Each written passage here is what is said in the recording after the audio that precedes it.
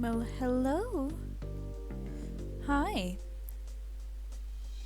So, a little bit of a late night one today. Very cozy today. I have my little electric blanket so I can stay nice and warm.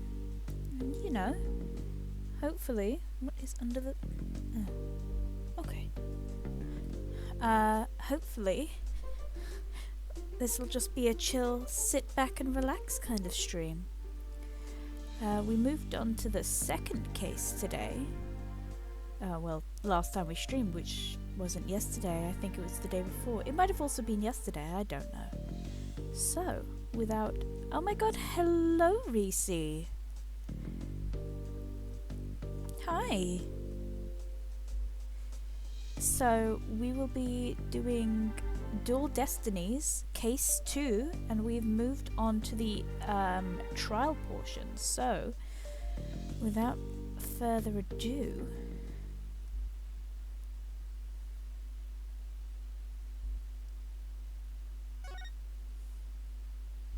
How are you doing, Reese?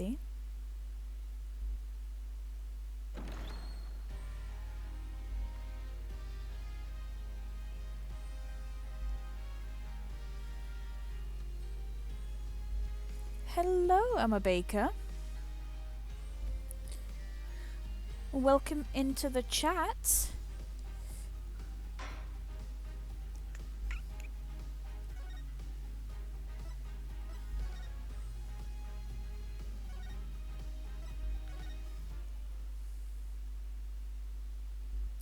I completely understand that.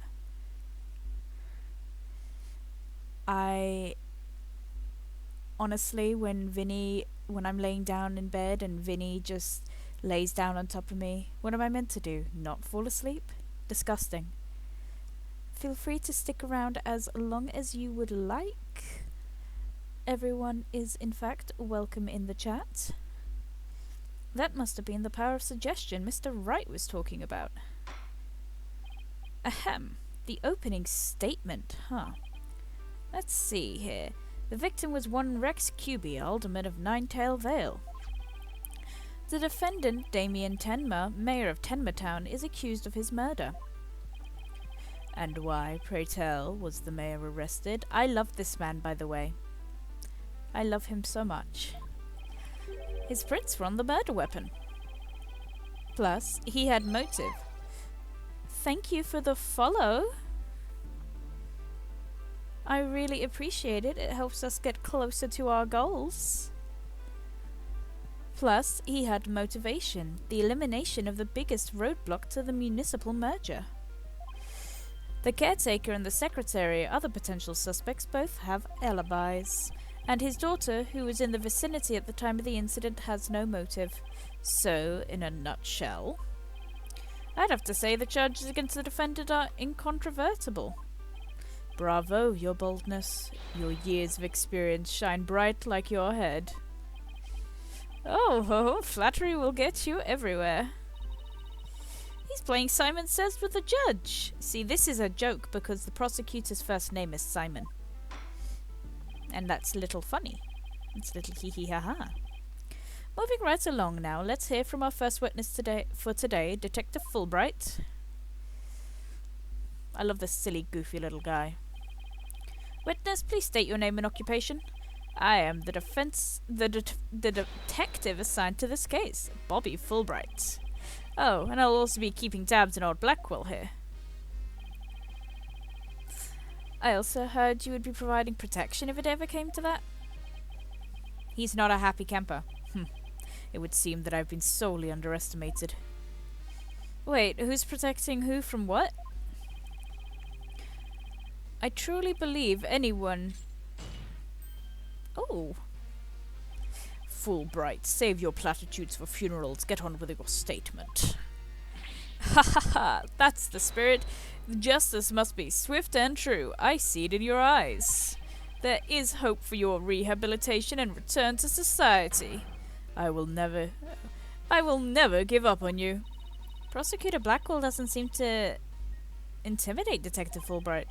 Well, you know what they say, ignorance is bliss. Oh, So that's why Detective Fulbright was assigned to Blackwell. He's so oblivious. I can read, I promise. Now, let's have your first statement, Detective Fulbright. You got it, but first I'd like to say to the defense that justice will ultimately prevail. He's such a silly little guy. About the murder. Alderman Cuby was murdered with a spear that had been on the wall. The fingerprints of the defendant, Damien Tenma, were found on the murder weapon. At the time, Alderman Cuby was asleep from a drug he unwittingly ingested. Mayor Tenma attacked the helpless victim, impaling him like a human shish kebab. But the sudden pain jolted the victim awake, and he grabbed the statue and struck back. Alderman Cuby had been slipped some kind of sleep-inducing drug? That's right, the accused was scared because the alderman was a former pro wrestler. So he slipped him a drug to make sure he'd been out cold and defenseless. Here's the autopsy report to prove it. Ooh, autopsy report. Okay.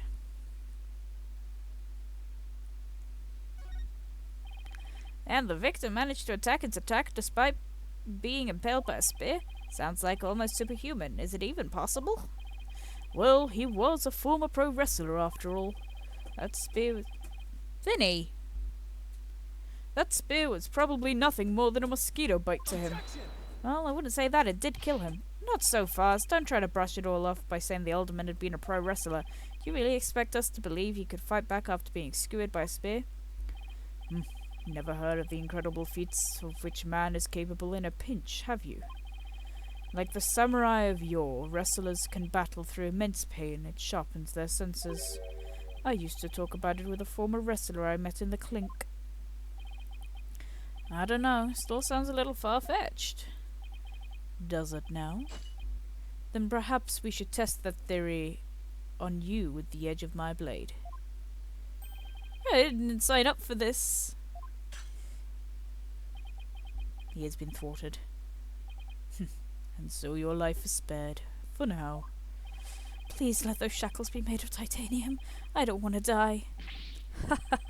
My investigations are as thorough as they are foolproof. If my name isn't Fulbright, I vow to resign immediately if I ever make a false arrest. The accused prints were on the weapon, and he was the one person without an alibi. Hi, Vinny. Hi, baby. What's wrong? You good? Okay, cool. Quite decisive evidence, wouldn't you agree, your boldness? The defense is sounding guiltier by the minute. That's the judge he has the judge leaning towards a guilty verdict. The trial's just barely begun. What's more, a curious rumor about the accused is making its rounds. They say he seeks the merger for the purpose of freeing Tenmataro from his imprisonment. She just jumped up on the bed and just started screaming, and now she's gone again. Truth be told, I think I can think of no real reason to show interest in that backwards burg. Perhaps he's a complete nutter and really does seek to release an imaginary demon. Either way, he's a raving mad and more than capable of murdering the alderman.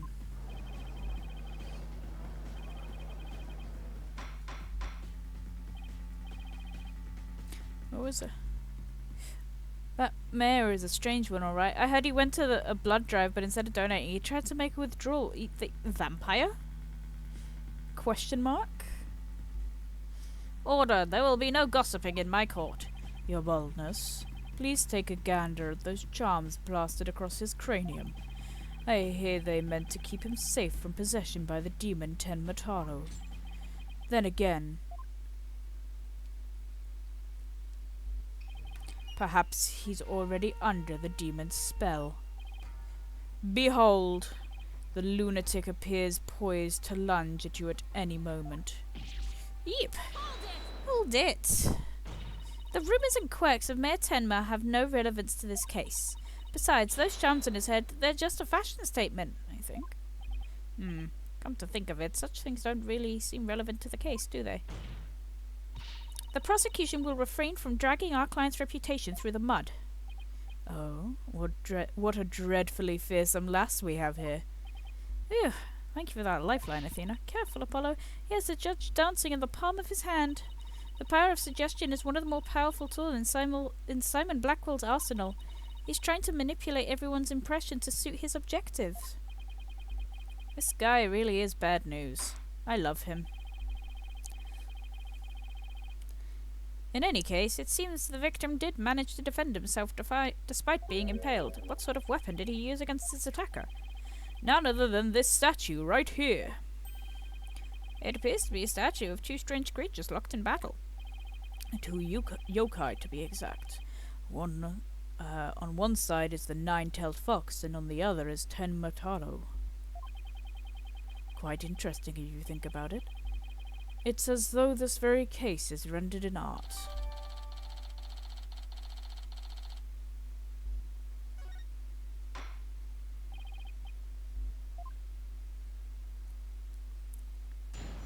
I need a picture of the alderman. Does he wear gloves?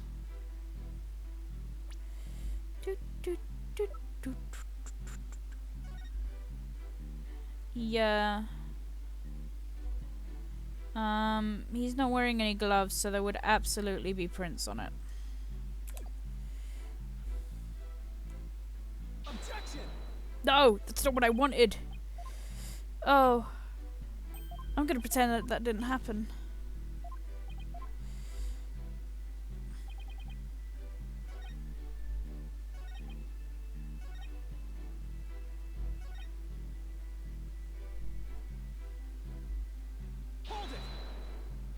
Oh, hello, Kirby. Hi.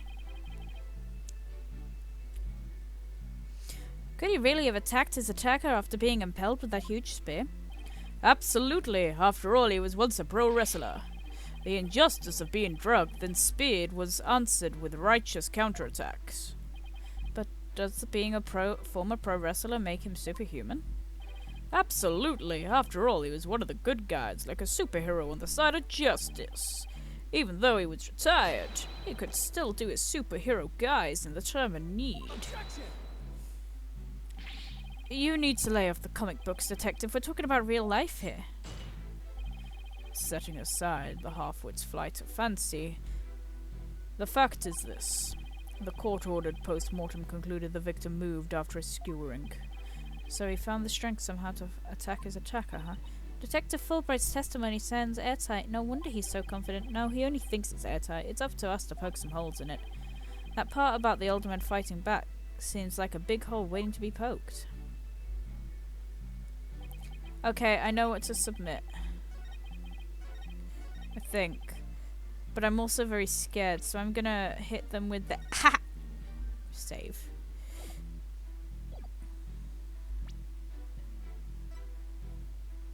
Objection!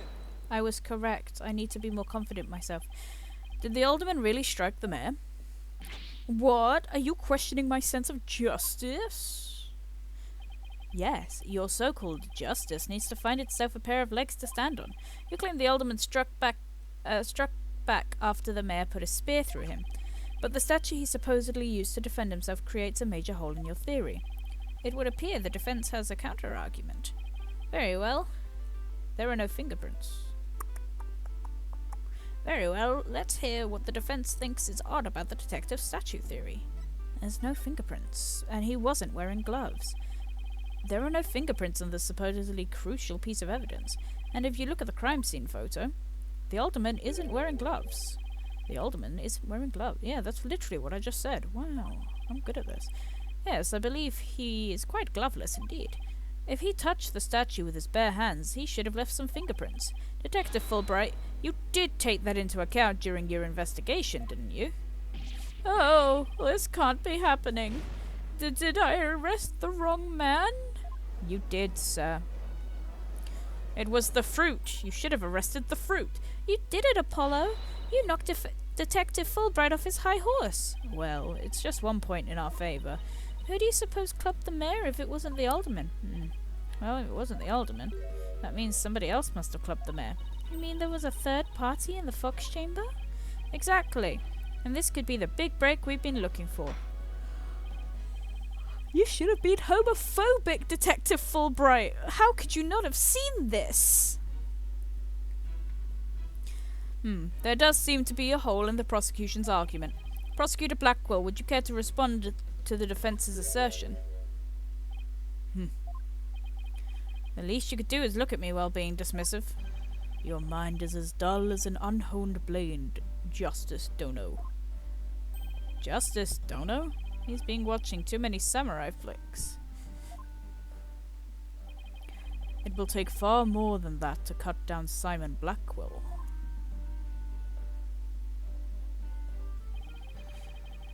A whelp such as you has no hope against my superior swordsmanship. This is a trial, not a sword fight, Prosecutor Blackwell. Well, there is a perfectly good explanation for the lack of prints on the statue. You might recall that blood-stained cloth you found at the scene of the crime. Well, it just so happens the blood was the mayor's. So, what are you getting at? Hone your mind, boy. Why was there blood on that cloth? Solve that riddle and you shall see that the hole you thought you found is but an illusion. Now let's see. Maybe the alderman wrapped the statue into the cloth? And sure, he wasn't touching the statue directly when he used it to strike back at the mayor. Ah! Precisely. Bully for you, boy. Ah, it was nothing. Apollo, don't let him stop manipulating you too. You just closed the hole for the prosecution, you dumb bitch. I did? Oh, I did. It's the death bell because Apollo just fucking died. Right. That statue wrapped in cloth would leave no fingerprints, is as plain as day. But this also proves there was no holes in our theory of the alderman striking back. Oops.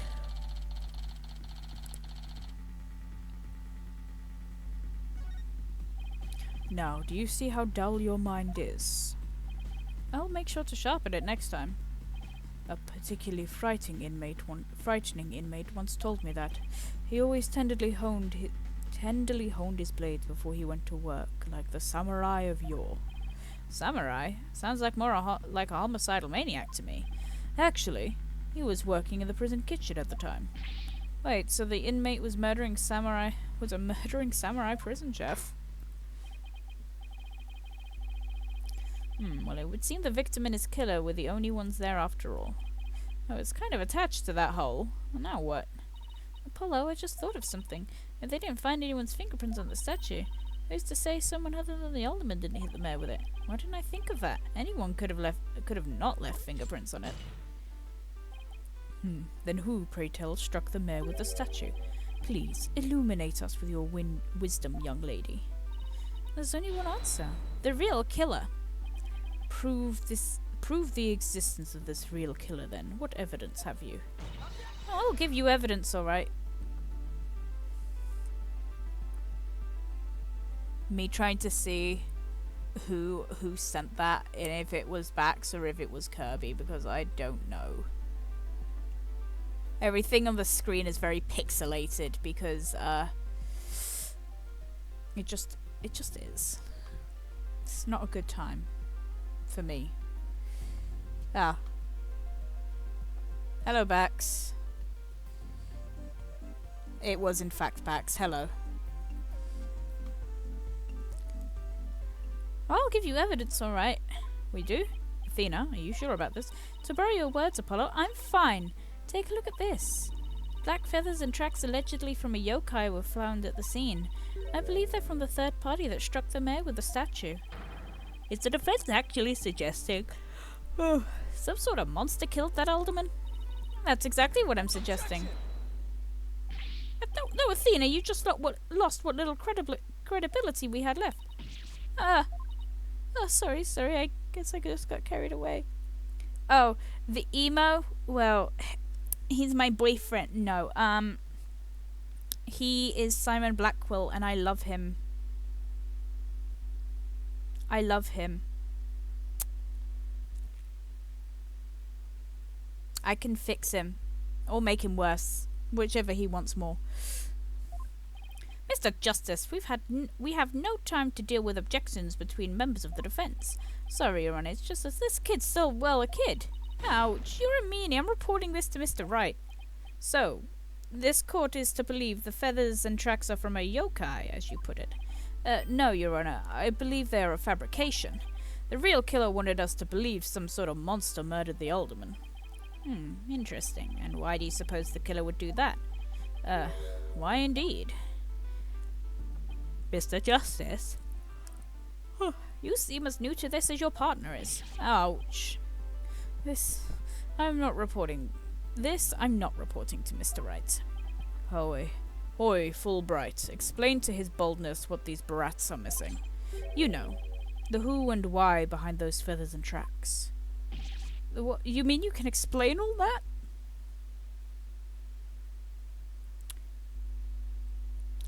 Yeah, so to explain, yeah. So a little bit of backstory. So what happened last stream is we finished the bomb case, and so of course the bad guy was the cop, because, you know, the bomb guy was the bomb guy. We never saw that one coming. And he basically, the reason he did it, his motive was he sells the bombs he disarms on the black market, and he wanted to steal this bomb and sell it on the black market, but he got caught by the detective, so he got hit over the head. Or rather, he hit her over the head, and then he stored her body in his bomb disposal case. And then he blew up the courtroom to give him an opportunity to put the body in the blown up courthouse. And yeah. He's also the one that hit Apollo over the head.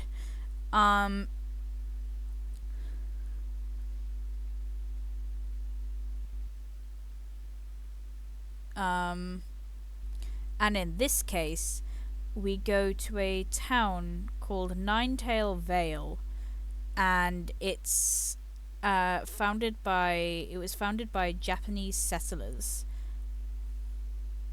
Just a bit. I mean, this is the second case, so I don't blame you for not knowing what was happening in the first one. So yeah, and then I'm going to use some visual explanation here. Court record. So, our defendant is this guy, Damien Tenma. And he's accused of killing this guy. Yeah. That was one case. Kirby did help me in the first case because I was a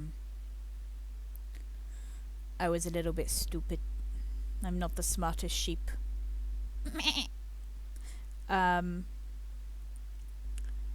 So yeah, this guy is accused of killing this guy. And Ninetail's Vale's whole thing is to do with like yokai and Japanese monsters and demons. It's basically a rendition of Yu-Gi-Oh! Season 0, which I find very entertaining. So this guy, Rex QB, was stabbed like this with a big ass spear. I'm a little stupid, as a treat. And they're saying that this guy in the chair killed him. So yeah, that's where we are right now. I don't want to play a shadow game, thank you for asking though. Especially not the ones from Season 0, oh my god.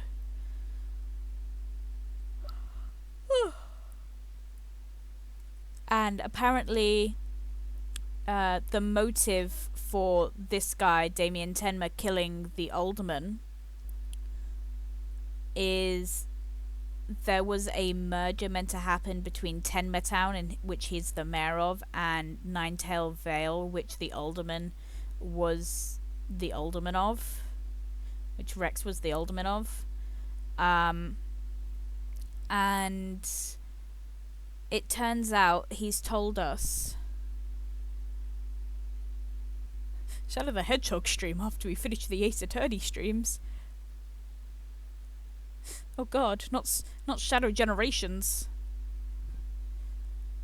I mean, half of me wonders if I can get Shadow the Hedgehog on Steam. Like, Shadow the Hedgehog, the PS2 rendition video game.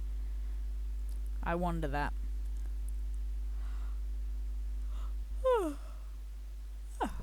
Sorry, I'm very, very yawny today. But it turns out this guy is actually being blackmailed by somebody, and he doesn't actually want the merger to happen. He hates the merger. So turns out the blackmailer said that that they were going to kill this girl, which is his daughter, if he didn't push the merger.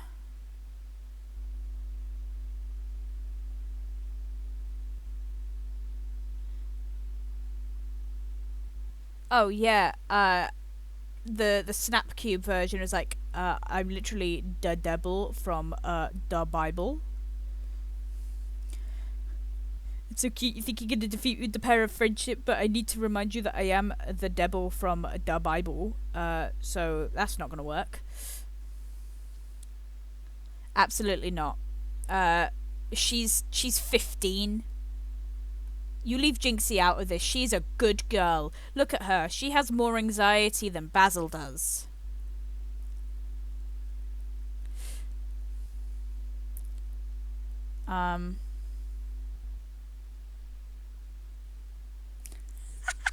His name is Doom. I kept calling him the devil. It's okay, Reese. No, Jinxie has the anxiety of 10,000 people. But yeah, that's basically everything caught up. It's the beginning of the trial, so, you know. Well, you mean you can explain all of that? Ha ha ha! Our investigation prowess is without equal. I'm starting to think I chose the wrong profession. Very well, let's hear about these so-called yokai feathers and tracks. Ooh.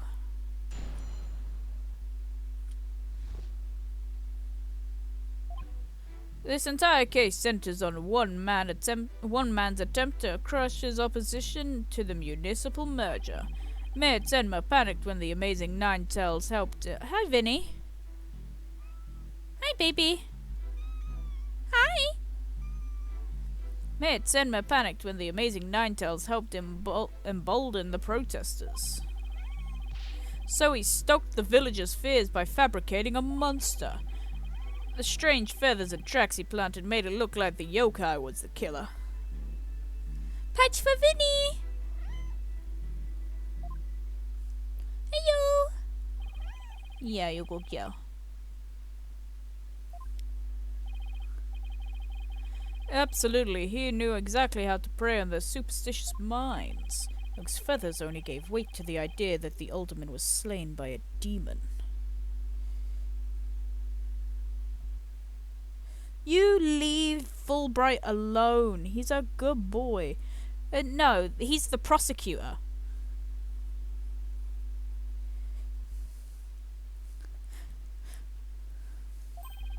The accursed demon Tenma Taro, that is. Tenma who? Tenma Taro, the legendary demon locked away in the village's forbidden chamber.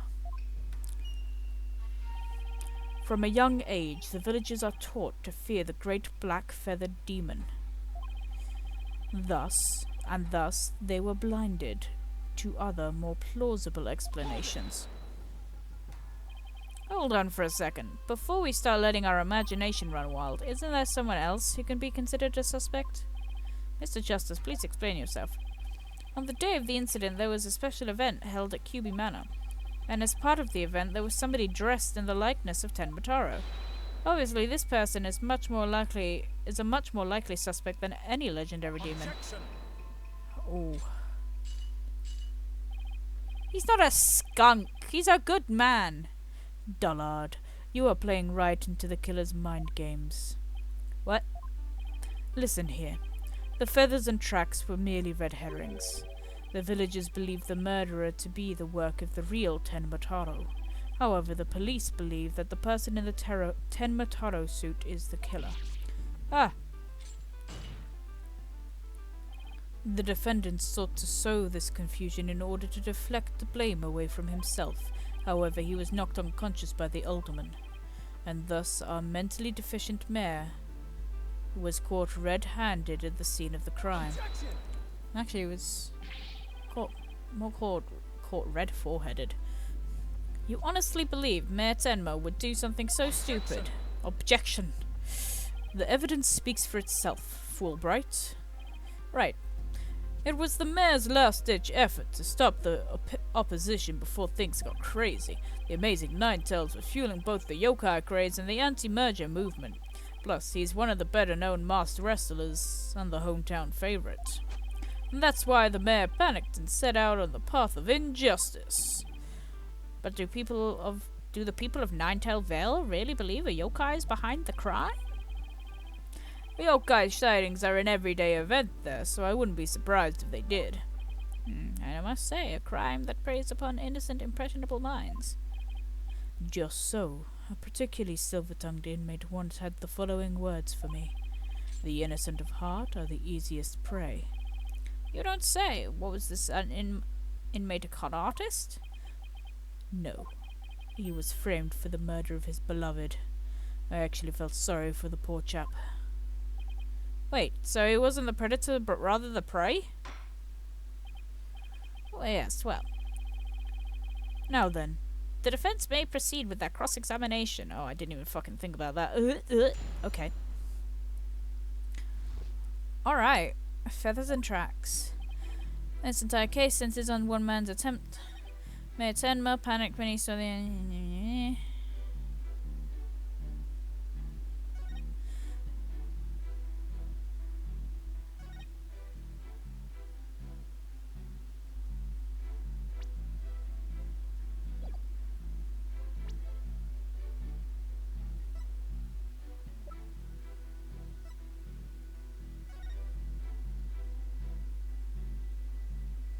Well, it would have had to happen after, right? Because they're all on top of the blood rather than the blood being on top.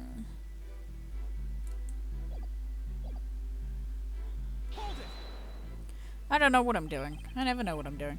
It just doesn't add up. If what you say is true, then why top it off with murder? What do you mean? You claim that our client planted the yokai evidence to stoke the villagers' fears. If so, then why not just stop there? Why murder Alderman Cuby? Excellent point. Yes, that's right. It is, isn't it? So Your Honor agrees that there was no reason for the murder, correct? Perhaps the killing was on the spur of the moment. You're saying it wasn't premeditated?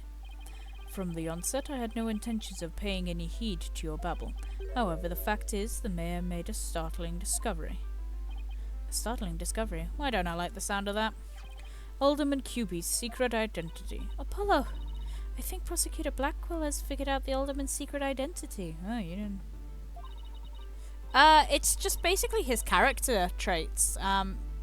It can get worse. I know, right? It really is. But even if he had, why would it be motive for the mayor to commit murder? Oh, this is not good. This patch of fur was discovered at the crime scene. It's from the mask worn by the amazing Nine-Tails. Therefore, we can conclude that this mask was at the scene of the crime. Oh my. Well, why would it have been there? The victim was a former pro wrestler and a member of the anti-merger movement. Need I say more? Well, could it really be? I see your boldness has had an epiphany. I see. Our victim, Rex Cuby, was the amazing Nine-Tails. and the mayor's discovery of this fact was his motive for murder. No. Nar. Blackquill, nar, darn, ar. I'm sorry that I'm like this. I don't mean to be like this. It's okay. Order, order! What a shocking development. A motive clearer than crystal. What do we do now, Apollo? I didn't think they'd tie the alderman's secret identity to the mayor's motive for murder. At last we've reached my real point. Why did the alderman have to forge a secret identity? Does it not pique your interest, your boldness? I admit it does. It is odd that he had to create this other persona. The Justice secretly participate in the anti-merger movement. Very astute of you, boldness. Your boldness. Right. Now take a look at this. If you value your dearest life, you will merge Ninetales Vale with Tenma Town. Do not tell anyone about this threat. If you do, consider your dearest as good as dead. This blackmail letter was found in Alderman Cuby's pocket. Wait. Nor clear the water, the condensation. It's funny because this blackmail letter isn't for the alderman, it's actually for the mayor. At present, the ultimate hydrate. Emma! The best I've got right now, Reese, is chocolate milk. I apologize.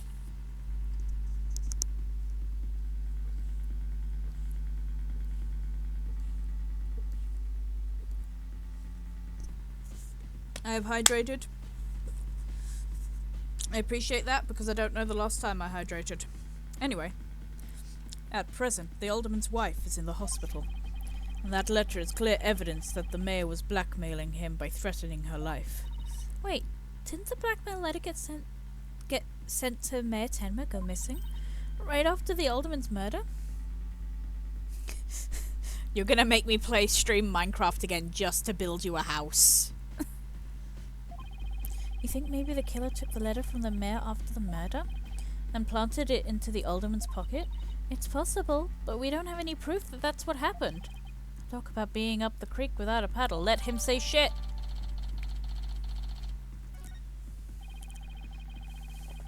Mayor Tenma would have made a clean getaway if he just left after planting the yokai things, but he was knocked out cold by his sudden decision to kill the Amazing Ninetales. So it was the Amazing Ninetales counterattack that brought the entire crime to light. Wait a sec. Fulbright's claiming that the mayor killed the alderman after planting the yokai evidence. But that's not true. And that the mayor was knocked out cold immediately after that?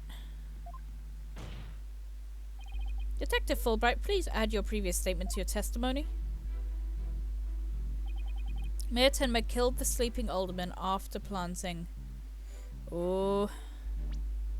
Crime scene photo. See, if he had killed the alderman...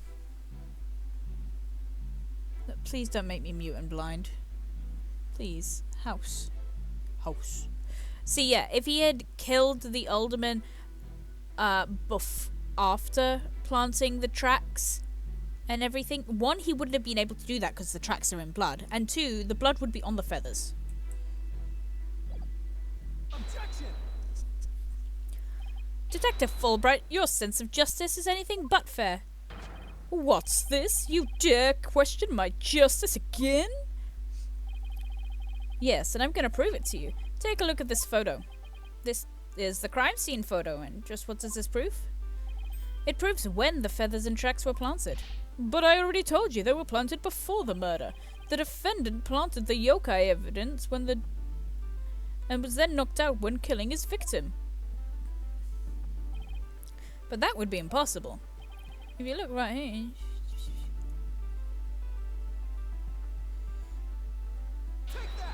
Yes.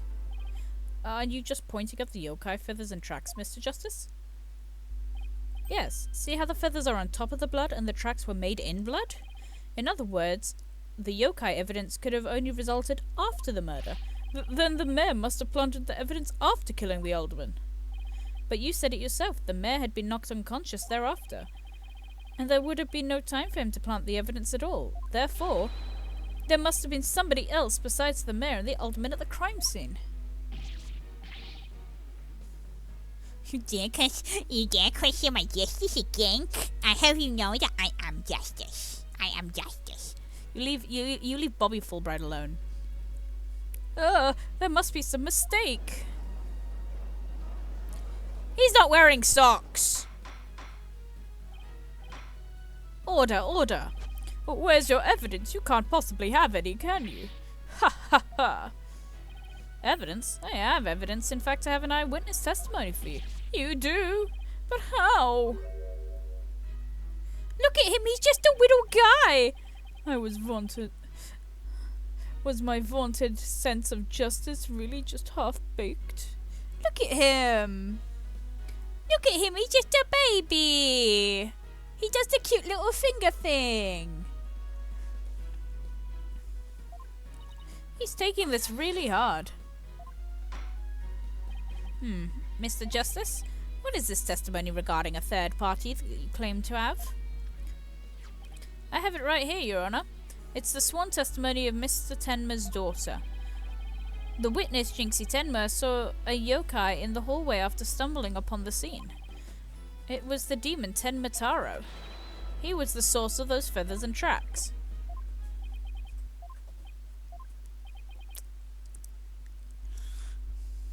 That's literally him, yeah. Will somebody please say something? The defense will explain to the court exactly what he means. You dare mock this court and justice itself? You aren't fit to bear your name, boy. Your boldness. It appears that our defense attorney...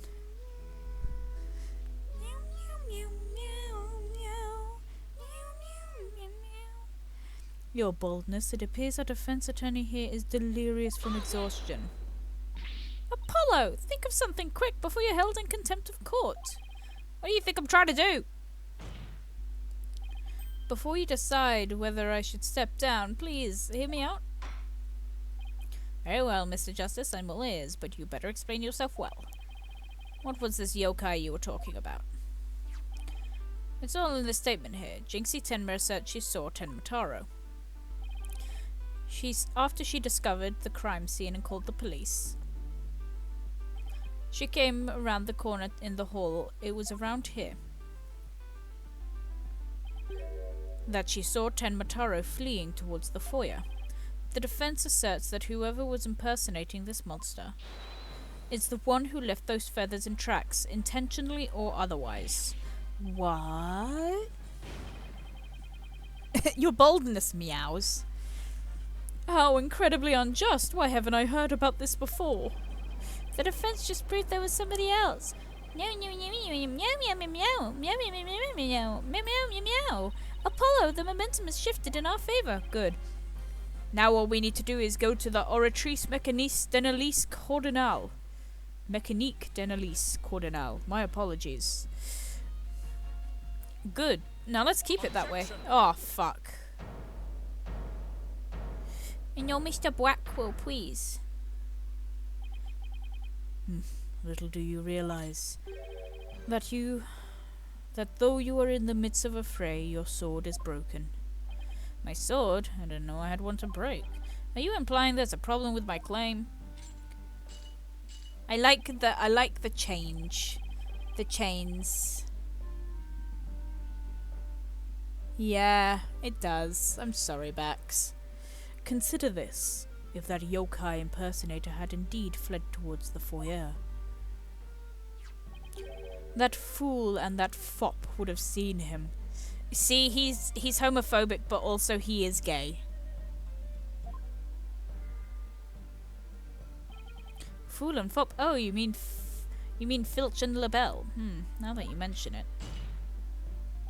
Both Phineas Filch and Florent LaBelle were in the foyer at the time.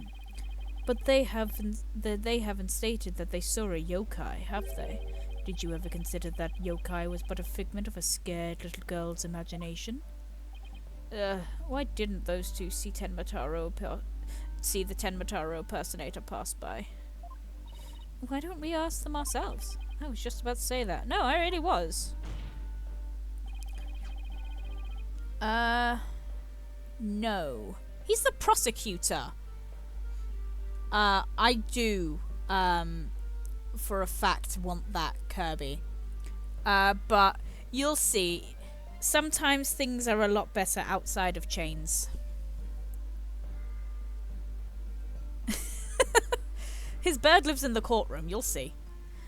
The defense would like to call Mr. Phineas Filch, caretaker of QB Manor, to the stand.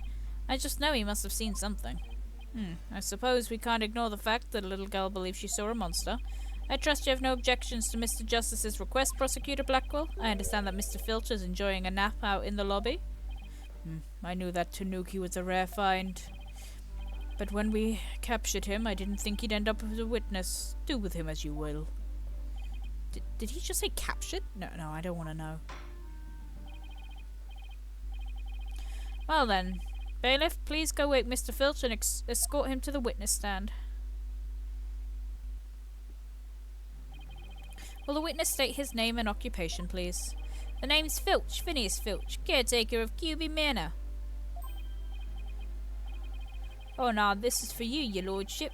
He fucking stole Fulbright's shoes again! Just a little something I thought you might like. Oh my, what a fabulous pair of shoes, and your honour will do just fine, Mr. Filch. Ah, those shoes again.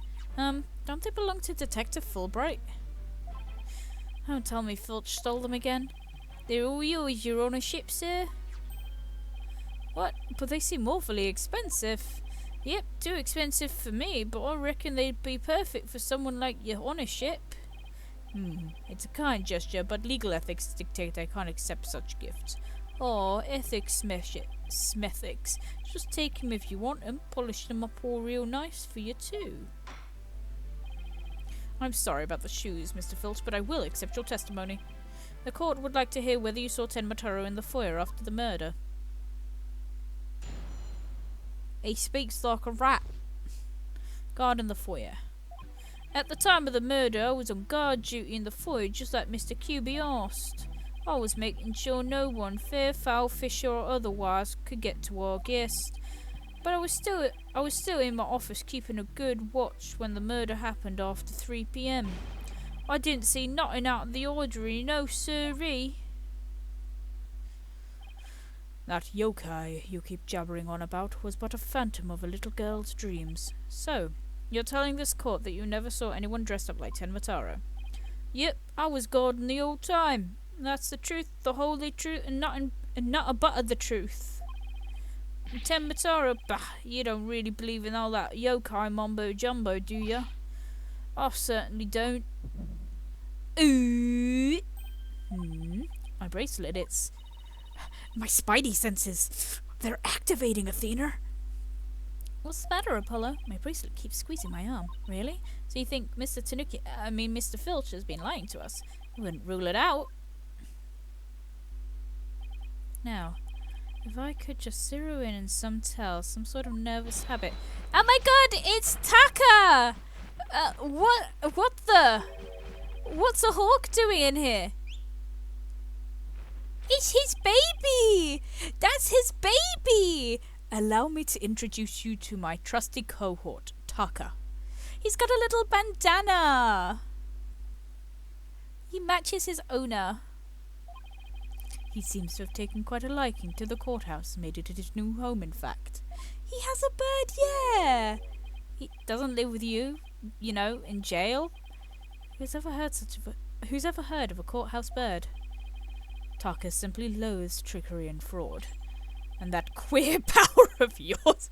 He's allowed to say these words. He's gay.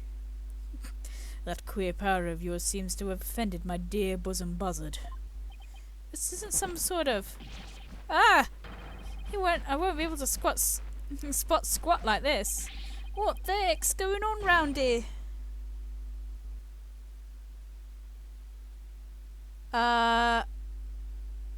What, shipped Apollo and Blackwell?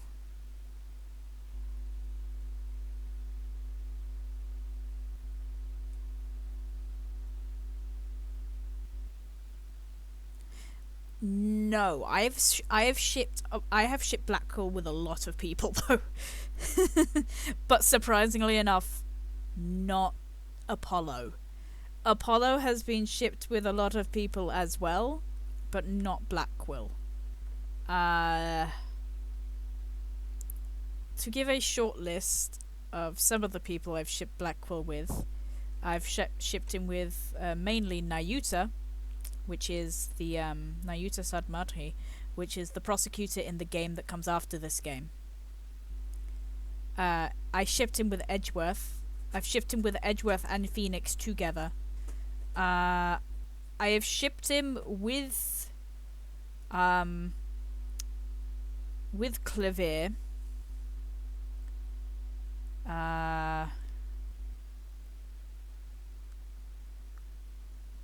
There's a lot of things. Oh, he's in jail, Reese. He is a prisoner. That is why he has chains. I would say I have shipped... He is a convicted criminal. He murdered somebody. Reese's like, this fucking game, man. It keeps getting weirder.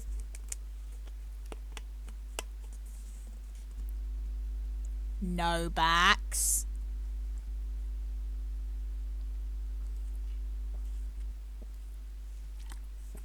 Yeah. Miles Edgeworth, who is the head prosecutor, is the one that actually put him on these cases. They're like, damn, we need prosecutors, man. The prosecutor office is running short. People keep quitting.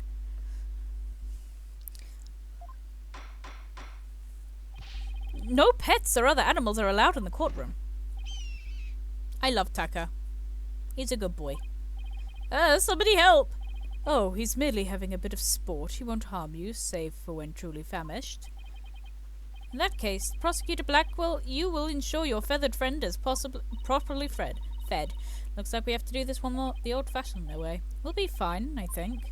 If there was somebody dressed as Tenbatara there, Filch should have seen him. We'll just have to put our faith in Jinxie's statement for now.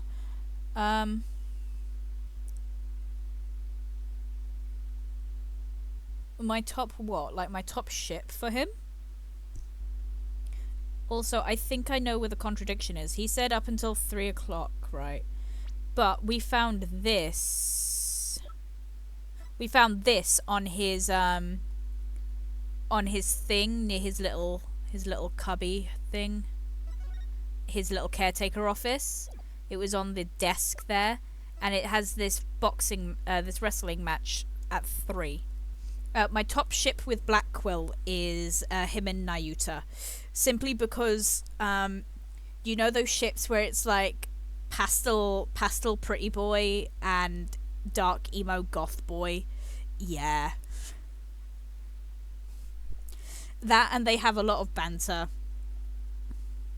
It's not often my ships interact.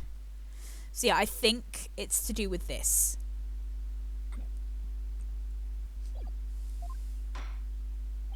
Mr. Justice, please proceed with your cross-examination.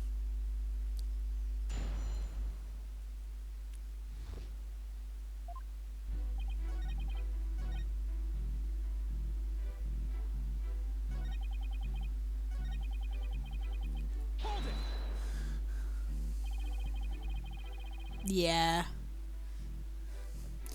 Did you really keep an eye on the foyer the entire time? Poor Filch, she'd been working hard me whole life, only to be smeared by some greenhorn in a fancy schmancy suit and silly haircut. Sorry, Mr. Blackquill, sir. Didn't mean to get off subject there. Sheesh, Blackquill didn't even say anything.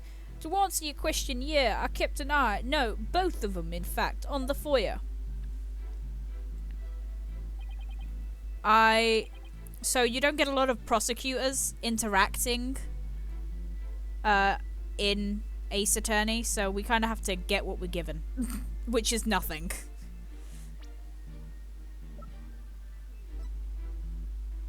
Objection. Don't lie to the court like that, Mr. Filch. Oh, shit. Fuck. Hey. I ain't right. It ain't right to bushwhack a fellow like that.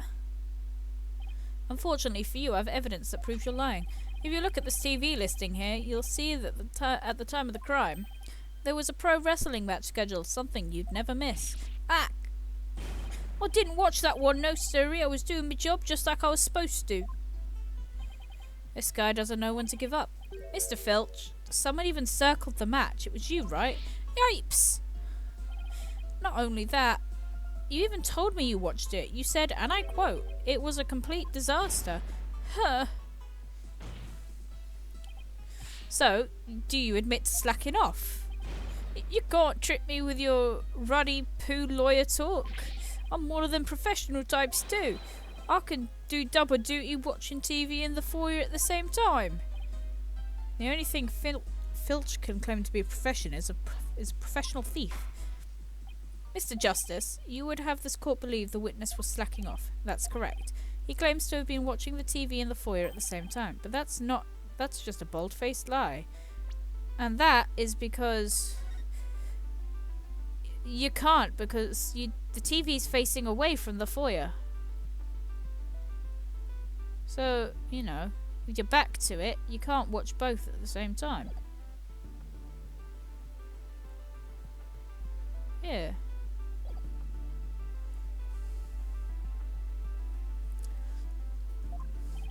Bold, you say, and I'm not the one who's lying. Perhaps you meant the witness, Justice? And in that case, let's see what evidence you can offer. You claim Mr. Filch was lying about watching TV and the foyer simultaneously. Now prove it. Please take a look at the direction the TV is facing in this diagram. Now, unless Mr. Filch has eyes where his right ear should be, I'd think it would be impossible to watch the foyer entrance and the TV at the same time. Why yes, somebody watching the TV there couldn't possibly see the entrance. Exactly, and that would mean, Mr. Filch, you were slacking off and you were not watching the foyer as you claim. Yeeps! Bags out the cat! Other way round. He's got to stand on a fucking crate! I love that. Order, order! But Mr. Justice, is Mr. Filch's less than stellar work ethic relevant to this case? It's very relevant, because while he was slacking off watching TV, there really could have been a Ten Mataro impersonator in the foyer. Objection! Objection! What now?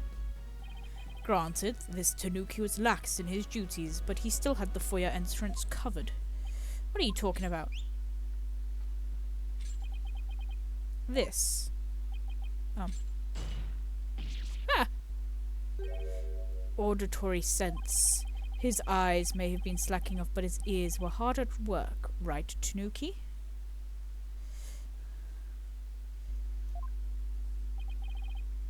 They were? Yeah, yes. Yeah, they were. But you already admitted to slacking off, and now you're saying you weren't? Me eyes might be lazy, but me ears ain't. I would have heard anyone in the foyer. You see, the foyer floor and the stairway get all creaky squeaky when somebody walks on 'em. Creak, creak, creak, loud enough to wake the dead, I reckon.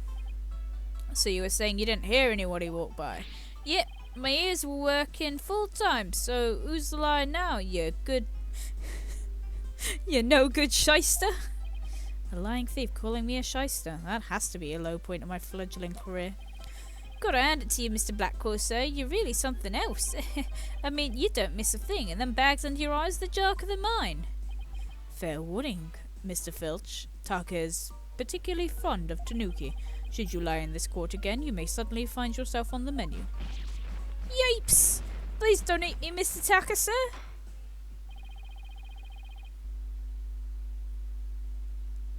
Oh, really? They're gonna cut off the PS4 updates? Oh, okay.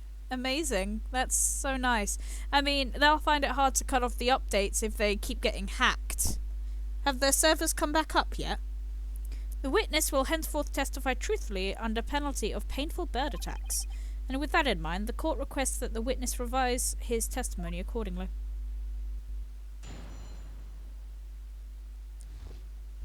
Here's working overtime. It's true, I was watching the pro wrestling match in the office TV.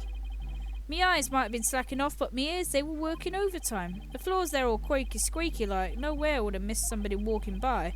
So you see, there weren't no Tenmataru in the foyer.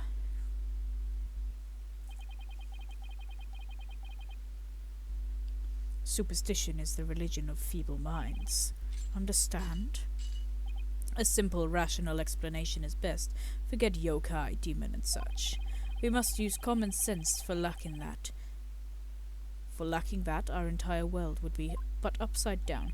Says the convict prosecutor is totally a sign of the end of the times for the legal world. And besides, if there were any yokais rolling around, I'd nab them and sell them to the zoo. I wonder whether Jinxie was seeing things. That seems to be the general consensus, but I'm sticking to my guns. But if we can't prove she saw Tenmataru, then the mayor's sure to be convicted. Then we'd better hope my gun fires bullets and not BBs.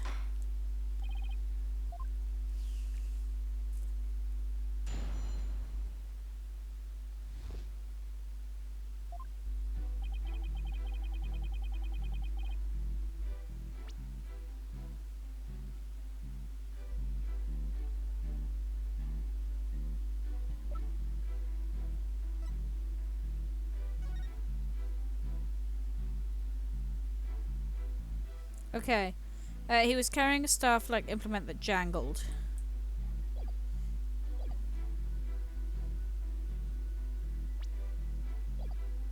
Hold it.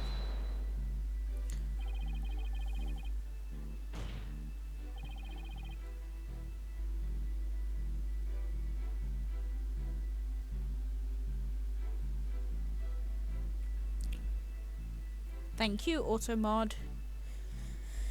You are paid for your work, aren't you? So how do you justify watching TV on the job?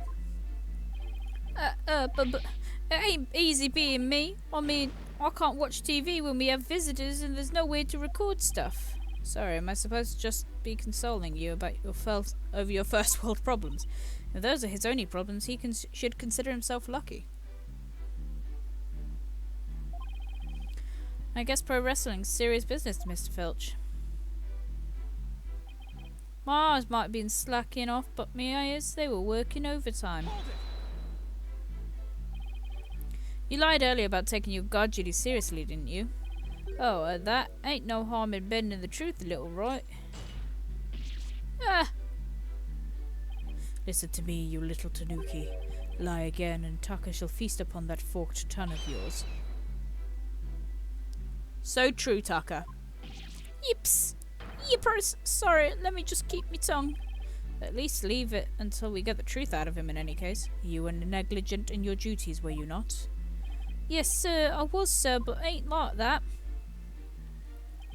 The floor was all creaky squeaky like. No way I would have missed somebody walking by. So you have pretty good ears, Mr. Filch. As good as they come, I'd say. Ain't nothing to hear a creaky floor. Plus that Tenmataru makes a sound when he goes by. It's like jingle jangle. Jingle jangle? How does he do that? It's that staff for his. That's what jingle jangles. What's he talking about, Apollo? Beats me, but I guess Tenmataru has a staff that makes noise. Come to think of it, didn't Jinxie mention something like that too?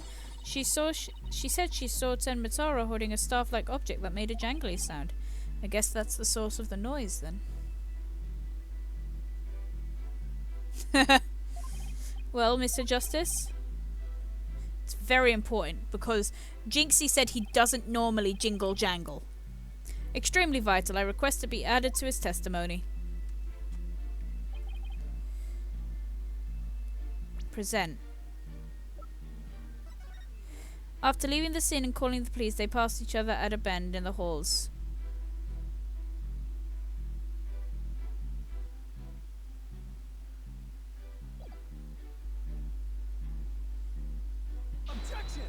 Oh, never mind, I'm stupid. I took pain. No, I'm sorry.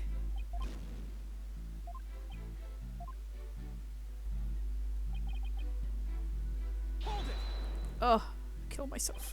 So Tenmataru's staff makes a distinctive sound. Yep, like a jingle and a jangle. Wait, Jinxie said something like that. Something about Tenmataru making a jangly sound. I think we're missing something else here, but I can't quite put a finger on it.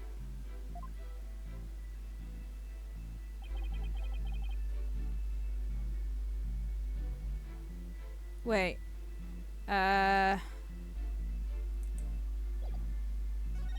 If I... This one. Yeah, he's got no staff. Objection! Ugh. Tenmataro's staff would have made a jangly sound, you say? Well, I'm gonna say that your story doesn't add up. Is there something the defense would like to share with the court? Mr. Filch, you say that you didn't see Tenmataro on the day of the incident. Why then did you assume just now that Tenmataro would be holding a staff? Huh? You see, the Tenmataro Jinxie saw held a staff in his hands. She describes the sound just like you did, as a kind of jangly sound. Yeah, so he was holding a staff. What's your point? Objection! The point is that Tenmataro doesn't use a staff. Not normally. What are you talking about? You see, this is the only known document depicting Tenmataro. Is there a staff in this picture, Mr. Filch? You're right, there's no staff. Not even a cane or a walking stick. Ack! Ah, fuck. So, the question is, why did the witness think Tenmataro uses a staff? I believe an answer will overturn the prosecution's case on the most basic level. Well, now this is getting interesting. Alright, Mr. Justice, now is the time to show the court where you're going with this.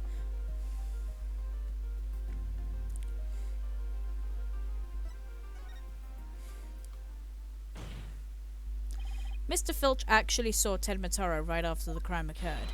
That's the only way he could have possibly known about the staff. But busted again! Bloody hell, you dubious little... Yes, how'd that feel, Blackwell? Not so fun when you're on the receiving end of the blade, is it? And then when he gets angry, he looks at you like this. Yeah. Admit it, Mr. Filch. You did see Tenmataro that day, didn't you? Kirby! In my chat room?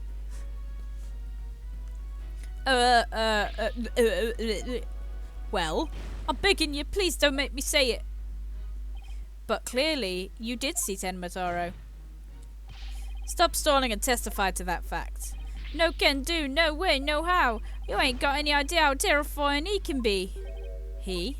Mr. Filch still won't admit to seeing Tenmataro, even though everyone knows he did. I can water gun you, though.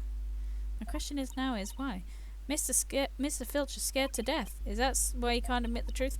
Come to think about it. They say you must not gaze upon Tenmataro, but in the event that you do look, and then tell anyone what you saw, Tenmataro will claim your soul. Jinxie wouldn't admit to seeing Tenmataro after hearing about the village superstition.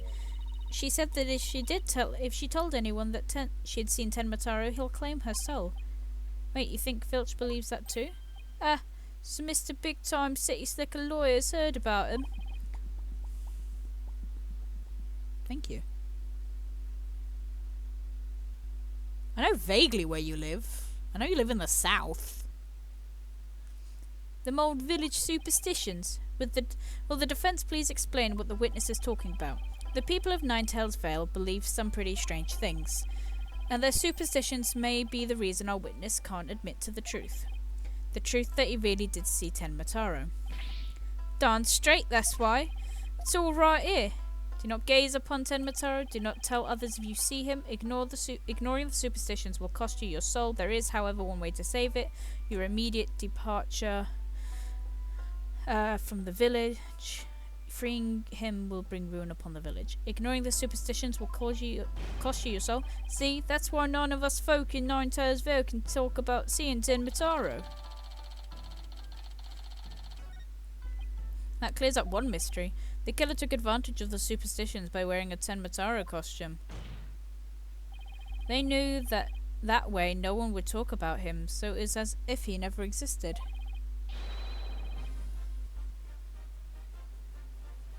The defense holds that this Tenmataro impersonator is the true killer. What? Objection! Superstitions, you say? What kind of fool would actually believe such rubbish? And would that using some silly fairy tale could this doesn't make sense. You'll need to come up with a more rational, common sense explanation than that. Objection! Your common sense seems awfully narrow-minded to me, Prosecutor Blackwell. Objection, fuck you. Try living in my world of narrow cells, mortal danger and dark, sleepless nights. There's no lack of superstition in the clink, but few are those who truly believe in them. Objection! Well, the village's superstitions are real enough to the people of Ninetails Vale. A life or death superstition might even make you a believer. Ugh.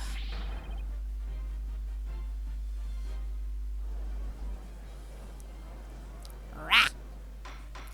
I love him. He's my Pookie. He's my Pookie bear. Order, order, I say. You fool of a Tanuki, 2 times now your lies have cost me. Sorry, I promise not to do it again. Tucker, my fine feathered friend, have at him. Yips! He's gonna eat me alive, head for the hills! He fucking ran away. Ah, he took off. But bailiff, what are you waiting for? After him, and with your fastest men. Oh, it's certainly not something you see every day.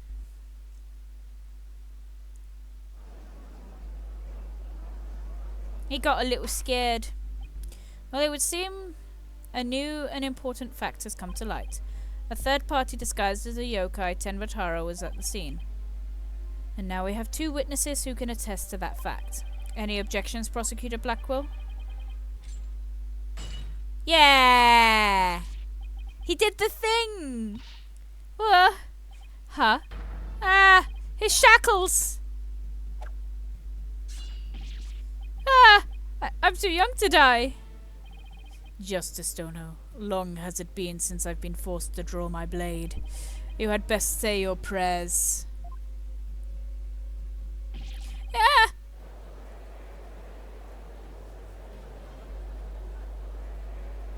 Ah!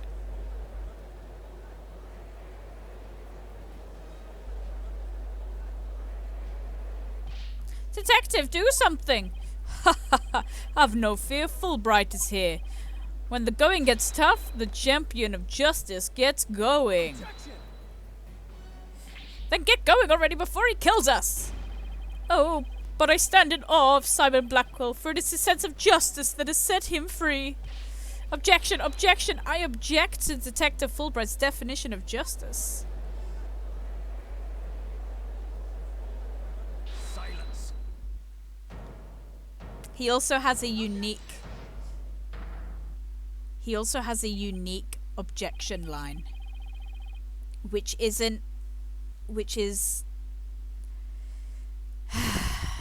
anyway.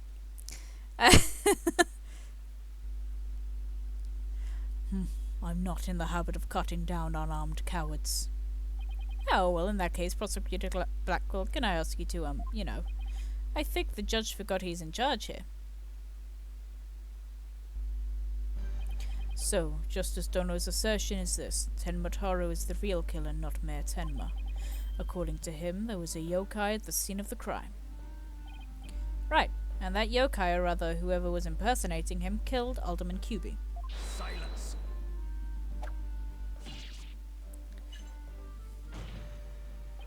Care to explain why Jinxie, being the first to discover the murderer, did not see your alleged killer yokai there in the Fox Chamber? What? He's right. She said nothing about Tenma Taro being in the Fox Chamber. Let me enlighten you. That little scamp heard a dying scream right before she opened the chamber door. And your point is? Upon opening the door, she found a freshly skewered murder victim, the alderman, and the homicidal maniac who had killed him, the mayor. No, there must be some... Then, why does that little scamp claim not to have seen a yokai in the Fox Chamber? Look, okay, I'm not getting too down bad. I'm just appreciating a man. You know, it doesn't happen often, but I'm allowed to appreciate one ever so often. That's allowed, right? Thank you. Considering her father is accused of murder, surely she would have mentioned any third party that must have been in the room. I don't understand. Why didn't she see Tenma Taro inside the Fox Chamber?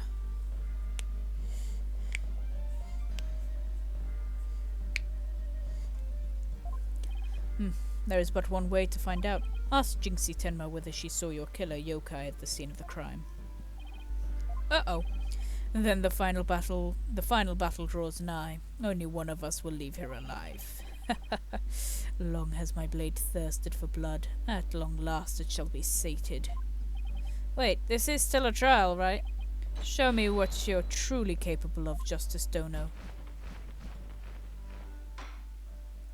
Very well then, both parties do need some time to regroup, so the court will take a 10-minute recess in order to...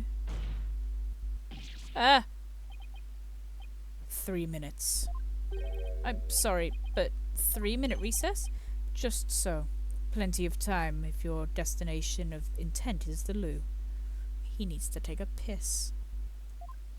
The loo? You mean the bathroom? Sheesh. At least include enough time for us to wash our hands. See that you take no more than 3 minutes. Any latecomers will be punished. Yes, sir. I hereby declare a 3-minute recess before the battle begins. I declare Prosecutor Blackwell the winner of this round of Simon Says. Doesn't bode well for us if the prosecutor's running the show, does it?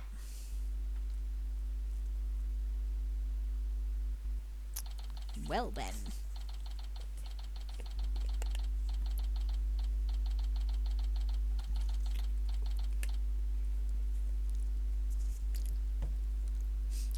April 18th. District Courtroom, Defendant Lobby number 3.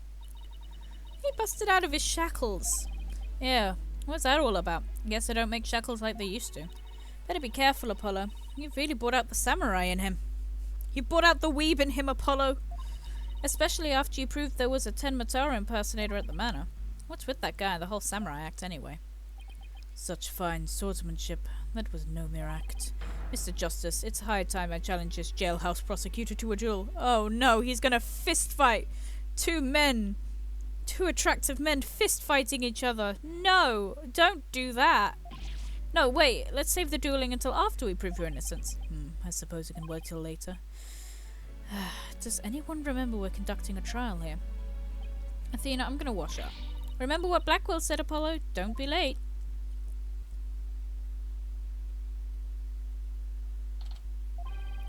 Now then, I believe our next witness is Miss Jinxie Tenma, maid at QB Manor. I believe we can proceed now, if the witness is ready, that is. I can't say that. I don't know what that means. Leader of the 100 demons, he really does exist. Whoa, that's one well-polished tray. The witness will show her face whilst in court, or her testimony would be inadmissible. Eek! What is it? What is it, my child? Be gone!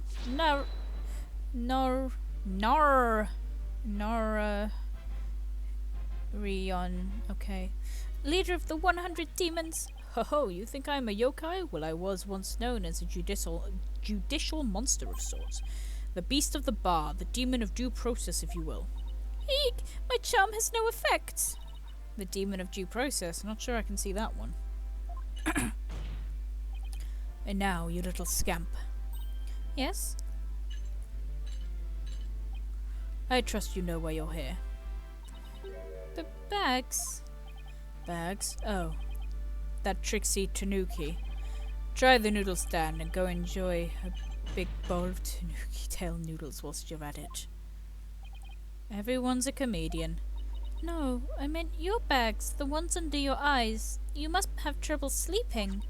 Here, this charm will keep Azukiari away. Azukiari? Ah, the yokai that watches Azuki beans. The only thing needing washing will be your father's neck before I take his head clean off. Azukiari often keeps people up in the night with the noise he makes washing the beans. But if you stick this charm on your forehead, you won't hear him anymore. He's like, damn, I can't be mad at you. Is that so? Well, thank you. He can't be mad. He's like, damn. Damn. Okay. Thank you, I think. Looks like Prosecutor Blackwell's got more than he bargained for. They're bad enough alone, but together these two are just plain creepy. A testimony, if you please, Miss Tenma. Specifically, whether or not you saw Tenmataro when you discovered the crime scene.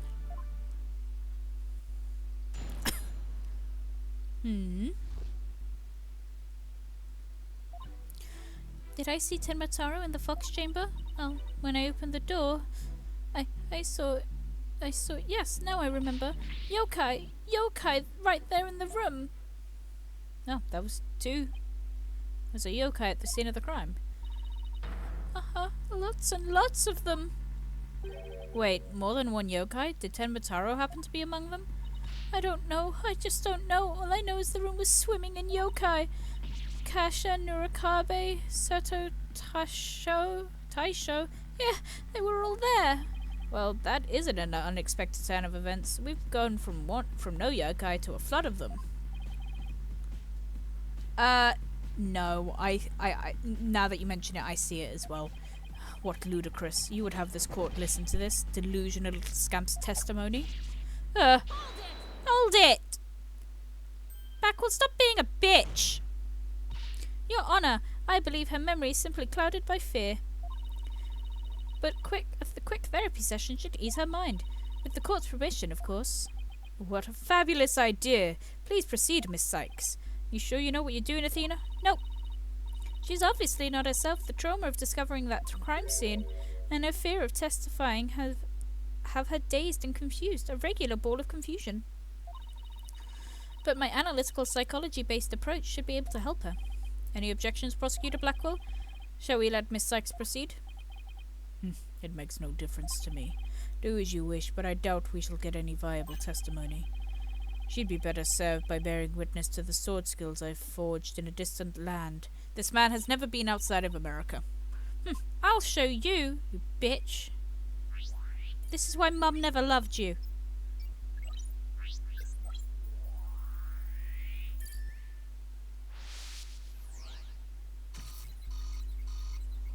Oh, Jesus Christ. Did I see Tenmataro in the fox chamber? Well, when I opened the door, I saw, yes, now I remember. Yokai, right there in that room. Found something. Looks like an out-of-control emotion. Athena, what are we looking at here? She's having a fucking panic attack, Apollo. This is my favorite function in Dual Destinies. This is Athena's power. She can read the emotions of people's words. She's got super sensitive hearing, and she can use her widget thing, and sometimes she can find hidden emotions or contradictions, but in this case she can help calm Jinxie down, because Jinxie is basically having a panic attack. That is what is implied here.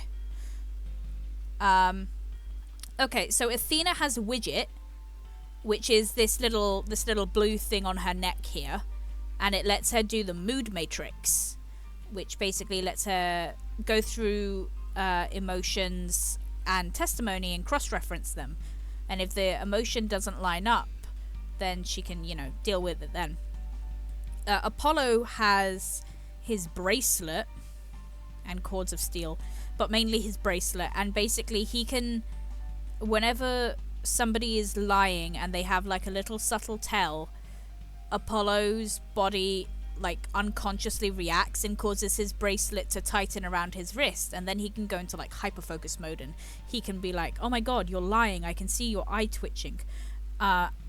And Phoenix has something called a Magatama, and the Magatama, it allows him to tell when a person is lying because it brings up psych locks, and sometimes this information is information that the person he's talking to is deliberately withholding. Yeah, they all have autism. All of them have autism. They're all autistic. It should be the right autism agency. But no, Athena's very specifically implied to be autistic, whereas Apollo's more implied to have ADHD.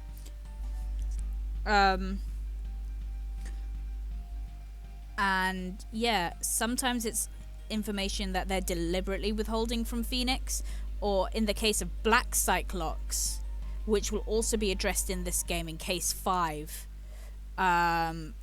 it's sometimes information that's so traumatic that it's being hidden from them by their own subconscious, so they're not even aware that they're hiding it. It's like suppressing stuff. But yeah, basically they're all autistic. That is what is implied here. The Wright Autism Agency.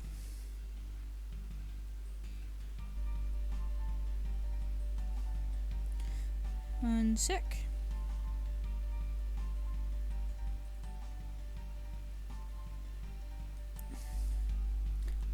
Okay. Oh, this? It's one of Widget's functions. Right here you can see the images and emotions extracted from the witness's voice. Whoa, you mean like that little thing can do all this? Pretty cool, huh? And here I thought it was just some kid's toy. Unfortunately, all I'm getting right now is an overflow error right now. Oh. See how sad is brightly lit in the corner in the lit there at the bottom left? She's under an uncontrollable amount of distress, which is masking her other emotions. It seems the sheer terror she experienced has made her a confused mess. So all those yokai she thinks she saw are a product of rampant emotion? Yes, that's right. Her fears have instilled in her hallucinations and false memories. She's seeing normal everyday objects as monsters in her mind. It's a form of schizophrenic hallucinations brought on by emotional trauma. Damn, me too! Holy shit. And the trauma in Jinxie's case is fear. So she was and still is seeing ordinary objects as yokai. We have to find out the root cause of her extreme fear before I can treat it. Now, let's see. Right there in the room. Apollo, can you point out the yokai and the Wheel of Fire? She seems particularly terrified by that one. Start by pressing probe. I have to probe her. Oh god.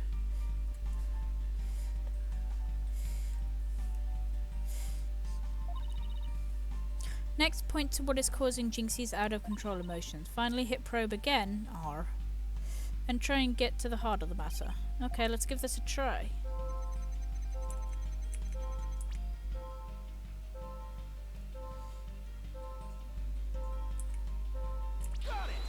Got it! Aliens? No? Jinxie, what's the name of the yokai in the Wheel of Fire? That's Kasha, a yokai that steals the bodies of the recently deceased. I bet it came to steal the aldermans. It's almost as creepy how well that fits the actual situation. Exactly, it's a form of hallucination where the patient can't see things for what they are. There must be something at the scene of the crime that she's mistaking for Akasha. Apollo, you need to point out what she thought was a yokai in the Wheel of Fire. It was just a chandelier. Jinxie, that wasn't Akasha you saw. Could you have been possibly mistaking this for Akasha?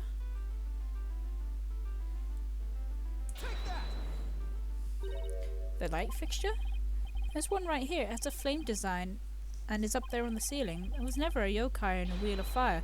The Akasha you saw was just a lighting fixture. Eek!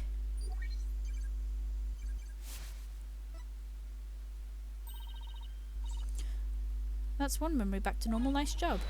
Now that you got the hang of it, it should be a cinch to point out the rest. Jinxie, what about this white wall-like monster?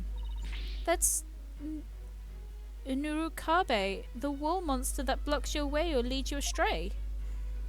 It's a folding screen. That's no yokai, Jinxie, it's a folding screen. Eek! And this raccoon dog isn't a tanuki monster, it's just the statue of one. Eek! And look, these aren't coffee cups. These are just coffee cups, and this here, it's nothing more than a fox statue. Oh, her plate broke. Oh, it fixed itself. You did it, Apollo! Her extreme fear is under control now. She's no longer mid-panic attack.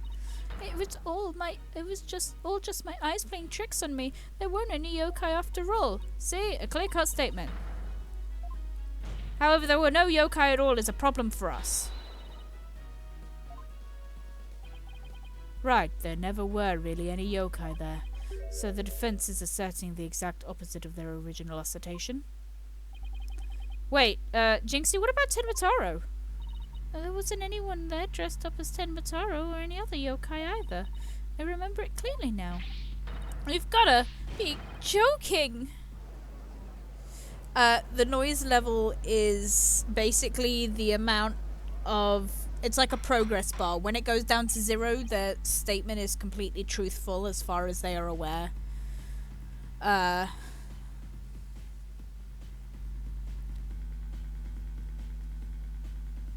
Yeah. Order in the court. I think we just dug our own grave. Allow me to push you on in. It's the least I could do. No. Apollo, can I interrupt your freak out for just a minute? I'm still picking up some noise. It's an unexpected emotion. Does that mean Jinxie hasn't remembered everything yet? Exactly. We should be able to get something else out of her. I'll enter the new information. We'll run an update.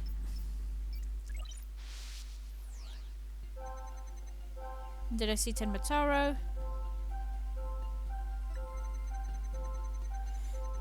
My legs gave out and I fell to the floor.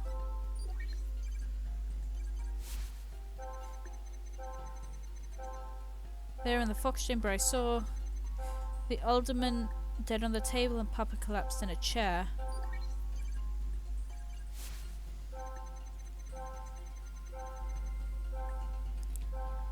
Nobody else was there, and that includes Tenmataro.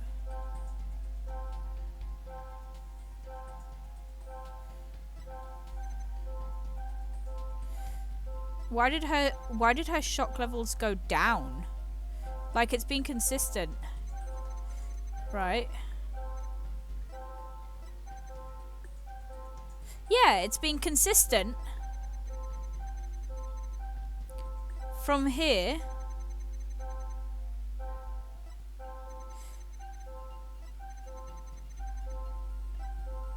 And then it suddenly went down.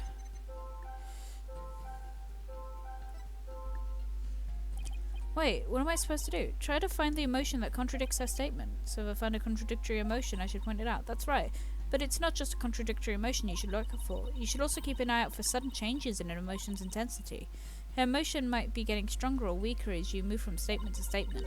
It's important to compare how the same emotion changes throughout the testimony. Contradictory emotions and changes in intensity. Okay, I'll give it a shot.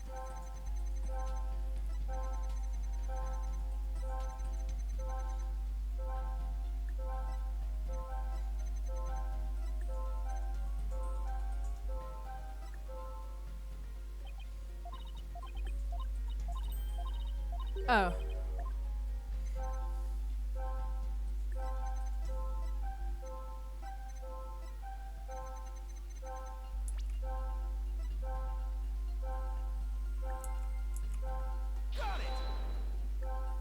Am I wrong?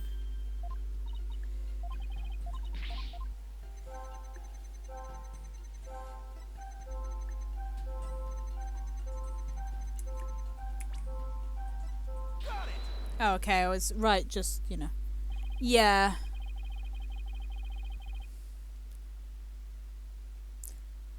It was, I knew it was either one or the other. The amount of fear you felt is rather low despite your legs having given out from fright. Could something have lessened your fears? Actually, I did experience a sudden burst of courage at that moment. You did? And where did it come from? Oh, was it the nine-tail lily or something like that? Yeah, the nine-tail flower.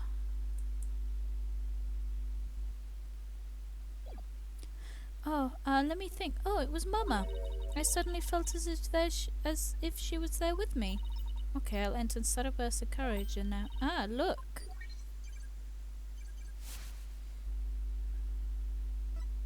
Oh. Apollo, the noise is all gone. Jinxie seems to have remembered everything. Bye-bye! A sudden burst of courage. Now, where could that have come from? Jinxie, was there something that gave you a sudden burst of courage? Yes there was, but I realized I had done something naughty when I thought about it later. Any idea what could have given Jinxie that courage? Well, there is one piece of evidence that comes to mind. I wonder if she saw something like that at the scene of the crime.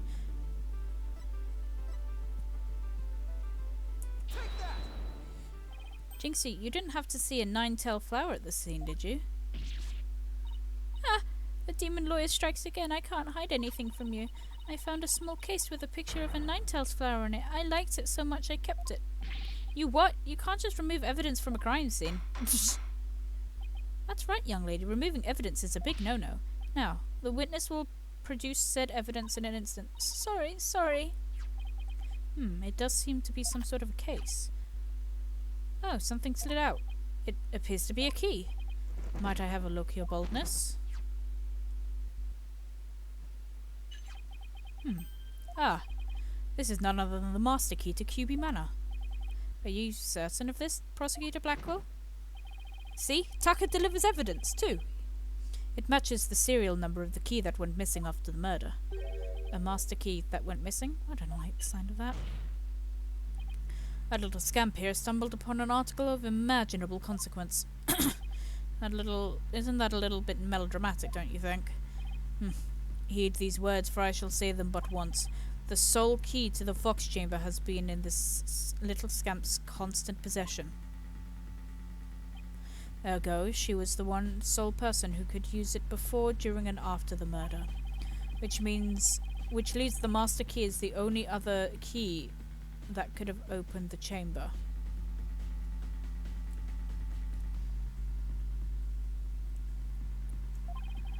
But this master key was found in the room that had been locked by this girl. And your point is? Until Jinxie Tenma opened the Fox Chamber with her key, the room had been locked tight from the outside world. And there was no one else in there, save for the victim and his killer. I trust you have figured it out for yourself by now. A killer other than Mayor Tenma himself would be utterly inconceivable. No. No, clear. Clear, we're losing the case. Athena. Objection! How could this happen? The defense's assistant will refrain from growling her frustrations. Athena, are you alright? I know Miss Mayor Tenma's innocent, but there's nothing we can do. This sucks. Sykestoner, allow me to put you out of your misery. Can I decline your offer? Abandon your client and your misplaced faith in him. Let the relief of a clear head and clean conscience come rushing in. That will make the inconceivable guilty verdict easier to accept. Great, now he's playing Simon Says with us. He's not gonna fool us with his stupid mind games. Athena, don't fall for his tricks. No, I'm the one who's dazed and confused. I don't... Well, it would have been very simple to... Because they specifically said that you can, it's easy to get into the air duct from the hallway. So they could have just... Whoop, whoop, and dropped the key in here. Hey, you alright? She fell right into his trap. Now, I suggest you make a mad dash from the courtroom and into the wild blue yonder. Only by running shall your mind be cleared and your conscience cleansed. Alright, I'll be right back. Stay with me, Athena. Don't let yourself be twisted by that samurai. Get it? Because it's twisted samurai. Apollo? Mr. Justice, I heard the word objection, but what is it that you object to, huh? Oh, right. That objection was more of a reflex than anything. I was hoping something would come whilst I was trying to stop Athena. The court is waiting, Mr. Justice, though as it stands now, I'll be forced to declare your client guilty and your legal skills suspect if this is it. Now, do you have anything that could overturn the prosecution's case? Well, actually, I do. I'm Apollo Justice and I'm fine. Apollo, you do have something more than your cords of steel, don't you? Not really, but we'll be fine. But I've got absolutely nothing, but that never stopped me before. I have to explain how the real killer could have escaped the locked room. Because it's all over if I don't. Apollo, this calls for a new approach. Try to think outside the box, or in this case, inside the box. And what a doozy that locked room is too. Hello? Hi. You have summoned me. How can I help?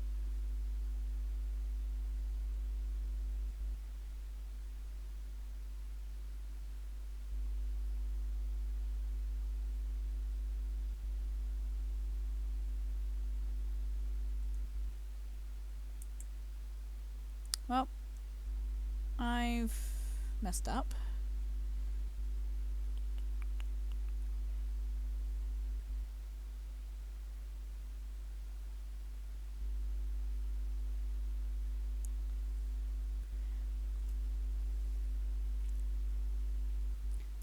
Yes.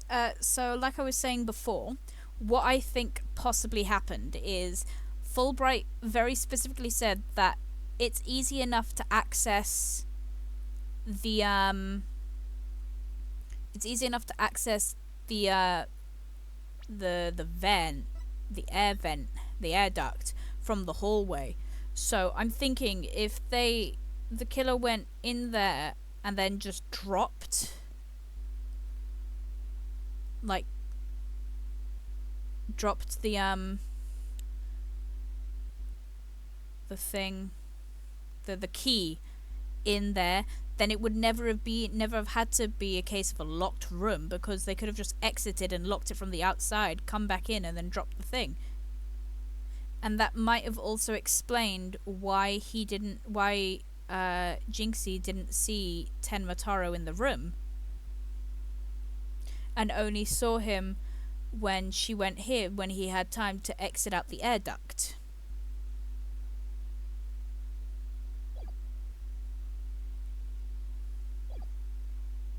Well, Mr. Justice, do you have anything that can counter the prosecution's argument? No. You bet I do. The real killer must have escaped from the locked room one way or another. Vague conjecture shall only earn you a taste of my blade. Justice Dono. Time to do or die, literally. The defense will now explain how it would be possible to escape the locked room. You sure about this, Apollo? Can you really explain? I'm fine. We just need to think this whole escaping a locked room thing over from the beginning. So, let's see. If the real killer had escaped, how could they have done so? The choices are pretty limited. Either that, or he hid in the forbidden room. The room has a window, but it doesn't open wide enough for anyone to get through, and there's a sheer cliff outside. As for the air vent, it's up too high, and there's nothing you could stand on to reach it. And needless to say, the forbidden chamber wouldn't open no matter what we did, so that's out. Unless there was a secret way to open it. Yeah, that's why we gotta keep the solution simple. Like they say, simple is best. We need to rule out all of the absolutely impossible escape routes. Then whatever's left might just lead us to how the Fox chamber was compromised.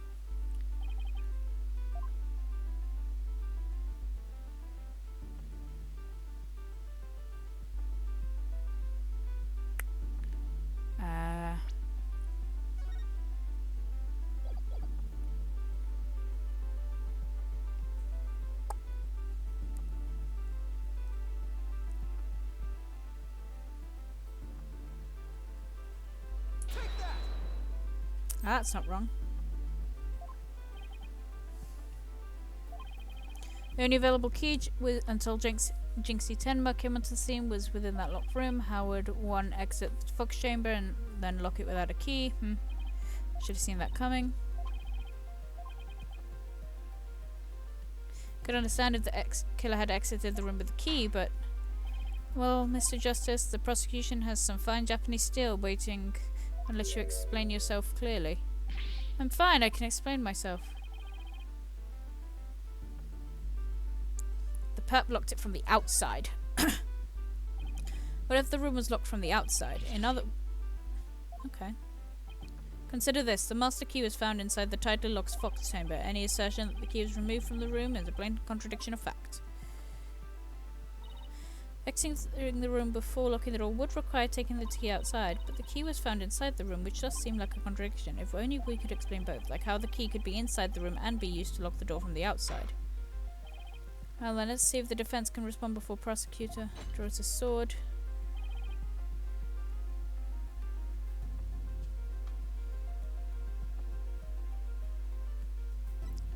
Threw it in from the outside.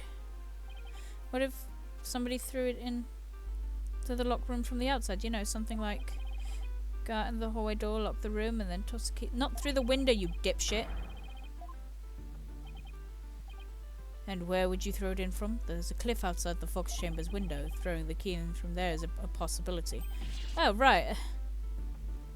I wonder if the key could have been tossed from somewhere other than the window. Somewhere other than the window.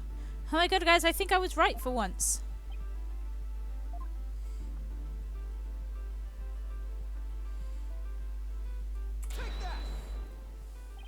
The air vent?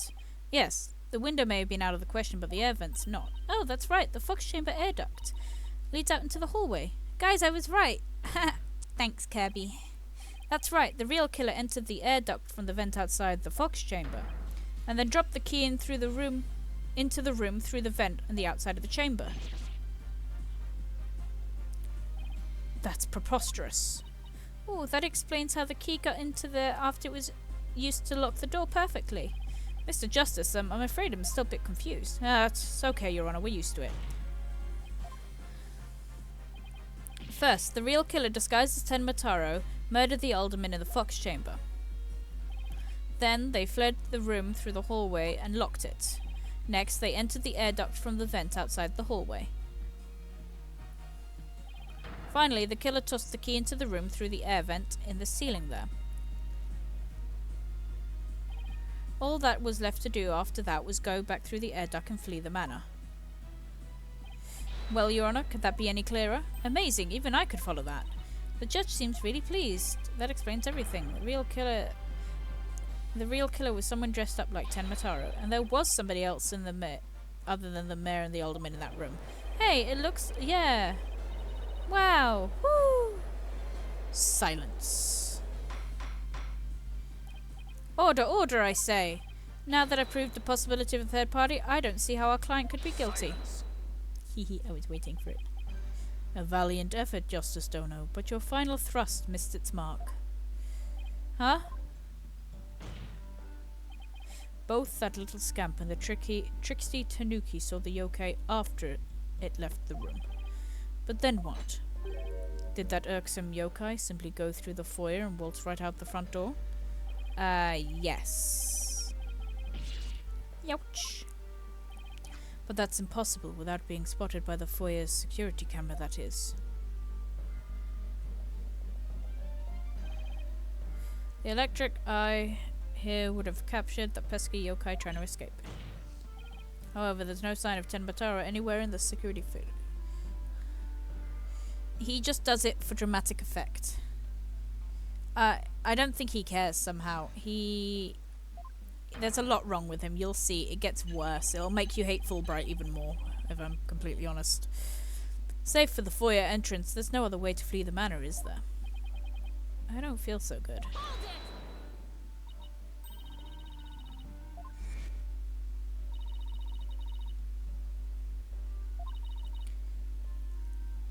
Possible to escape there without being seen by security camera. Hey, you're right. Silence. Must I point out every crucial detail to the defense? It seems you lack not only brains, but investigative prowess to boot. That is a cliff. That is the cliff side of the manor.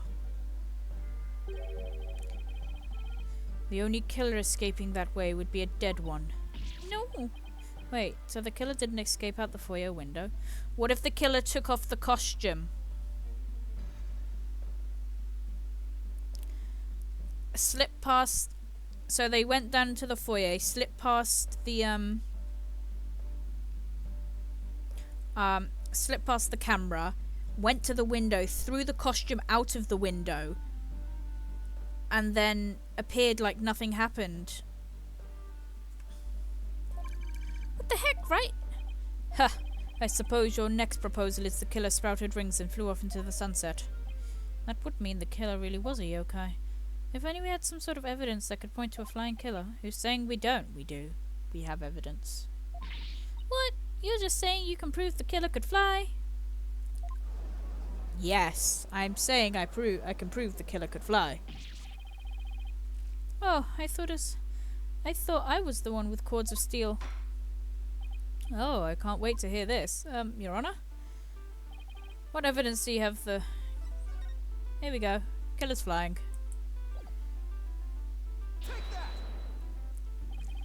Take a look at this special edition paper. Tenmataro, real or flight of fancy?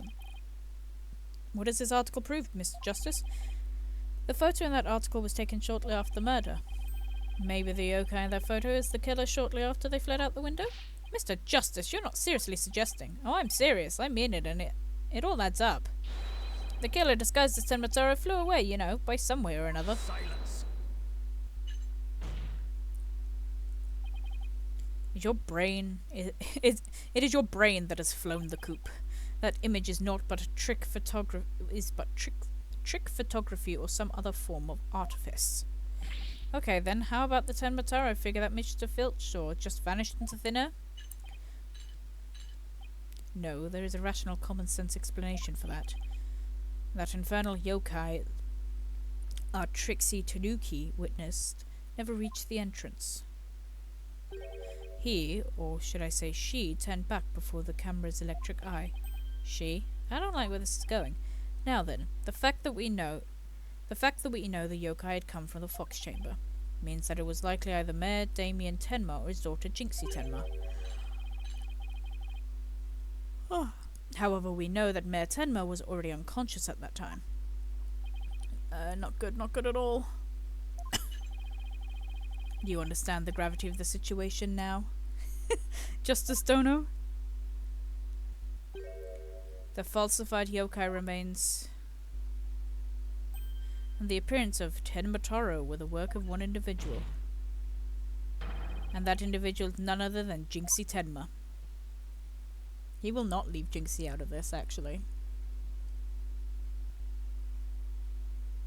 Damn, I forgot Jinxie was still here. No.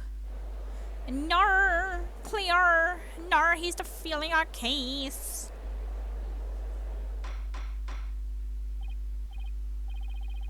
Order! Order! The defense will stop competing for the greatest freakout ever. The little scamp was, no doubt, simply trying to protect her father. And it's no wonder that her superstitious mind conjured up this mad masquerade. Prosecutor Blackwell's assertion makes perfect sense to me. It's far more convincing than saying the killer escaped by flying out the window. Did you truly believe this could end any other way? Did we fall right into his trap? What do we do now, Apollo? Our case no longer stands without a real yokai, if only we had one. Bailiff, seize her. It's time I interrogated her as the samurai of your wood.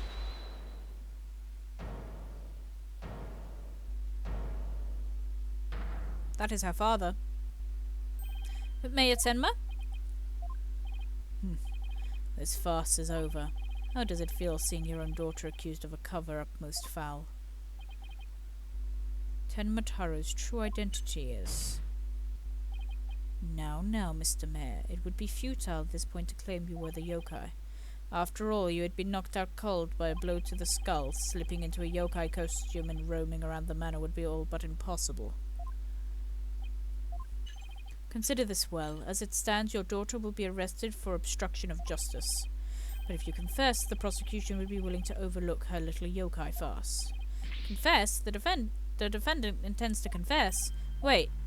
Apollo, Prosecutor Blackwell's up to his mind games again. Mayor Tenma, no, don't fall for his twisted words. If you're sent away for murder, Jinxie will be left all alone. The real killer is... Mayor Tenma's gonna confess unless we do something. But I can't prove how the real killer could have flown away. Caw, caw, caw! Look upon me in despair, for ripe is the time for my return. Huh? Uh-oh.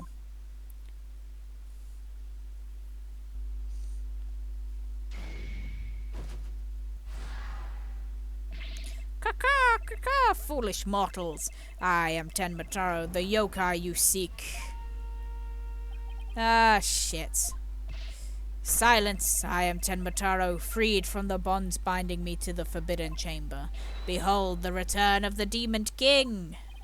What? The Demon King? Well then, take a vacation! I too get a little bit possessed when my daughter gets accused of obstruction of justice. The witness will, he will explain himself. Are you saying you're Tenmataro, the yokai we've been chasing this whole time?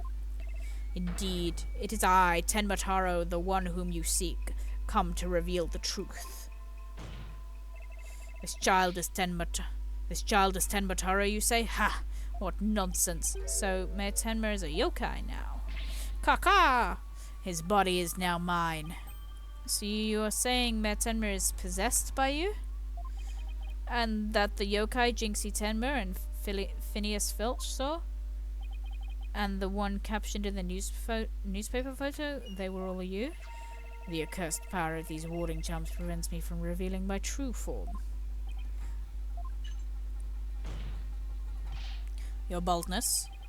Can this not be interpreted as an admission of guilt? Well, the confession by a yokai would be quite unprecedented. But be that as it may, the defense case has been overturned. Huh? You claimed the yokai was that little scamp saw was some third party, the true killer. The one who escaped from the locked fox chamber. But it was the accused all along. Ah. Ironic, is it not? Your yokai turned out to be real in the manner of speaking. For the alderman's killer is none other than Mayor Tenma, and the yokai at the scene, that too was Mayor Tenma, or should I say, our dear Tenmataro. The pieces have all fallen into place. How so, Prosecutor Blackwell? It seems I must spell it out for you. Oh my god, a posture check, because I am sitting like a shrimp.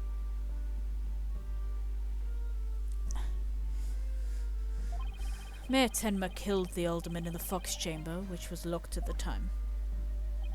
He then removed the warding charms from the forbidden chamber's door, and then fell unconscious from the blow that the alderman had delivered to his head. That's when his daughter, Jinxie Tenma, stumbled on the scene of the crime. The little scamp fled in terror, whereupon the spirit of Tenmataro, freed at last from the charm's warding effects, took possession of the mare. The newly freed Tenmataro then fled the scene from the fox chamber.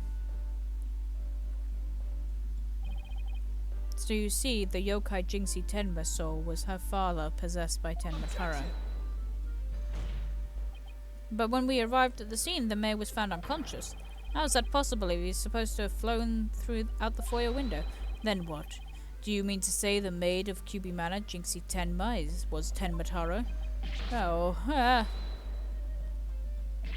Kaka! That too is easily explained. Flew about for a time did I, but presently tired, I made for the forbidden chamber. But alas, exhaustion took me unawares in the fox chamber, and I knew no more. It would seem that all the pieces are still in place. Is Blackwell up to his tricks again?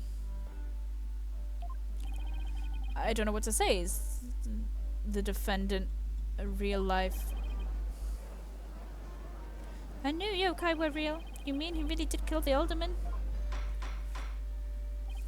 Order, order! Now he's gotten everyone in the courtroom believing in yokai. It's Simon Says on steroids. He wants to convict our client any way he can, even if it means blaming yokai. The proverbial ducks are all in a row. You should now have no qualms about finding the accused guilty, Your Boldness. This is one of the most bizarre cases in my entire career. Otherworldly, in fact. Can yokai even be prosecuted under our legal system? No, they cannot.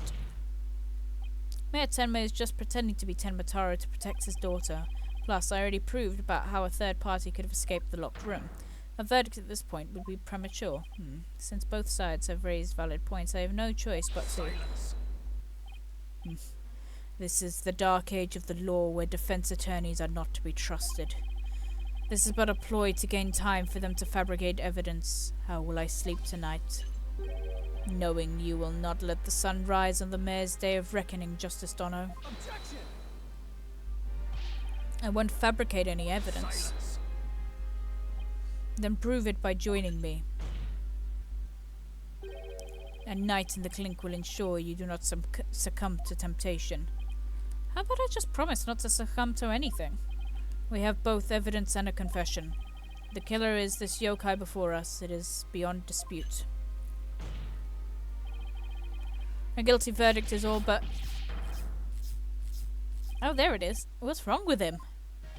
Prosecutor Blackwell, we have had enough of your hijinks. The foundation of justice is fair play, and you are in serious violation of that. What in the devil was that?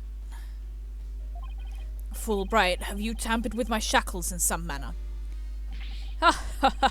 It seems you have found that quite shocking. It's my special Jolts of Justice device. Each press is a shocking reminder to behave. You shall pay for this. I, Simon Black... Your Honour, you need not fear now. I believe Prosecutor Blackwell will remain on his best behaviour. A bit late with the reassurances, aren't we, Detective? Yeah, he gave him electric shock shackles. Every time he misbehaves, he shocks him like a dog. I also ship them, by the way. I don't care, I like my toxic yaoi.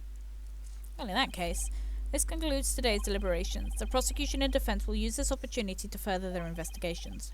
This court is adjourned. Look, okay, you'll understand by the end of the game. I promise I'm not a bad person.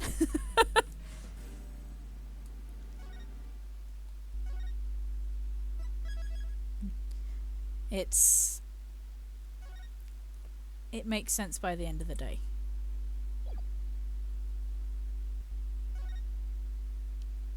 No doubt. Having yokai testify in court is unprecedented to say the least.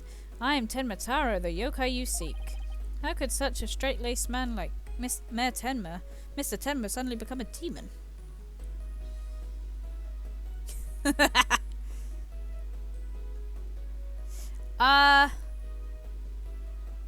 There's...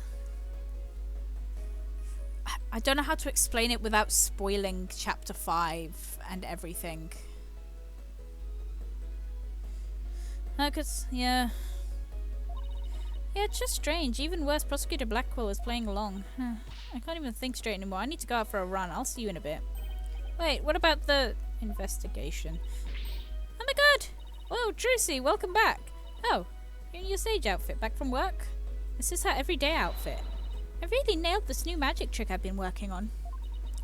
I also heard about those tricks that were conjured up in the courtroom earlier today. You know, the demon out of nowhere trick, the Polly's tightrope style defense trick. I was seriously considering a disappearing act of my own after all that craziness. Anyway, our next trick is to find a suspect other than the mayor. I know the real killer must have used the air duct to escape. And whoever did that was the Tenma Taro that Mr. Filch and Jinxie saw. Right, maybe there's some evidence in the air duct. The real fight starts now. Hey, before you go, let me make the evidence you no longer need disappear. Her magic panties! Unnecessary evidence has disappeared into Trucy's magic panties.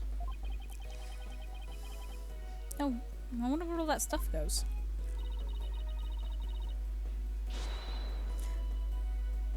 Okay, let's get over to the scene of the crime. Vamonos, Apollo, vamonos. Damn, they ain't cleaned the blood up. That's not gonna come off the floor easy. Detective Fulbright, mind if we search the air duct? Well, since you're already undecided justice, I suppose I can wet you. Don't question it, Bax. Plus my own sense of justice has been called into doubt, so... I wonder if he's been like this ever since the trial. Well, his sense of justice has been beaten to a pulp. It'll probably take a while for him to recover. I do sort of feel bad for him, but we have work to do. So let's get the evidence we need. The air duct is the key. We know the Tenma Taro impersonator used it to make an escape. It's just magic panties, man. After murdering the alderman, the killer left the fox chamber through the hallway door. Then, after locking the door from the outside, the killer entered the air duct in the hallway.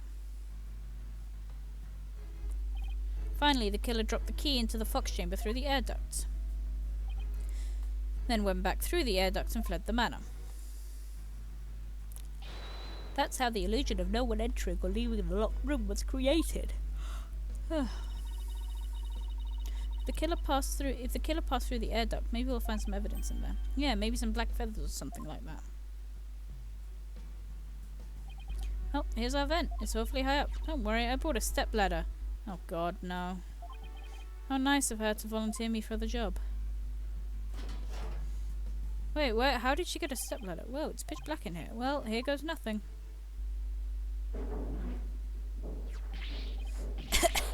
Wheeze, splutter, cough, cough. There's a thick layer of dust in here. I don't get it. Find anything? Yikes. Apollo, what happened? You're covered in dust. Yeah, dust. Lots of dust. So what do you find? You know how dust collects on something when nobody uses it in a long time? Yeah, like Mr. Wright's desk back at the office. Right. You'd think it'd be possible to crawl over all that dust without leaving a trail? I seriously doubt. Wait, you're not suggesting no one's gone through the duct lately? Kinda looks that way. And if it is true, Mayor Tenma's gonna be fingered as the killer. Stop saying fingered! But if we don't turn things around quickly. In justice we trust! Ha ha ha! Sorry, Mr. Justice, but it seems like your justice was not the most just after all. It is my sense of justice that has prevailed. Ha ha! Detective Fulbright sure seems chipper all of a sudden. I'm back to my old devastated self. Oh, come on, where's that never say die spirit? Bring it on, Mr. Lawyer Man, bring it on. Let me suffer in peace. Ha ha! Justice prevails once more. It's not over yet, and besides, kicking someone when they're down is what bad guys do. Ah! Are you calling me a bad guy? Me, Bobby Fulbright, champion of justice? Well, how about some information on the investigation? We need some help here. Information? About the investigation? Alright, but I won't have you call me a bad guy ever again, understood? We did it, Apollo. Yeah, we blackmailed him. Oh my god, hello! It's Bobbert. Yes. Full name, Bobbert. Yeah, but how long can we keep this up?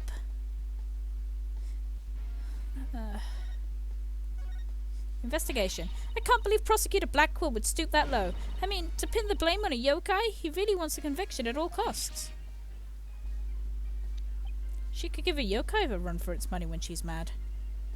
You think? Yes, well, I have him writing self-reflective essay as we speak. I doubt that'll teach him anything. Yeah, he'll probably just write dotard 1,000 times. That whole yokai business is most likely a ploy to win a conviction. Truth is, Prosecutor Blackwell believes Jinxie Tenma planted all that yokai stuff. Planted it in an effort to protect her father, the real killer. Yeah, right. I'd like to see him prove it.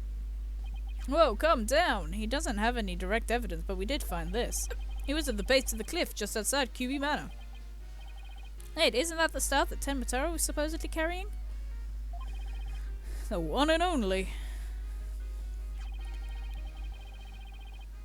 Miss Tenma no doubt tossed it over the side of the cliff when she was done. No way. Well, what about the prince? Nope, no prince, but if she was wearing the costume, there wouldn't be any anyway. Well, prince or no prince, it's not going to work in our favour. They absolutely just chucked the costume out the window. Sounds like the stuff might have belonged to the mansion. But if that's the case, then where in the mansion did Tenmataro get it from?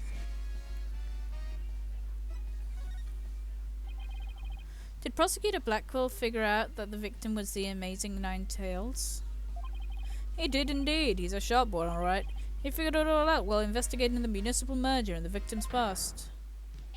The amazing Nine-Tails sparked the yokai craze and worked against the merger. And Mayor Damien Tenma is the corrupt politician who murdered that great hero. The amazing Nine-Tails fans are so angry they even tried to storm the detention center. I don't blame them. I mean, their favorite masked wrestling hero was murdered. They must have been shocked when they found out what happened. Speaking of which, isn't Jinxie also a fan of the amazing Nine-Tails? A wrestler's mask is more precious than his own life. He'd never unmask himself in front of others. But there are matches where wrestlers battled to remove each other's masks. To have your mask torn off is the worst humiliation a wrestler could suffer. That's why their masks are more important to them than life itself. She spoke with a passion that only a fan could appreciate. We ought to become fans ourselves and go and protest in the front of the prison. What? No! Did you forget that Mayor Tenma is not only Jinx's father but our client? Oh yeah. You be careful now. You're defending the most hated mayor in history. Well, I wouldn't say in history.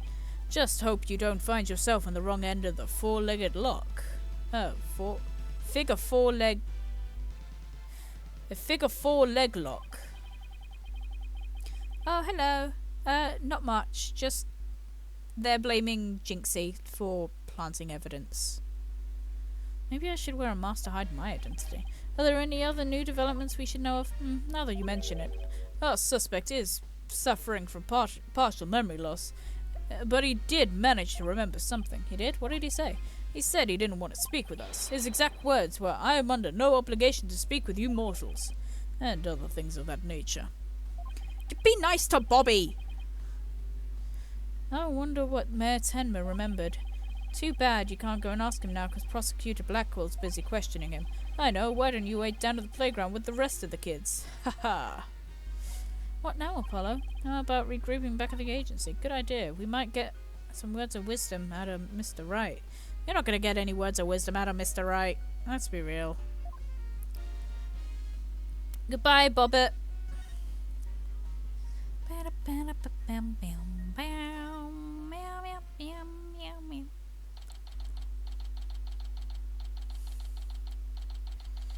Right, anything agency. Maybe I'll go read over some past cases, and I'll do some research on exorcisms.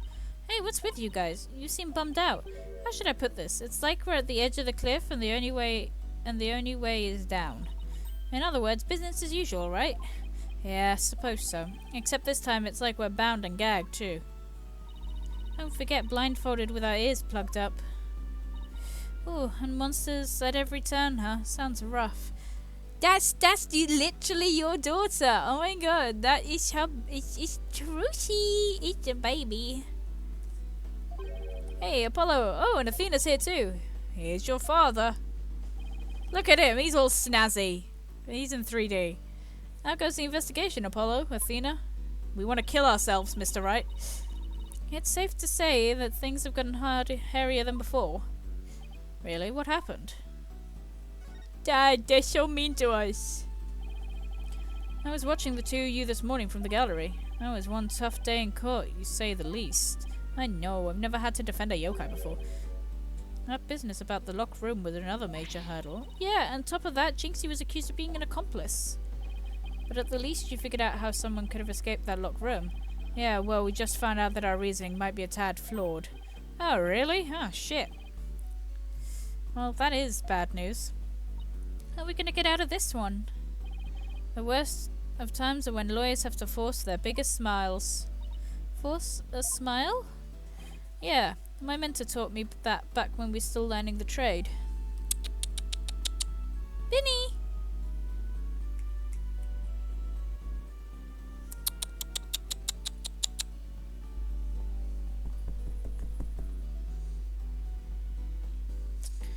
No cat. Cat's in a box. Yeah, what happened to her? I would love to, but the cat is in a box. One sec.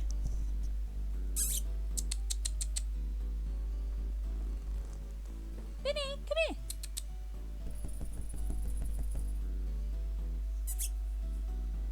There we go. Hi, baby. Hi. There we go.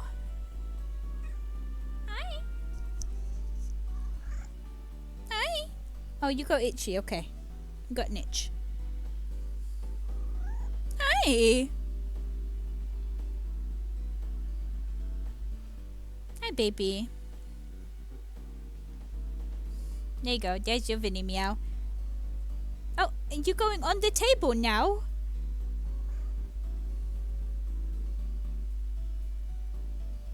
You silly kitty.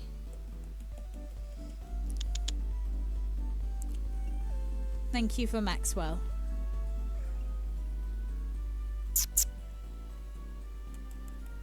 Vinny.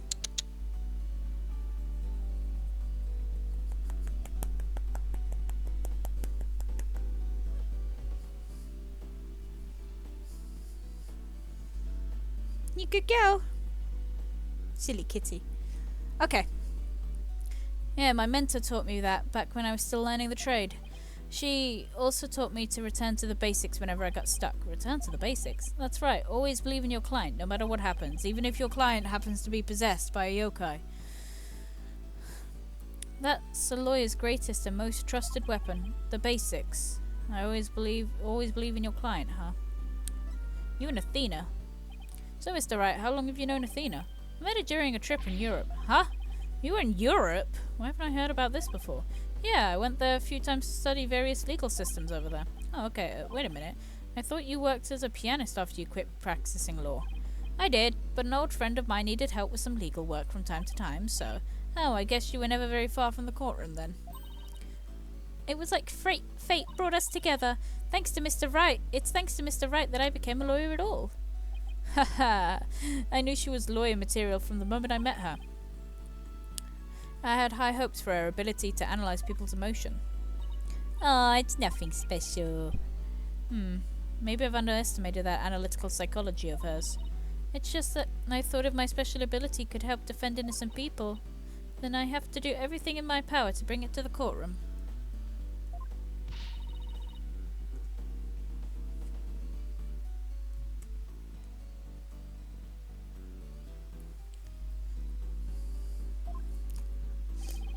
I'm still amazed she actually became a lawyer. At the tender age of 18, no less. Oh, that's almost superhuman. But perhaps, or personal, like she's trying to help somebody she knows. Wow, I wonder.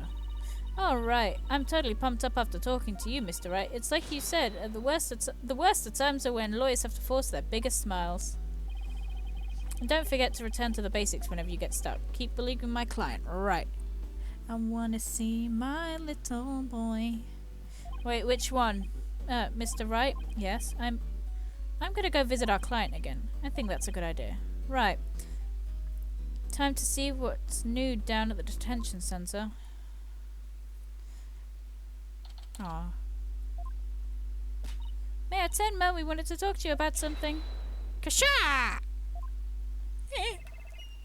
Kaka! So my minions have returned. Yeah. Hopefully we'll be done with the investigation soon. I doubt it though.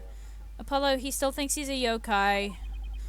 I wonder if we'll ever be able to talk to Mayor Tenma again. This is how I feel with other people fronting with you, Basil.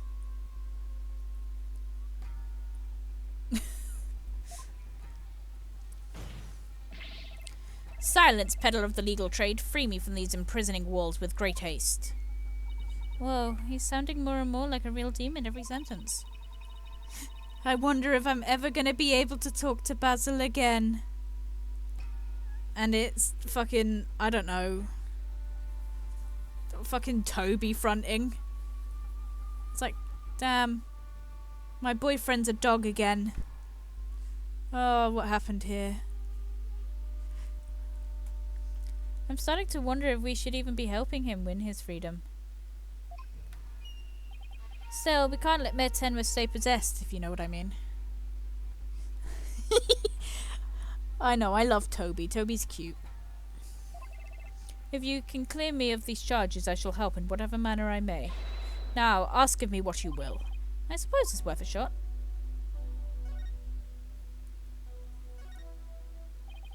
Toby's a good puppy. Were those feathers and tracks at the scene of the crime really your doing? Indeed, the remnants of Tenma Taro, king of the underworld, be they. They be. The day I was once again... The day when I once again dominate the mortal world is at hand. Kakar, kakar. The prosecution claims the feathers and tracks were planted by Jinxie. What is this? Must breach... Oh, he's back! That's a puppy. I don't know what you mean. It's a puppy. I must breach these walls and go defend my little Jinxie at once. Huh? Mayor Tenma, is that you? Well now, Damien appears to still reside within this body. I should have expected as much from a descendant of mine. Be silent now, Damien. I guess a little thing like demonic possession won't stop a father's love for his daughter. This man, I don't know if you were here when I mentioned it first, but this man is Shirelkor. He is Shirelkor in every meaning of the word. You didn't kill Alderman Cuby, did you? I have killed no one. The remnants of my presence have been misconstrued. The murderer is not I. For if I had slain that mortal, raging hellfire would have consumed him, leaving naught but ash. Yikes, so you're saying there must have been somebody else there. Come to think of it, the mayor had mentioned that he'd been clubbed with this statue. I better ask about that too.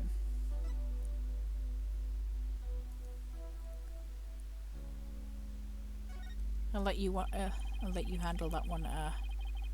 Yeah, 'cause Jinxie's mum's dead. I miss Kala.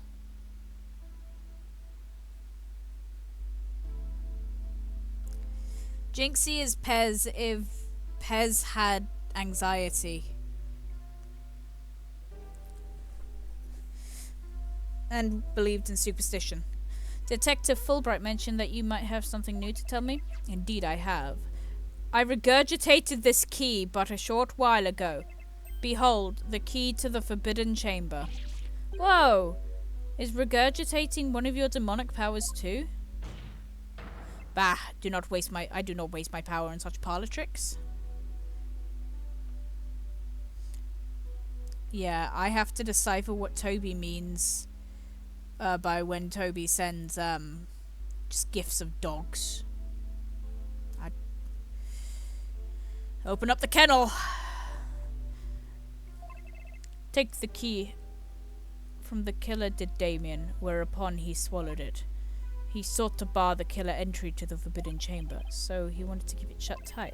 But no fingerprints shall you find upon that key. How do you know that? Wait, is that another one of your demonic powers? Foolish mortal! You would have me, Ten Motaro, act as some asinine alchemist? I but asked the jailer and my will was done, quite eagerly must I add. Always an honor to serve, your malevolence. Guess I'm not the only one he scares the living daylights out of. Can we ask you how you use this key? We couldn't find a keyhole anywhere around the door. Curse that infernal door. But if I had known of its manner of opening long ago, would I have made my return. He did eated the key. I don't think he cares. You will address this man by his proper name. He is Ten Motaro right now. He has a point there. Maybe Jinxie knows something about how the whole thing works. Did he clean the key? What did he do?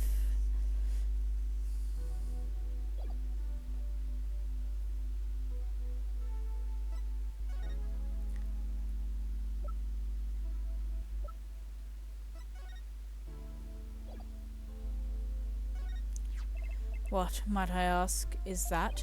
The statue was found at the scene. Someone hit Mayor Tenma over the head with it.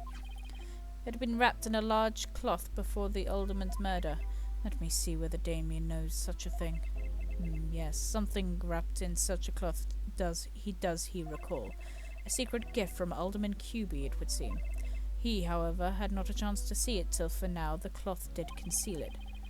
Maybe the cloth fell off or was removed after the mayor was struck. Of that Damien does not know. A secret gift, interesting. Maybe Jinxie knows something about it. Should question him about the blackmail letter too. Let's see what he says when I show it to him.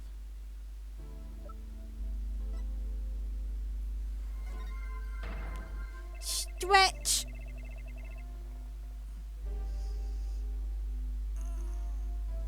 Okay, I've stretched. I'm wrapped in my little electric blankie.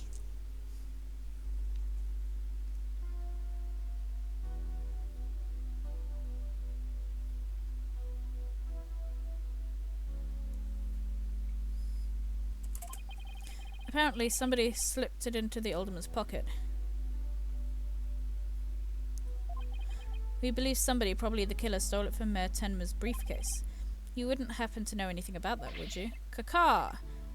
You have questions, do you? Very well, ask away, mortal. Who placed this in the alderman's pocket? Very few who knew Very few they who knew the letter was in Damien's briefcase. So, whoever knew about the blackmail letter being in the mayor's briefcase as potential suspects in its theft and placement in the alderman's pocket. Ah, could it have been his doing? Mr. Taro, did you remember something? Indeed I did. There was but one other who knew of that letter, Damien's aide, Florent Labelle. Full knowledge of that briefcase contents did that aide possess. Then he may be the blackmailer and the murderer we're looking for. That is preposterous. He's a most trusted advisor. He would never betray Damien. Seems like Mayor Tenmer is a bit too trusting of those around him. Yeah, I still think they were sleeping together. I don't think you were present for the, I don't think you were present for the conversation me and Kirby had, Basil, but we came to the conclusion that Florence Labelle and Damien Tenmer were sleeping together.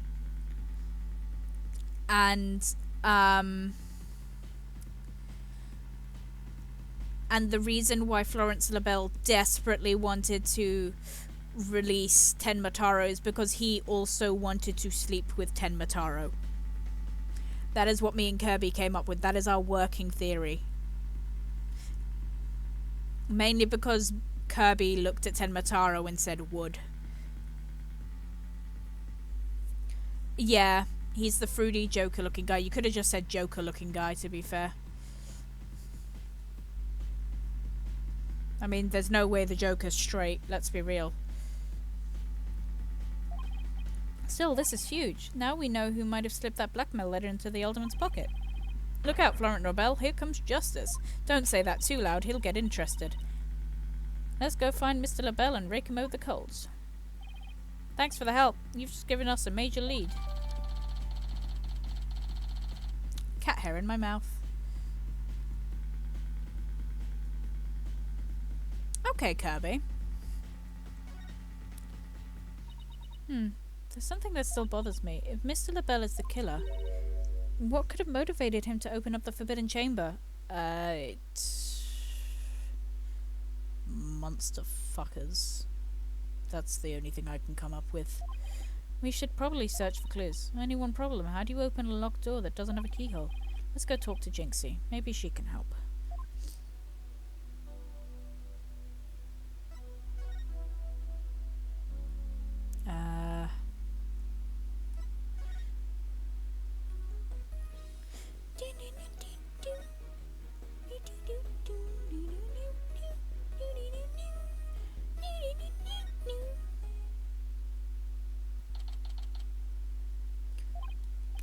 Hey, isn't that... Grr. Oh, she's possessed as well. Jinxie, she's acting really strange. That loathsome, no-good nine-tails fox. He shall know the terror that is mine. He shall pay, oh, you should pay. Jinxie, Jinxie, are you alright? Huh? Oh, is that you, Mr. Demon Lawyer? Morning, Jinxie. Morning? Is it already past noon? And what am I doing here? Last I remember, I laid down to take a nap back at the manor. Oh, it must have been the Makur... Yeah, I don't know how to pronounce it either, Vinny. Arugash... Gay? Ooh. I said monster fuckers. That's right, I said it. Don't pretend like you weren't thinking about it. Makurageishi? Ever wake after a restless night's sleep to find your pillow in an unusual place? Or that you've been sleeping on the floor or in the hallway? Well, that's the yokai's fault. The Makurageishi preys on people while they're asleep.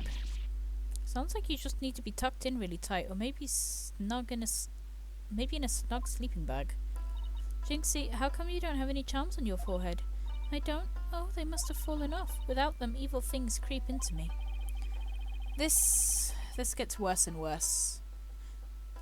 If I have to listen to them say they fingered somebody one more time, I'd say we have more than an adequate demonstration of that just now. I'd better reapply them. Jinxie, there's something we wanted to ask you. Ah, there was something I wanted to tell you too. I remembered something else. You come to, you have a fucking burger. How did you get here? You don't care, but there is burger and you're happy. You did? What is it? Jinxie, can you tell us what you remembered? Well, after the trial I remembered lots of stuff. But there was one thing I thought was really weird. I'm almost afraid to ask, but here goes. Really? What? It's about the yokai feathers and tracks. They weren't there when I first opened the door. Wait, what? Are you sure? Uh-huh, my memory's crystal clear now. So you're saying they were left at the scene of the crime after you found out? Oh, so he hid in the forbidden chamber. And then came out. Okay. This could spell major trouble, Apollo. Why? Because Jinxie's already accused of leaving the feathers and tracks at the scene. If they weren't there when she discovered the crime scene, it'd totally fuel the claim that she fabricated the evidence later on. Jinxie's fuzzy memories of the whole incident is really working against us. The prosecution will probably say she doesn't remember planting the evidence. Good luck refuting that. Oh man, this is not good. I'm sure she didn't plant the evidence while she was sleepwalking or something.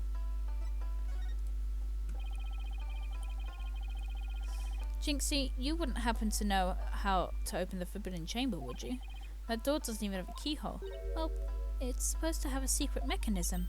They say you'll have to figure it out before the keyhole will appear. A secret mechanism, really? Uh-huh. It's hidden in the Fox chamber. But only Alderman QB knew what it was and how it worked. The Alderman of Ninetails Vale sure loved his secrets. Apollo, let's go see if we can find out that secret mechanism. Whoa, slow down there. There's something else I need to ask about. Jinxie, is there only one key to the forbidden chamber? Uh-huh. Even the mayor's master key won't open it. That's because it's a very special room that must never be open. Guess that means nobody entered the forbidden chamber at the time of the murder. After all, we know that Mayor Tenma took the key from the killer and swallowed it, so the mayor's effort to keep the killer out of the forbidden chamber were not in vain. No, it was.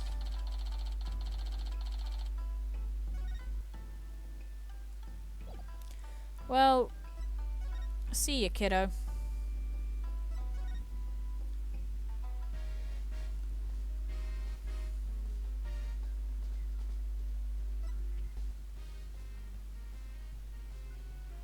Wait, what am I doing?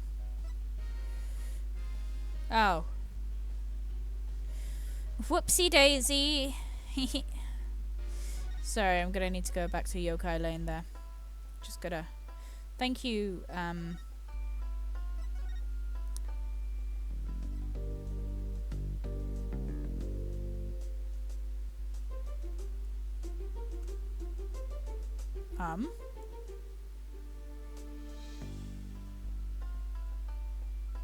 don't know what happened there.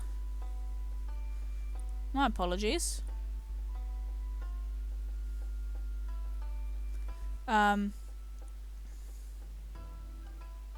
Thanks, Bax. What? You guys are so mean.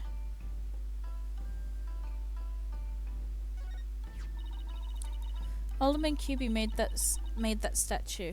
It's a token of goodwill. I think it was meant to be for Ninetails Vale and Tenma Town. Token of goodwill, but the two yokai are fighting. Fighting? Oh, I see what you mean. The cup portion is missing. A statue. It originally depicted the two yokai holding up the cup in celebration.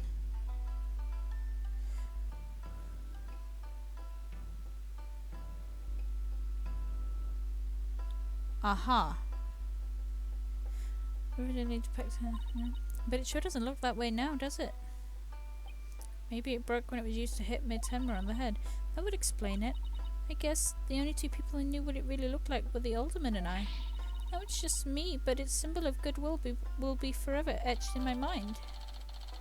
I'm sorry about your emoji. Here,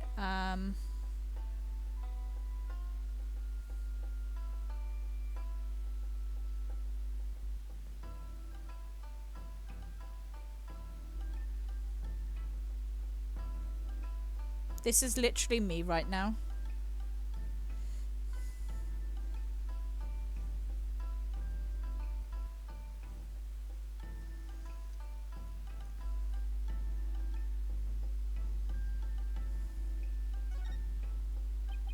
So, is there anything else we should know about Jinxie? No, that's about it. Oh. Oh my god, I'm getting kisses. Yay. Ah, my bracelet is reacting. Jinxie, you wouldn't happen to be Injustice We Trust. Yikes, a ghost!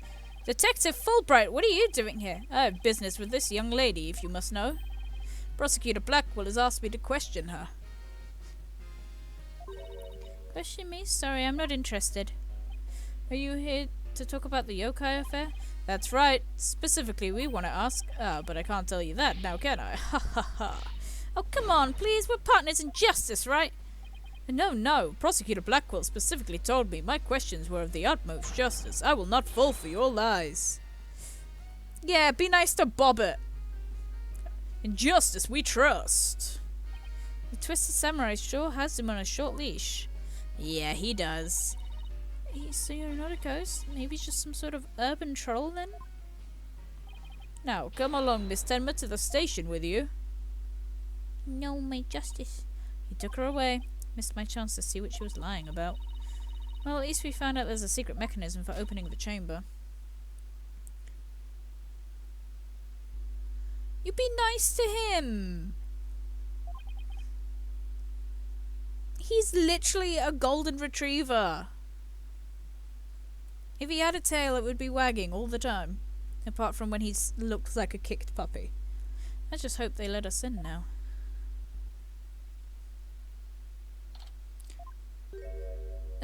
It's him.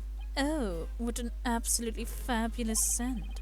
I'm so glad I had these carnations imported from England. Nothing but the finest will do. Perhaps I should have one placed aside for a dearly departed alderman. Hey, it's Mr. LaBelle. Apollo, go on, ask him about you-know-what. Oh yeah, before we search the Fox Chamber, we should ask him about the blackmail letter. Oh, Kirby knows about Gumshoe. Kirby thinks Gumshoe is better than Bobbit. Why, if it isn't the mayor's little lawyers, what do you want with me? Oh, there's something we wanted to ask. Where's that ringing coming from? You have to excuse me. Hello, LaBelle here. What the? I was thinking his soul is of phones? Yes, about that, you must forgive me. This whole matter with the Mayor Tenma has been a complete nightmare. Why are you blue? I don't know. Where are you buying clothes from? Surprised? This is my own special design. It's the ultimate in functional beauty. Functional beauty? Are you sure about that? It looks a bit unwieldy to me.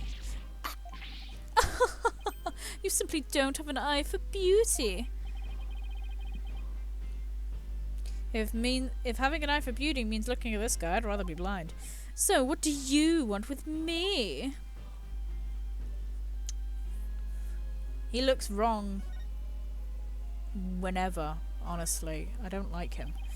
Both Jinxie and Mr. Filch said they saw Tenmatara, but what about you, Mr. LaBelle? Oh. Very well, I admit it. That's right, I, Florent LaBelle, saw the demon Tenmataro. So you did say something. Then why did you lie about not seeing him? I was simply trying to protect our dear little Jinxie. Protect Jinxie? What do you mean? Why, don't tell me you haven't heard of that strange little habit of hers. I don't know. That flower's about to fucking become sentient and file a police report, I'll tell you that. Which one are we talking about? The one where she wanders around making mischief without knowing what she's doing. Rumour has it she's possessed by Tenmataro. Oh, it runs in the family. That one's new to me. Well, there you have it. Anytime you hear about a Tenmataro sighting, little Jinxie should be your prime suspect. Tell us more about that rumour. So, what was that rumour about Jinxie? They say she's possessed. Not all the time, of course. It hits suddenly and then she starts wandering around doing strange things. Is that so? Well, I come to think about it. That loathsome, no-good nine-tailed fox. He shall know the terror that is mine and despair. That certainly would explain how she was acting earlier. Once she even put on a Tenmataro costume and wandered around the woods at night. She did? Oh god.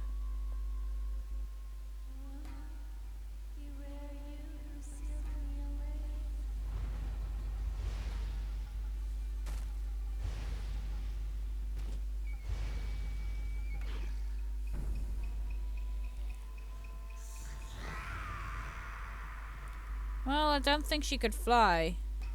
I think this is an exaggeration. You leave his 3D sprite alone and his massive forehead.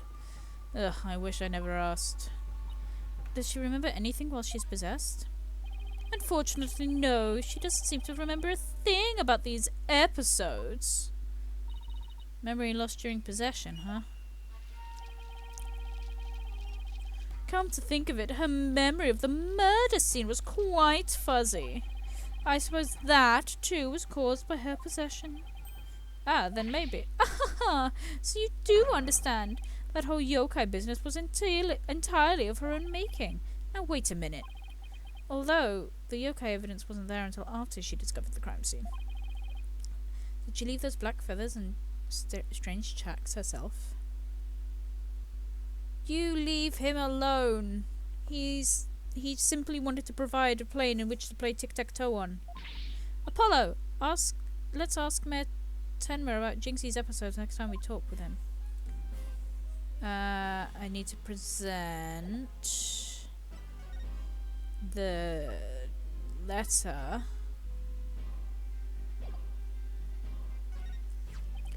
What is that? It's the blackmail letter, but it wasn't sent to Alderman QB. It was sent to Mayor Tenma. And your point being, someone took the letter from the mayor's briefcase and then placed it in the alderman's pocket after he was murdered. Oh, you don't say. You wouldn't happen to be the one who made the switch, would you? After all, you're the only one who knew the blackmail letter was in his briefcase. So naturally you... Perhaps that shot of cologne will make those scales fall from your eyes. Or my eyes fall out their sockets. Is it possible that you would like to frame me as a potential suspect?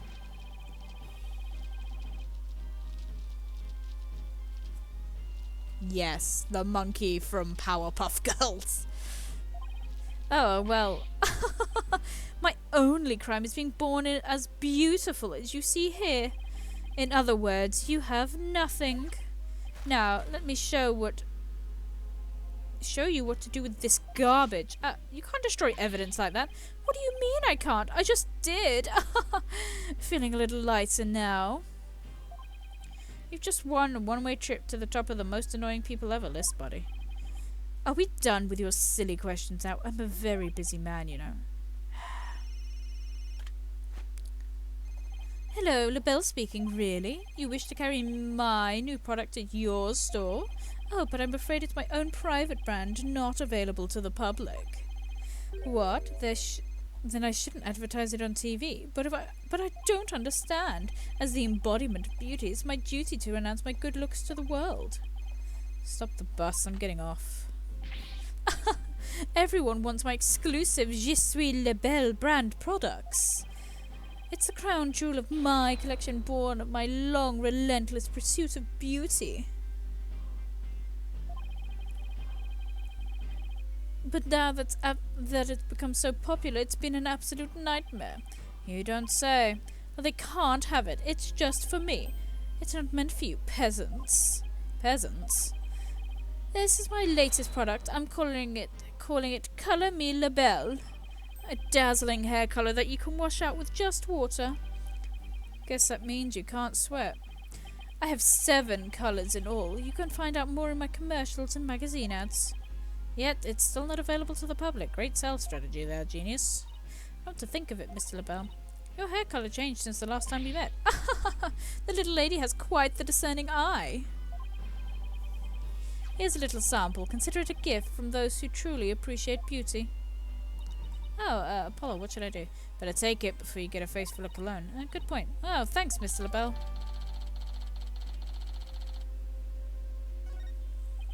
Okay, let's head over to the Fox Chamber. We still gotta find the secret mechanism for opening the Forbidden Chamber.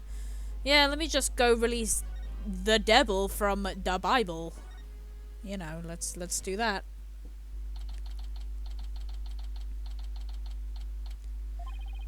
Alright, let's find out that secret mechanism for opening the Forbidden Chamber. Ooh, this is so exciting. I can't wait to see how it works. But do you really think the killer entered the Forbidden Chamber?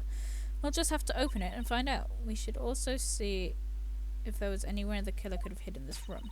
Okay, let's get started. I don't speak that language. I'm assuming it's either Italian or Spanish.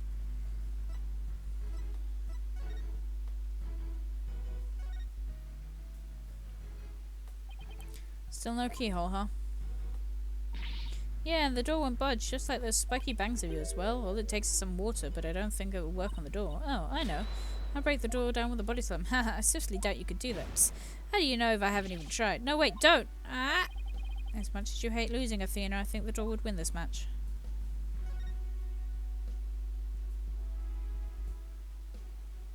Ah.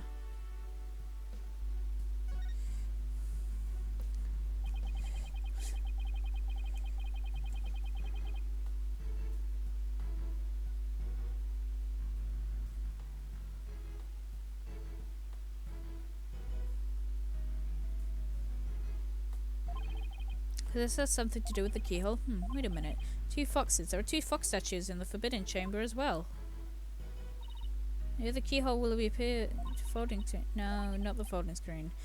Well, it does have 2 foxes on it, and there are 2 fox statues in front of the door. Maybe there's a clue somewhere in this room. Let's turn the whole place upside down. She's as excited as a kid in the candy store.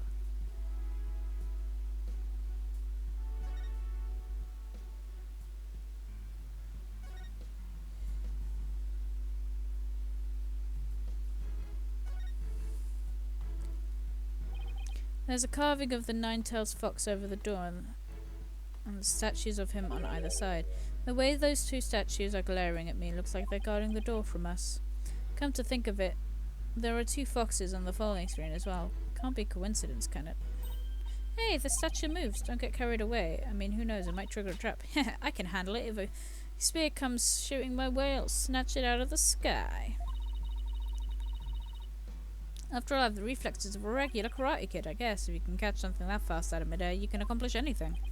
Still, it might be something that rotate something, shows position.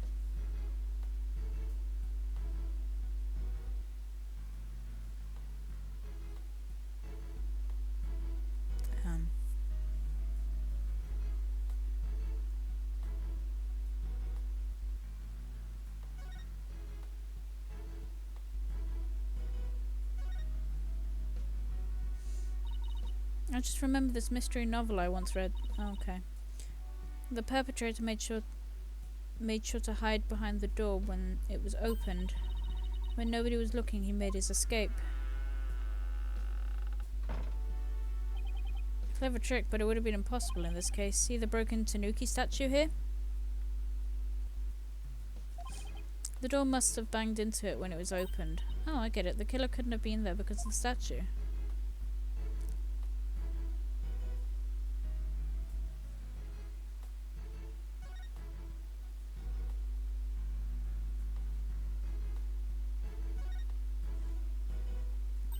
Look at all these feathers. And bloody tracks, too. My god, hi. We have Jinxie and Mr. Filch's eyewitness reports. And a newspaper photo. Oh, yokai is definitely not the shy type, that's for sure. This is bad. Mayor Tenma is scary enough without people thinking he's a yokai. Hi, back.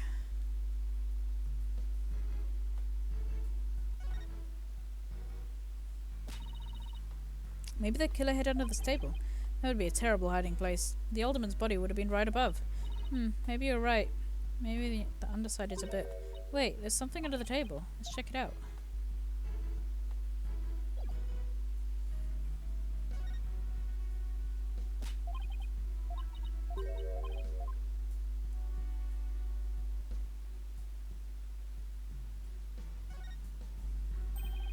look, there's something under here.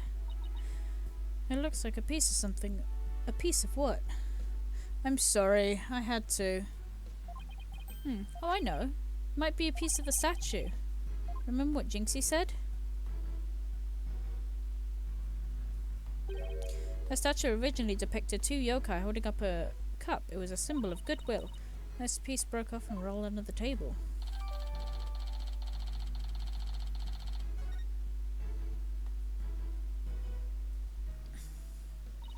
Well, I can't think of anywhere else to look. You find anything, Apollo? We'll never find the keyhole to the Forbidden Chamber at this rate. There's something about that folding screen. You know how the fox statues in front of the Forbidden Chamber move? That screen might be a clue as to what we're supposed to... of how we're supposed to position them or something. Hey, I bet you're right. Let's go over to the screen. Let's go over that screen with a fine-tooth comb.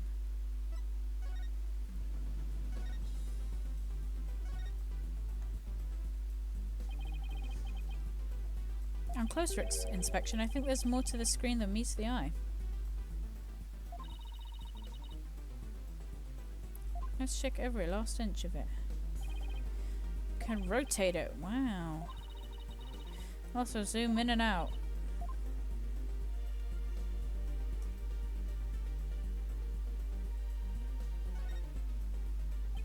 What's this? It looks like a keyhole or something. You'd think it could be a keyhole to the Forbidden Chamber? No, just a picture. Still, you know what they say, a picture's worth 1,000 words.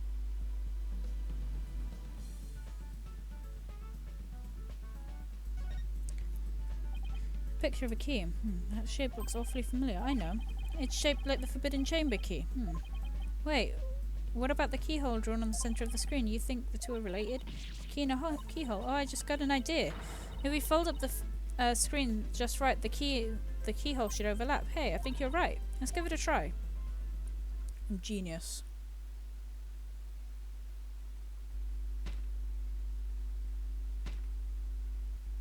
Wow. Look, a door! But yeah, it was the goodwill statue used to hit the other guy. The foxes are now facing each other, so hey, what if we made the fox statues face each other? Wow.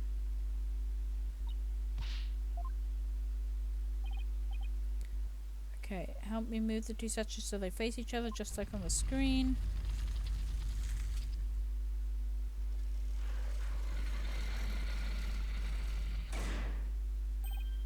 Look, a lock appeared.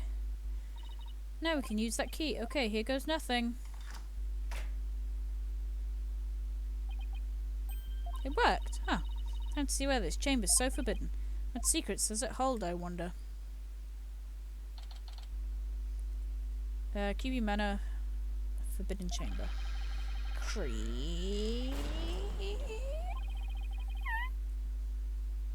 This door needs some serious oil. That's like nails on chalkboard. Oh right, forgot about those super good ears of you. Ooh, look at that, look at that, look at that, look at that, look at that, look at that, look at that. Look, more feathers.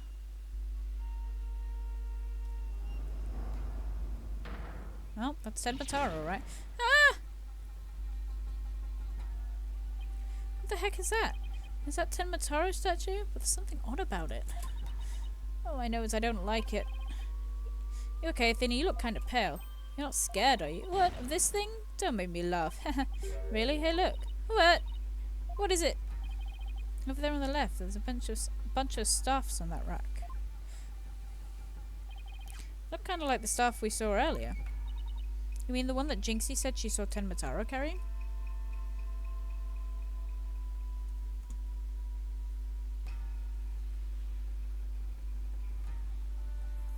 That's our child. I mean, I can't say she's wrong. I would, as well. It's Tenmataro. Can't say no. You mean the one Jinxie said she saw Tenmataro carrying? Yeah, I bet our Tenmataro impersonator really did come in here at some point. Well, what are we waiting for? Let's search this place.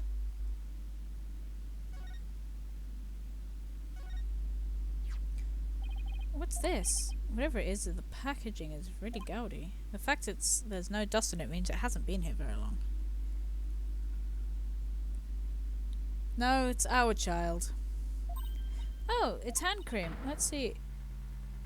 what brand it is. Je suis Labelle. Labelle? What the... But then, wouldn't that mean Miss Labelle was here? I guess so, but why? Well, whoever was dressed up as Ten Mataro must have taken the stuff from here in the Forbidden Chamber.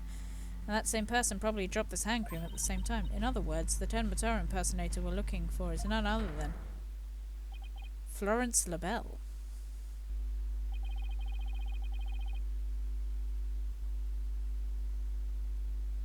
Basil, you say that statement as if I can't pull up several screenshots of over several apps of you being just as bad or not or even worse. No, I don't. I don't have standards, but like sometimes neither do you, and that's okay. This might be a big break for us in court tomorrow. Now all we have to do is get the truth out of Mayor Tenma.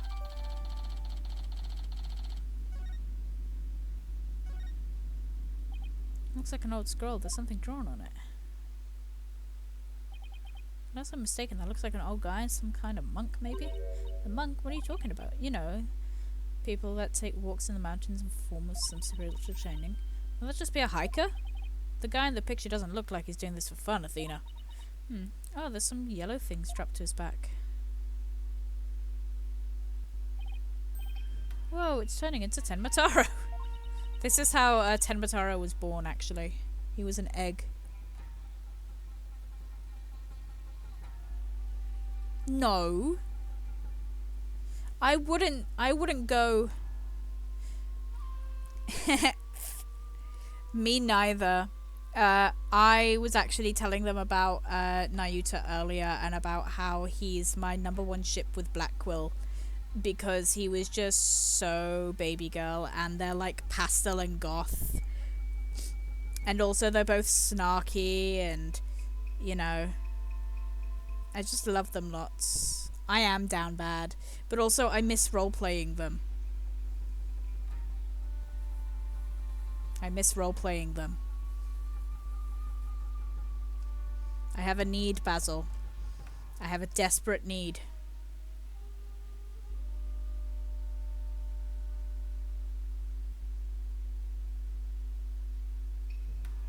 Don't do what I think you're gonna do. Don't do what I think you're gonna do. Fuck, you did what I thought you were gonna do. Is this how Ten Mataro was born? Well, whatever it is, it's definitely creepy.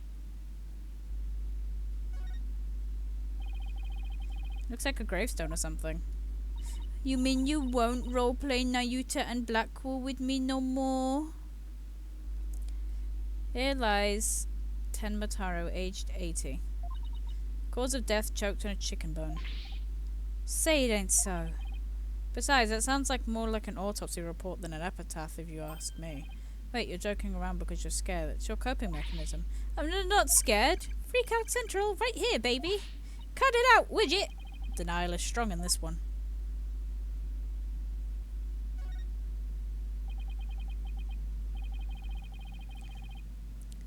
Yeah, but we can try again. That's why I'm playing through Dual Destinies. I'm playing through Dual Destinies so you can remember. And then I'll play through Spirit of Justice so you can remember and you can get attached to him again. I mean, I don't know if you can physically watch me play Dual Destiny, Spirit of Justice, but like, if you can, you should. Black feathers, they look exactly like the ones in the Fox Chamber. That means the killer must have been in here at some point. The question is why? Maybe the Ten Mataro costume was hidden in here. I mean, if somebody carried it through the manor, it would have stuck out like a sore thumb.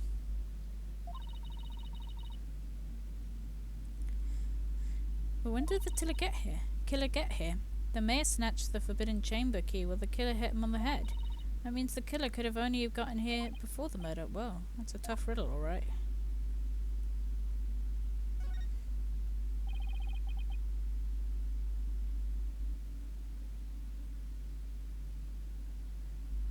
but like, those are the filler ones. You just like it because we get gripped up by Blackwell. You mean you don't want to see the ones that make me cry? A stone lantern. Like those Japanese garden lamps. Where's the switch? Lamps like these were lit by fire, not electricity, so there's no switch. Oh, here it is. What? It was hidden out of sight. I see Tenmataro's cell has been outfitted with all the amenities a yokai could want. Alright, that guy. Oh, that's one fucking big statue. Must be something like 15 foot tall. And look, this Tenmataro has a staff. But the one in the scroll didn't have one. I wonder why. I feel like this could be significant, but why? Let's take a closer look. First, go around this table here. Apollo, are you sure that's a good idea? Hey, looks like some kind of compartment at the base of the statue. Don't open it. Who knows what might be in there? Oh, really? Oh. From all the dust and cobwebs. They say it hasn't been opened in a really long time. That's enough, Apollo. Let's just set it in. Hey, wait, there is something in here. The fuck is that? Looks like some sort of figure, but it's so dusty. Just not the same thing. Because we can't have a Blackwell one. And then they won't be lawyers. And then we can't do the princess thing. And then I can't gender bend Nayuta whenever I want to. Wonder what it's doing there.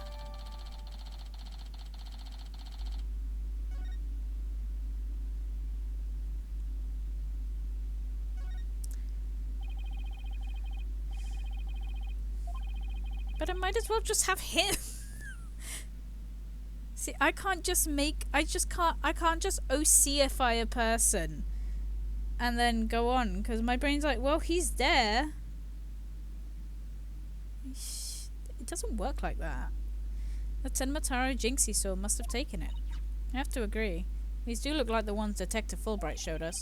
Why do you think there's so many here? Maybe there's spares. Tenmataro might be, you know, absent-minded or something.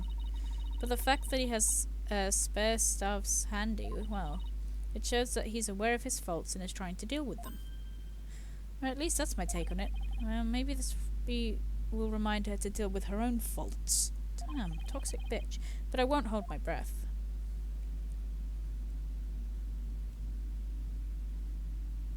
Hello. It's okay. Oh hey, look, there's an air vent here too. I guess even forbidden chambers need proper ventilation. But I don't think anyone could reach this one either. And there's nothing to stand on here. I wonder where this vent leads. Well, the Fox Chambers vent didn't branch this way, so maybe it doesn't have anything to do with this case after all.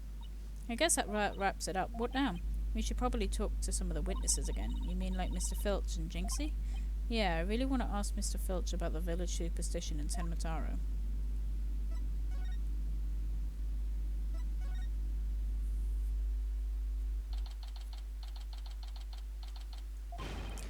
The curse, the curse, the curse of Tenmataro. Beep. Eek. Fucking widget. You outsiders are ignorant to them superstitions at our peril. Mind your own business, will ya? Youch, what was all that about curse? Tenmataro's gonna curse us all. Let's just stop sticking your nose where it don't belong. Stop the investigations. Listen to what them superstitions say. Right, how about obeying the law before you go obeying the superstition? Huh? Hey, what are you doing with Widget around your neck? He's mine! You know better than to go around stealing people's stuff like that. Same goes for my bracelet. Sorry, I promise I won't do it again. Tisk, you almost kidnapped my sweet little Widget. Big Jack! I'm sorry. I guess you can't teach your old raccoon dog new tricks. As long as we have him here, I guess we should ask him about what happened. I don't want to talk to him, really. I can't believe you did that to us. It's one thing to steal a pair of shoes, but to steal Widget? Yips! Mercy, mercy. I can't seem to control myself. It's that thieving blood running through my veins. Thieving blood? What's that supposed to mean? Glad you asked. The infamous bandit Izuki Kozo was my grandpappy. Take a gander at this. What exactly am I looking at? Looks like another one of those yokai to me. It's none other than the Izuki Kozo. Robbed from the rich to give to the poor, he did.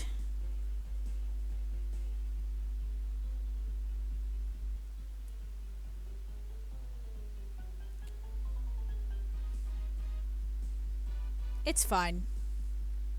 I'll keep you on your toes. And he'd leave one of these figures at the scene of the crime. What's more, I'm his grandson, 'cause he was my grandpappy. Oh, you don't say. Thieves' honest truth.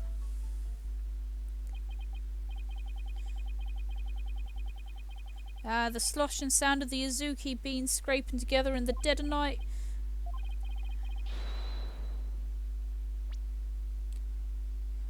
It's the magical sound of dirty money getting washed clean before giving out to the poor. I'm Izuki Kozo, washer of money, giver out of wealth reborn. Forget the money, you should be washing yourself of this nasty habit. Wait a second, this figure looks familiar. Yeah, it looks just like that old dusty figure we found in the Forbidden Chamber.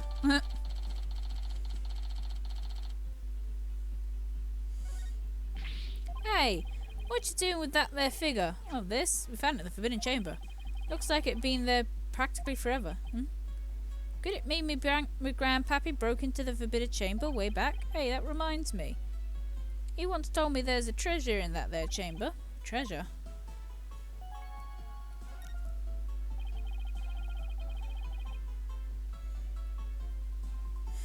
What do you know about the treasure in the Forbidden Chamber? Only that it's the greatest get rich quick chance you'll ever have. Grandpappy told me all about it. Said there's amazing treasure in there.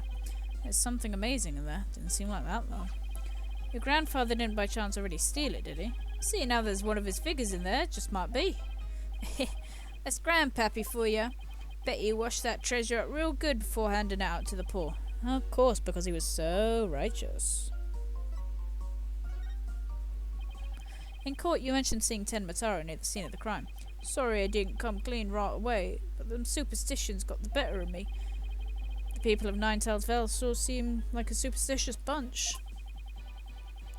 Not surprised you wouldn't want to talk about seeing Ten Mataro. Darn right! Them superstitions scare me out of my wits, I tell ya. That's why I'm going to do exactly what they say from now on. So you plan on staying here in Ninetales Vale? Yep. I'm going to keep living right here and keep on with the good old ways, just like Grandpappy did. Them superstitions are like a rule book to me. Wait, you saying you actually believe in these old wives' tales? Ain't you been listening to a word I said? You're going to do exactly what they say? Well, I mean, the rule book says you have to leave. Yeah, if you tell people about it, you have to leave.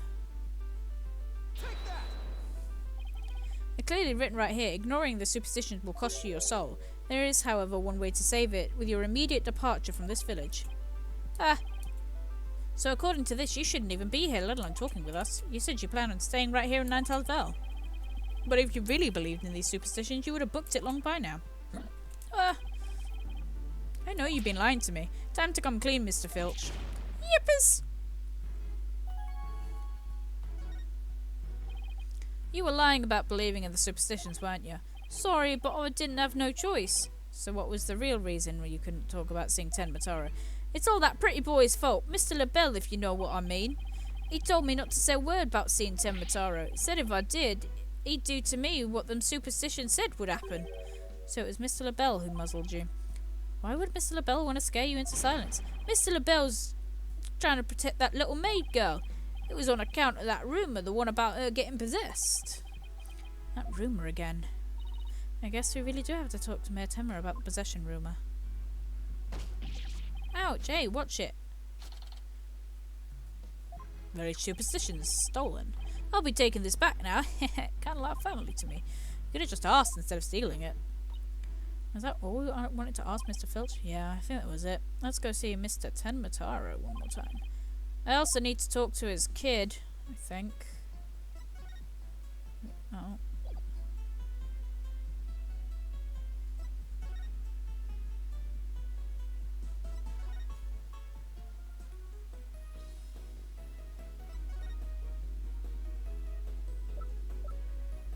Where's my section? Okay, well. Detention center. Okay, hydrate time. I guess it really is like brother, like sister, because Reese told me to hydrate at the beginning of the stream as well.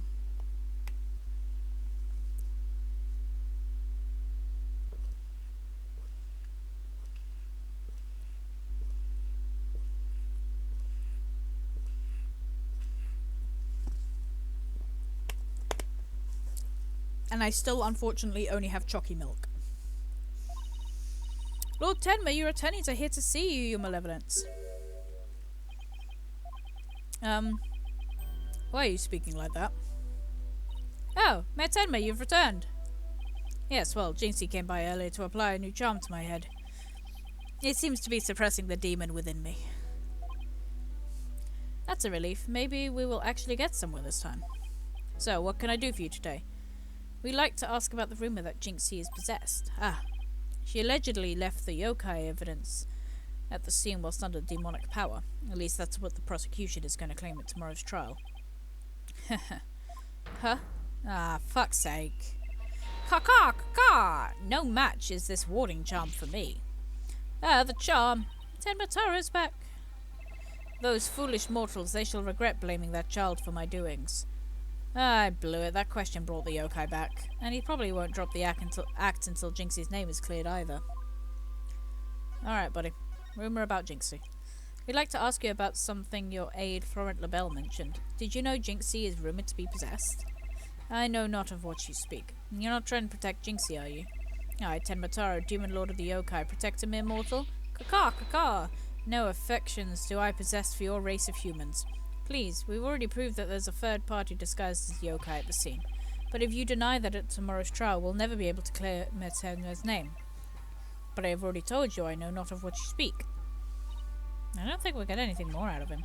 It's all over unless we can somehow prove that Jinxie didn't plant the yokai evidence. Hey, Apollo, I think I've got this one. I think I can prove she didn't do it. Really? Sure. We should be able to use psychology to explain the whole possession thing. Knock yourself out, then. I can really count on her when it counts. The real story. Mayor Tenma, Jinxie isn't possessed. I believe her so-called possession episodes are a form of somnambulism. Yeah. Somnambulism? You mean sleepwalking? Yeah, I believe she's exhibiting a rare form of the disorder. It's usually brought on by repressed stress. She does seem very stressed. It is. Please. A house in this economy, upping it to 20k. Sorry, we gotta adjust for inflation, you know, mortgage and all that. Can't have you paying it off in cash. Mr. Mayor, didn't her symptoms start soon after she began her job in Ninetail Vale? When the child visited last.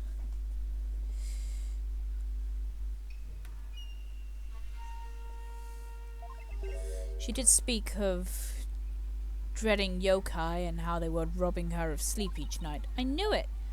The lack of sleep is causing her to enter an unconscious state, and now that means she can't be trying to protect you. And that means she can't be trying to protect you, at least not on a conscious level. So then, the Tenma Tara that was spotted at the manor wasn't Jinxie. That is very threatening, Vax. I am thinking about removing the glasses thing. Sleepwalking, eh? That would indeed explain the matter. Oh look, Tenma Tara's spirit. It left the mayor's body. Can you tell us the truth now, Mayor Tenma? Very well. It's the least I could do for a superb exorcist such as you. My good, you can? Mayor Tenma, you didn't leave those feathers and tracks at the scene, did you? I did not. Neither I nor Jinxie have anything to do with that. That was the killer's doing, no doubt. I knew it. You suspect Florent is behind all this. But why? Did he really want Ninetail's Vale that badly? Can you think of any reason why? Looking back, he did seem fixated on Tenmatara for a spell. Could it be? Perhaps he was attempting to what? That's crazy, you saying that yokai is real? Whatever the case, Tenmatara brings nothing but pain and misfortune. It is as the superstition warned, you must not gaze upon him nor free him from his prison. But how can people actually believe that? What was his ad? What?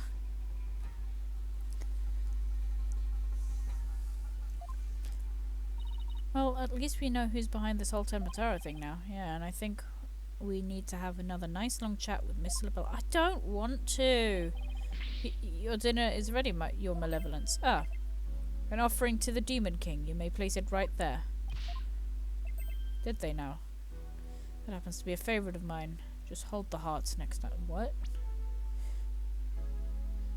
Oh, the kitchen crew poured their hearts and soul into making it.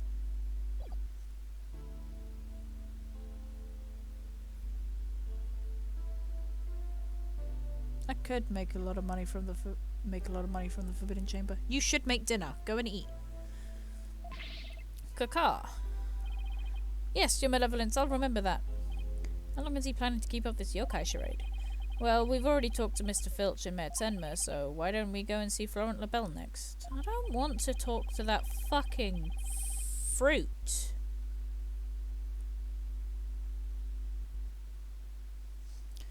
You wouldn't be able to claim that the Tenmatara was Jinxie or the mayor anymore. The real question is, how are we going to get him to admit it was him?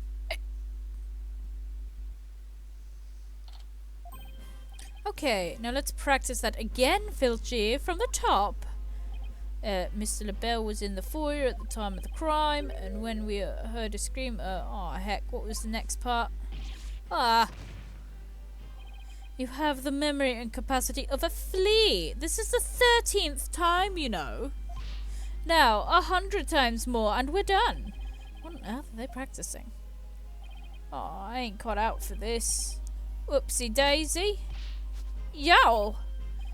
Oh, begging your pardon, Mr. LaBelle, sir. Just, unbelievable. What if you had sullied my outfit with those grubby paws of yours? Did Filch LaBelle's wallet right now? Oh my god. So what do you think they're up to this time, Apollo? Oh, it's you two eavesdropping, are we? You peasants are so tacky. But what do you want with me? Your confession to being the Tenmataro imposter would be nice right about now. Let him cook! Purple guy.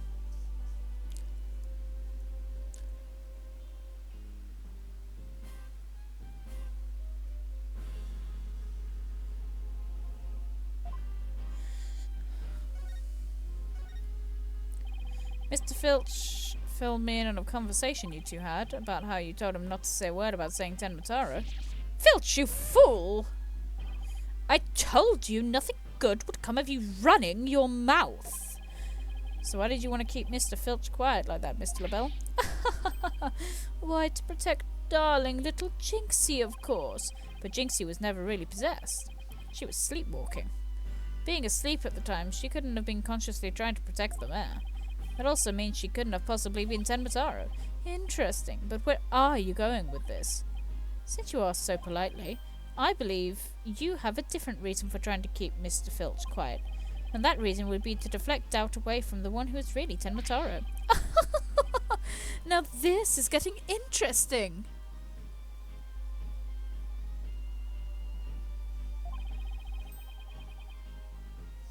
Are you insinuating that I'm Tenmataro?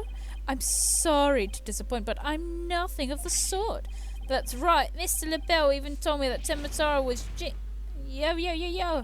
I said Tenmataro was Jinxie, you fool.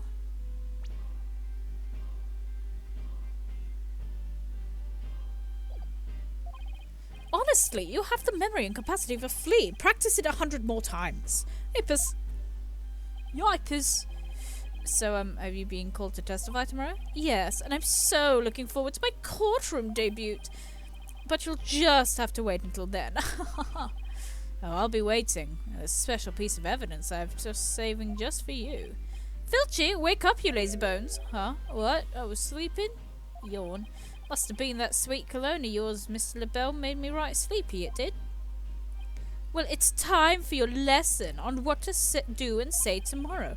Oh, I'm begging you, not another lesson. I'm not cut out for this thinking and remembering stuff. Ah, thank you.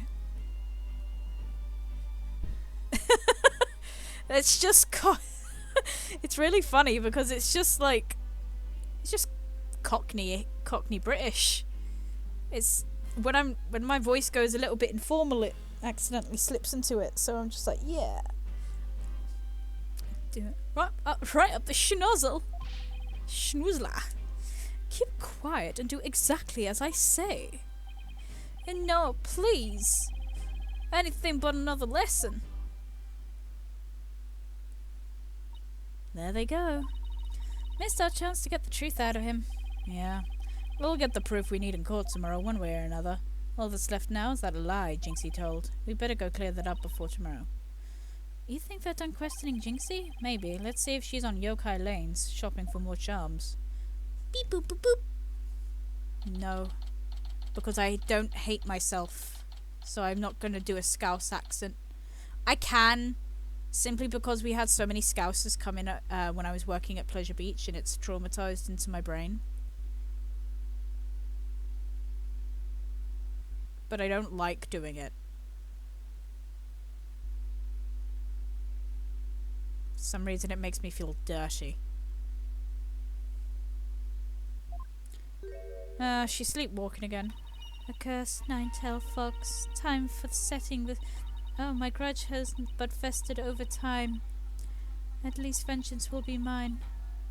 Yeah, I can. Grr. Grr. She must be sleepwalking again.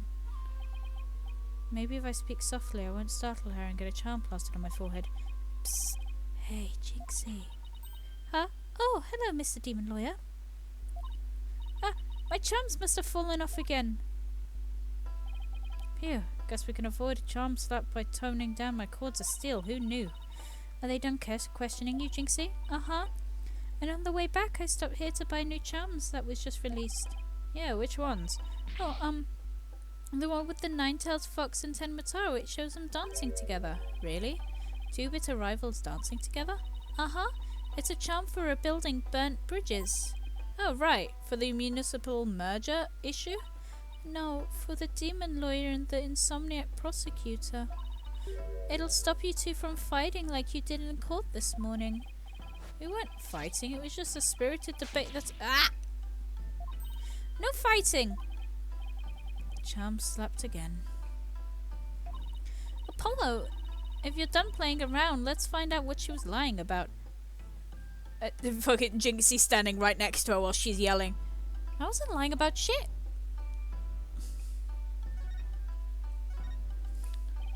Jinxie, it seems like you're starting to remember things.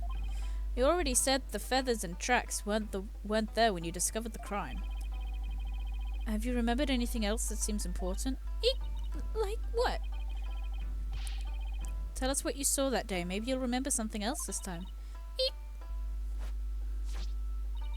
When I opened the door, Papa and Alderman QB were collapsed in the fox chamber. That's when Papa told me to call an ambulance and the police. That's all he said before he passed out in the chair. I knew it. She's holding something back. No, not your fingy! I kiss it better. Mwah! There you go. I know it. She's holding something back.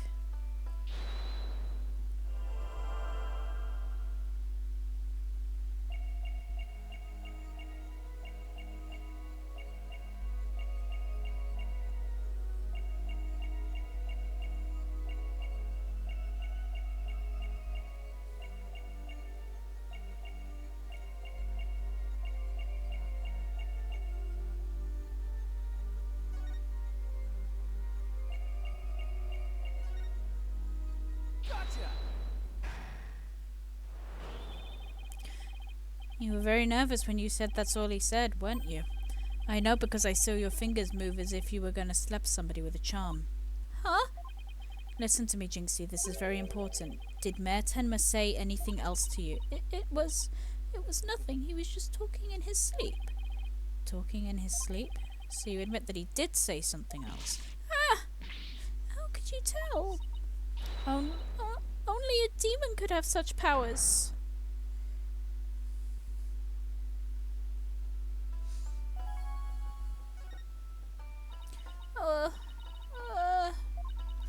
Like I said, he was just talking in his sleep. I mean, why else would Papa say something like that? Could you be a little bit more specific? Before he fainted, he said, "Forgive me, Jinxie. I killed Alderman QB." He said what? The mayor actually confessed to the crime? But he didn't mean it. He couldn't have possibly known what he was saying. He was probably possessed, or he was in the middle of a nightmare. A nightmare? No, this is a nightmare. This is one statement I wish I'd never heard. What do you miss? What in the world are we going to do now? Return to the basics? That's right. Always believe in your client, no matter what happens. That is a lawyer's greatest and most trusted weapon. Right. Just believe in my client, even if all I can see ahead is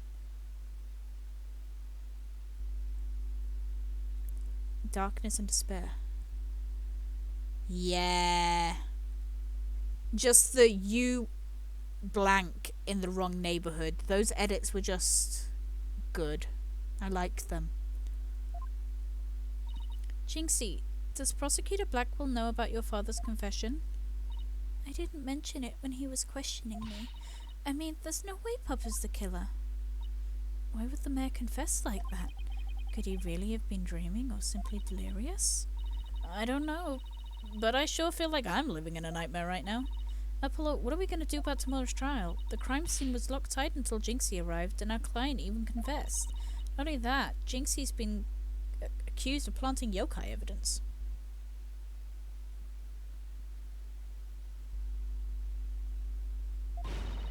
Both the mayor and Jinxie are going to go to prison if we don't do something. I know. Well, let's see here. A lack of a third party in the locked room is a major problem. Jinxie has testified that when she first opened the door, Alderman QB and Mayor Tenma were the only people she saw in the Fox chamber.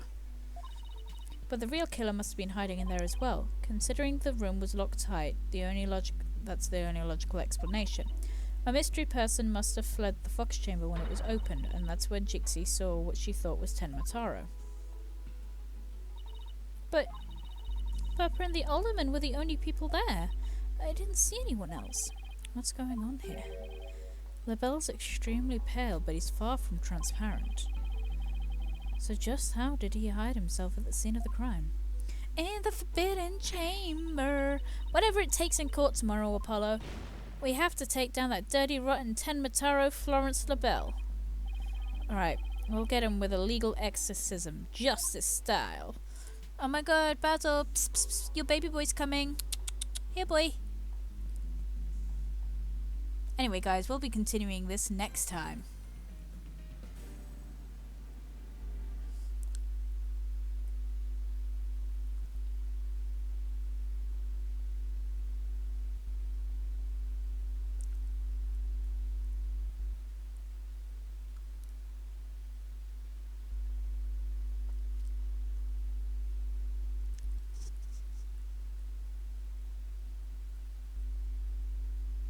Of course, I'm not that cruel. I'm not actually going to stop it right now.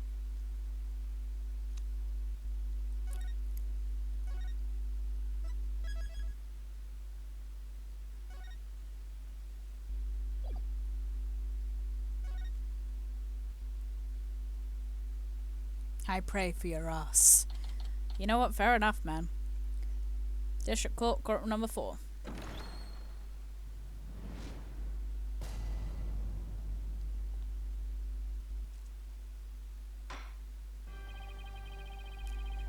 Court is back in session for the trial of Damien Tenma. Apollo Justice Defense Team Leader is ready, Your Honor. Athena Sykes, Assistant Defender, is ready too, Your Honor. Je suis prête. As chipper as ever, I see, and in French, no less. And the prosecution? He has been shackled again. He looks so sad. It's your boy! You're here! He's here! He's so sad. He's been shackled once more. Very well then, by the way, I asked Detective Fulbright to provide steadier shackles today. There will be no more of your funny business this time, Prosecutor Blackwell. Now then, your opening statement if you would. I believe it's standard procedure for the prosecution to handle it. Looks like the judge is really bringing it today. He probably realized how Blackwell played him. It was one mean game, if Simon says. Yeah, his honor has to fight to defend his honor today. Your boldness. And his baby. It's your baby girl and his baby girl. It's plain to see that you've always dreamed of delivering an epic opening statement. I have? I don't know if I'd say that. Why, of course you have. I saw it in your eyes the last time you gave the opening statement. That was the look of one who had yearned deeply for the thrill of an epic opening statement. For decades now, you have been watching opening statements from your bench. They were the crown jewels of the court, the one thing you could not possess. Crown jewels of the court. Now, at long last, they are within your grasp. How could you possibly refuse? Oh, so you don't mind if I do it then? I'll make a special exception just this once. Here we go again. Yep, more of Blackwell's mind games.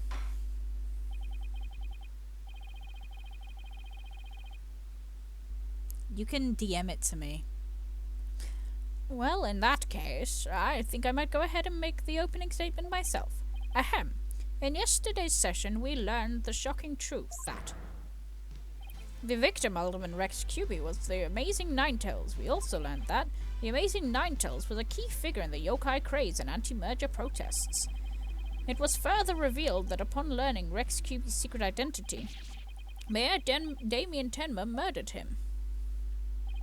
The fact that the crime took place in a tightly locked room also was brought to light, and the only people in that tightly locked room were the defendant and victim.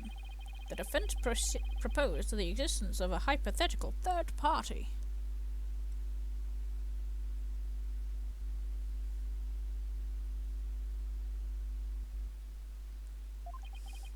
But further investigation reveals no proof of a third party who had escaped the room.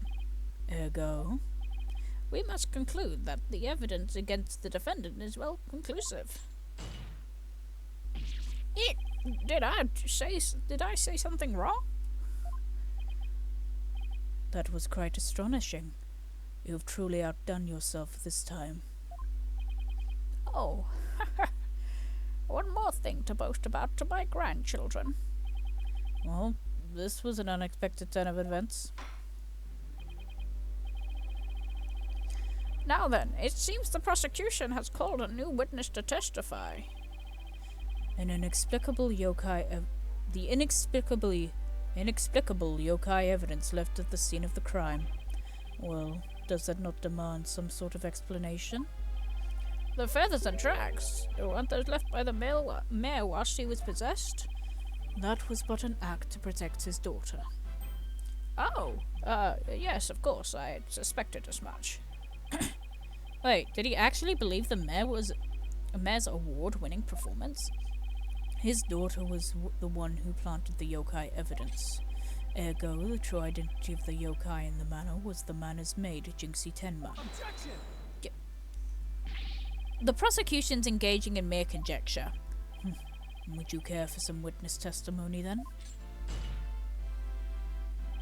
For I am ready to prove that little scamp is the one behind Tenma Taro's farce. Witness testimony, I bet he means Filch and that creepy little bell. Very well then. Bailiff, would you bring in the first witness?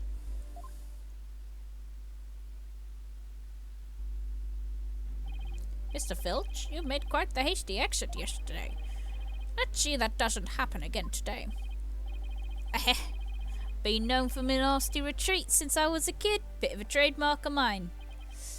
Indeed, you managed to give a total of 5 bailiffs the slip. Like those amateurs could have ever nabbed me, eh? No, I'm in it now. I don't want to stop. Yippers! Perhaps we should shackle you by the neck. That would keep you in place. Yippers! No, please, I'm liable to rip my own head off if I start running. Your statement, now. Yes, sir, Mr. Blackhead, sir. He may beat a hasty retreat, but there's no escaping Prosecutor Blackwell. Hey, yo. Oh shit, it's nearly 2 AM. It's fine, I'll get to the... I'll probably just play until the end of the game. Until the end of this case. I don't have anything to do tomorrow. Well, I do, but I might... You know. He might be a hasty retreat, but there's no escaping Prosecutor Blackwell. Yeah, Blackwell doesn't strike me as the give-up-easy type. Now then, Mr. Filch, your testimony, please. Specifically, the true nature of the yokai you saw in the manor shortly after the crime.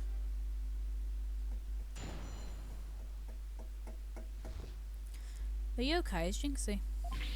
Den Mitaro is really that little maid gal. Ain't no doubt about it. I mean, the Den Mitaro I saw is just a little thing about her size. But the little runt had a big old staff. I seen it when she came into the foyer. Betcha she stole it from the Forbidden Chamber after stumbling onto the crime scene. She was going to use it to wallop me on account of my fierce reputation, I just know it. So, Den Mataro was short in stature. And that's because it was Miss Jinxie Tenma all along. You betcha, besides, all the rest in the manor are way taller than her. Feigning height is but an easy thing. But a big ox like the defendant could never pass for short. What if the Tenmataro impersonator was walking on their knees? Weren't no knee walking, I seen it myself. Then perhaps the yokai really was Miss Tenma after all. All monsters are naught but tricks, either of the mind or of the cheap parlour variety. So you're saying that she created an illusion like one of those magical eye things? Precisely.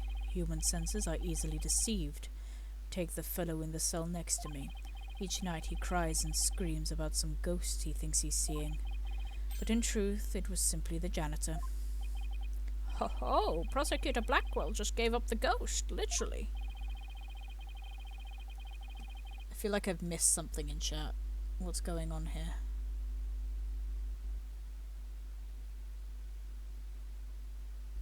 Oh, it's just a character trait. The janitor's deathly complexion and all-white attire are, no doubt, partly to blame. That and the fact he constantly mutters about taking vengeance for this or that. That actually sounds like a real ghost to me. The defense may now cross-examine the witness.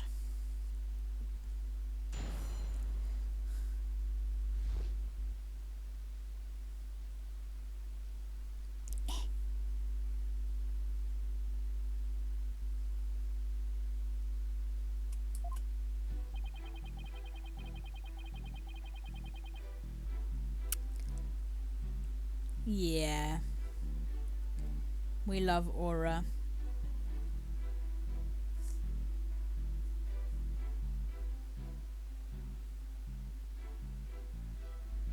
We stand Aura in this house. Okay. Tenmatoro is really that little maid gal, ain't no doubt about it. I mean, the Tenmatoro I saw was just a little thing about her size. But the little runt had a big old staff. I seen it when she came into the foyer. Betcha she stole it from the Forbidden Chamber after stumbling onto the crime scene. Hold it! I suppose you mean to say that Jinxie Tenma entered the Forbidden Chamber to get one? Well, I ain't never seen a staff like that in the manor, so it had to be the Forbidden Chamber. Oh, really?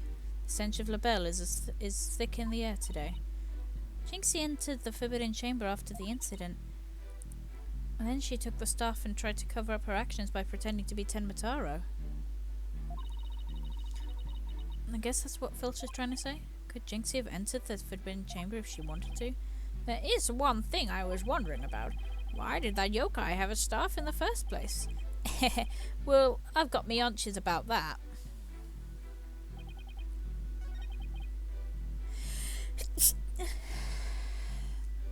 I think... Oh, cool, I got my full bar back. Hehe. I want to say she couldn't have because... Objection! I'm so smart, chat. Thank you. It would seem that Ten Mataro was, in fact, not this innocent little girl. Huh? How you figure that out? You claim Ten Mataro. The Ten Mataro you saw had one of those staves from the Forbidden Chamber. Thanks.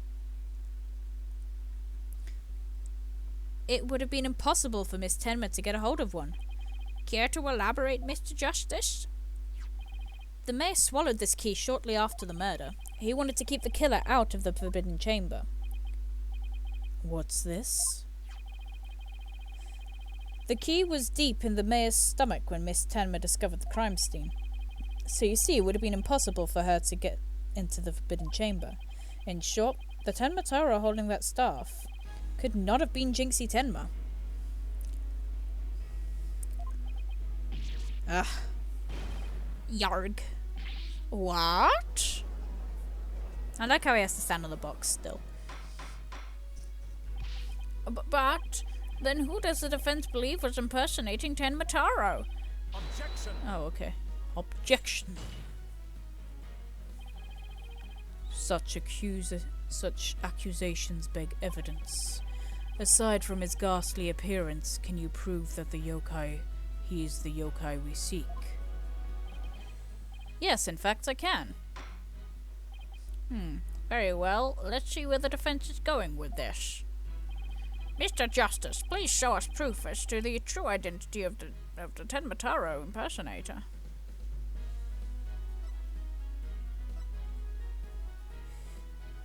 Take that! We found this hand cream in the Forbidden Chamber, and we know that whoever was Ten Mataro was the one... We know that whoever was the Ten Mataro took one of the staves out of there. In short, we believe whoever this hand cream belongs to is the yokai impersonator we're looking for. But Mr. Justice, how do you propose we identify the hand cream's owner? I'm glad you asked, Your Honor. The defense requests a fingerprint analysis on this piece of evidence. It might tell us who it belongs to. Interesting. So you expect to find the yokai's prints there? Very well. I hereby call a short recess while we wait for the fingerprint results. No need for that, Your Boldness. We have the prints of everyone at the manor that day. Oh. You called, Prosecutor Blackwell? Could anyone be more whipped? Fulbright, analyze this for prints. You have 3 minutes. Your wish is my command. Very well then. I guess we'll just wait right here.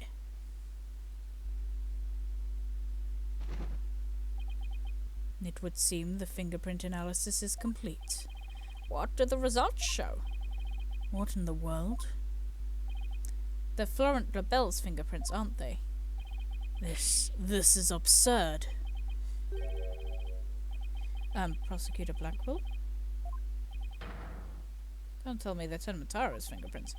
Fingerprint analysis has revealed that the prints belong to...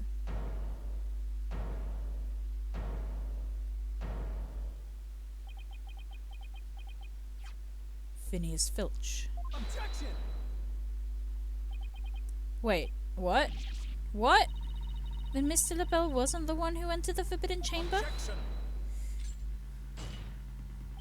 Why, you tricksy little tanuki. Explain yourself now. Sure, them prints are mine. I mean, I did pilfer that hand cream from Mr. Labelle after all. So you're the one who entered the Forbidden Chamber? So what if I did? Got a problem with it? Yippers! You fool of a tanuki.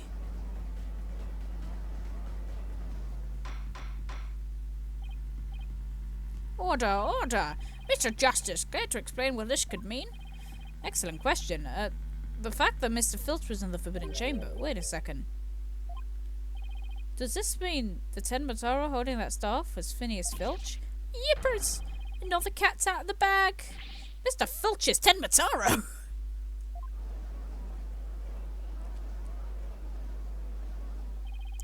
I don't understand. Does this mean Mr. Filch is the real killer? The witness will explain himself this instant. Begging your pardon, your honourship, but I was just doing what the alderman told me. He wanted me to be Tenmataro in the village exorcism ritual. Oh, you mean that event at the Ninetales Vale Festival? So that was you inside the Tenmataro costume? Yep, and after the event I went to watch the pro wrestling program. But it bored me to tears on account of the wrestlers being complete jobbers. I don't know. I don't remember. So he didn't actually watch the entire wrestling match. That's when I looked at the Tenmataro costume and got a great idea. Nobody can tell it's me when I'm wearing it. And 'cause of them superstitions, no matter what I do, the villagers won't say a word. I do. In other words, you use the superstitions to effectively render yourself invisible. Why did you want to enter the Forbidden Chamber in the first place? 'Cause of the treasure in there. I thought that was my big chance to sneak on in and just nab it. The treasure? Only that it's the greatest get-rich-quick chance in the universe. Grandpappy told me all about it. Said there's an amazing treasure in there. He went in there not knowing his grandfather had already pilfered it. Yes, that's one tale that didn't get passed down from grandpappy to grandson. Wait, how exactly did you get into the Forbidden Chamber? There was a meeting in the Fox Chamber that day. Plus, the mayor swallowed the only key to open the Forbidden Chamber door. You couldn't have possibly got in. I could through the air vent in the foyer.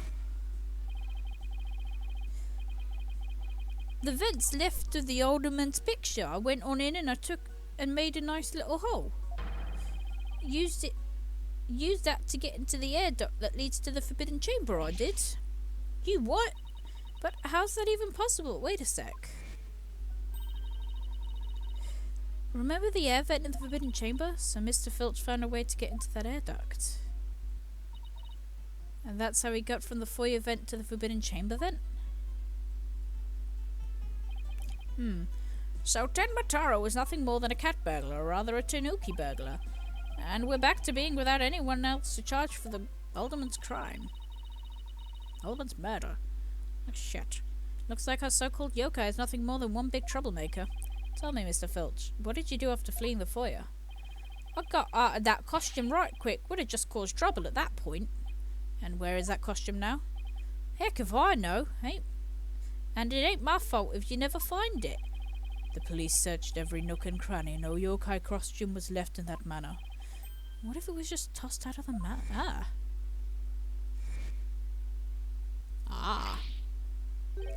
No way, but maybe, just maybe.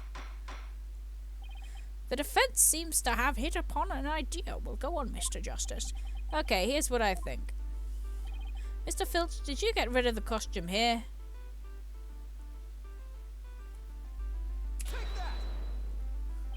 Did you toss it out the window? Because that would entirely explain why it didn't turn up inside the manor. You think I tossed it out the window? That costume cost me a pretty penny. So why would I go and do something like that? I can think of a few reasons. Any bright ideas, Apollo? Well, assuming the costume really was tossed out from the window, then the next question was what happened to it after that? And if I'm remembering it right, I might just have the thing to prove what happened to the costume.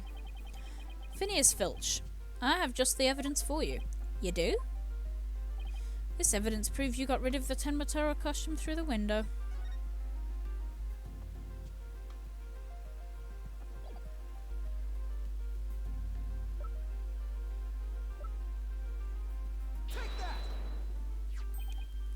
That's Tenmataro flying through the sky? And how does that prove Mr. Filch threw the costume out the window? It's quite simple. That's not Tenmataro in the photo, it's the costume Mr. Filch threw out. Oh, that's crazy talk. You ain't serious, are you? Fucking flu? There's a steep cliff right to the side of the foyer window, meaning the manor's pretty high up. The costume flew the air after it was tossed out. That's when the photo was taken. Oh my god, hi Annie. Hi baby. In other words, the photo of Tenmataro really was flight of fancy. What? Yikes! Hi. Oh my, so there never was a yokai. Aw, I can't keep any of them cats bags. Can I still file a claim for the lost costume?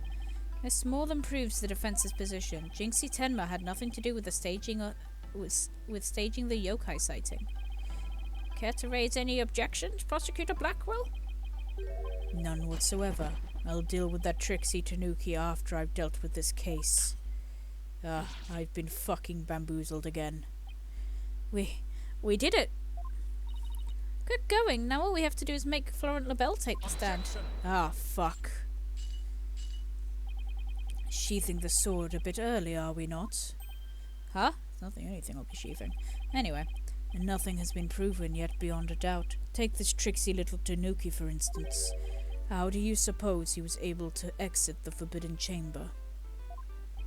Probably the same way he got in. Through the chamber event. And what of the feathers and tracks at the scene of the crime? They would suggest that Tanuki exited through the chamber door, not the air vent. Objection! But the Forbidden Chamber doesn't open from the inside, so what you're saying makes no sense, right? Someone on the outside opened the door for you, isn't that right? Yep, that's right, Mr. Blackjack. The door suddenly sprung right open. Sprung right open? Who was on the other side? Didn't get a good look on account of the sudden glare. Like how the reflection from my head blinds fellow moviegoers emerging from the dark. That's when I snatched the staff and made my daring escape. That little maid gal spotted me as I hightailed it down the hall. That means the Forbidden Chamber wasn't open until after the crime was discovered. But wait, we still don't know who opened it. Maybe there really was a third person in the Fox Chamber. Well, you little Tanuki, when the Forbidden Chamber opened, did you see the accused passed out there? Nope. Only one that was there was the alderman, and he was dead as a doornail. And if the accused wasn't there, what do you suppose he was up to? Uh-oh, I don't like this. Don't tell me. Plainly, the only one who could have opened the Forbidden Chamber was the accused, Damien Tenma. Fuck. Clear our case. Hold it. Wait a second. There had to be somebody else beside Mayor Tenma there. Really? And who might that be? Oh, well, that would be. It seems our feisty little lass has forgotten the most important thing. Evidence. I didn't forget. I was just testing your attention to detail. Miss Sykes, you can't prove your point without proof of some sort. It's a proven fact. Sorry, guess I put my foot in my mouth again. No, Athena, we're definitely onto something here. We are? Think about it. If Filch was stuck inside the Forbidden Chamber, one of the alibis we heard no longer hold any water. The defense would like to call a new witness to the stand, someone who knew Mr. Filch was stuck in the Forbidden Chamber.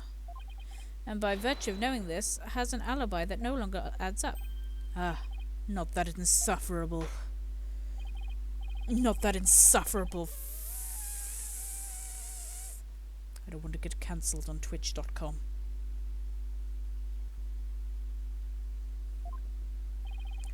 Whose alibi no longer adds up?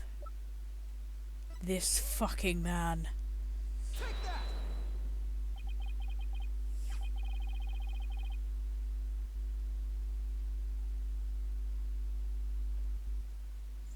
Why, that's the defendant's aide, Florent Labelle.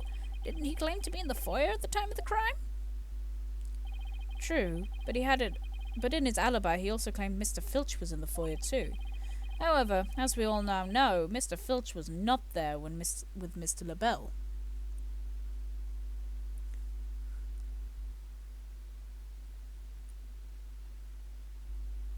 I feel like you're trying to communicate with me, Kirby, but I don't know what you mean.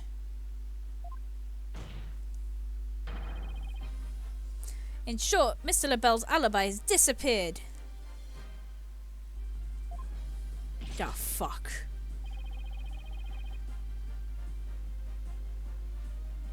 Florent LaBelle's alibi was one big lie.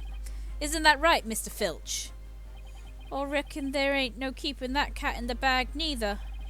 It was all Mr. LaBelle's idea. He told me he'd button his lip about me breaking into the Forbidden Chamber, and in return he'd said we vouched for each other's alibi. Shame on you, Mr. Filch. Perjury is a serious crime, you know. Aw, shucks. Mercy, your ownership, mercy. Ah!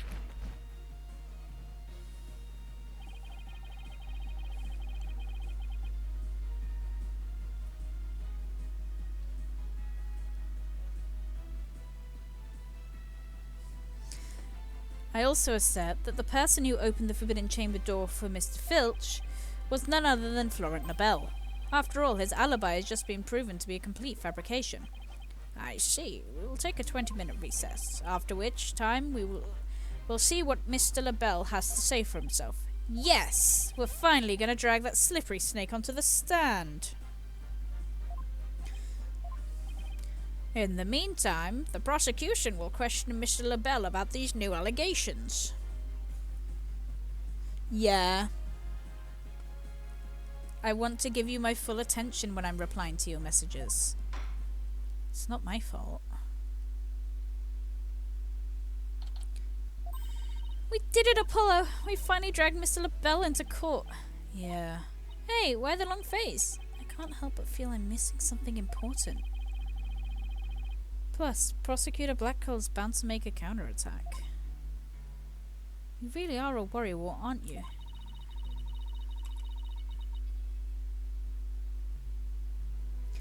That mystery figure who opened the Forbidden Chamber door for Mr. Filch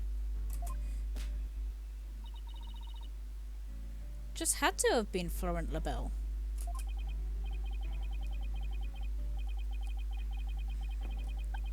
I know, but that's not what's bugging me. I wish I could put my finger on it, though. At any rate, the big showdown with Mr. LaBelle is up next, so chin up, Apollo. Yeah. Hey, he's green now. He really is the Joker. Court is back in session. Our next witness is... Yes, I'm acting on behalf of the mayor in this very important matter. It seems the witness is predisposed at the moment.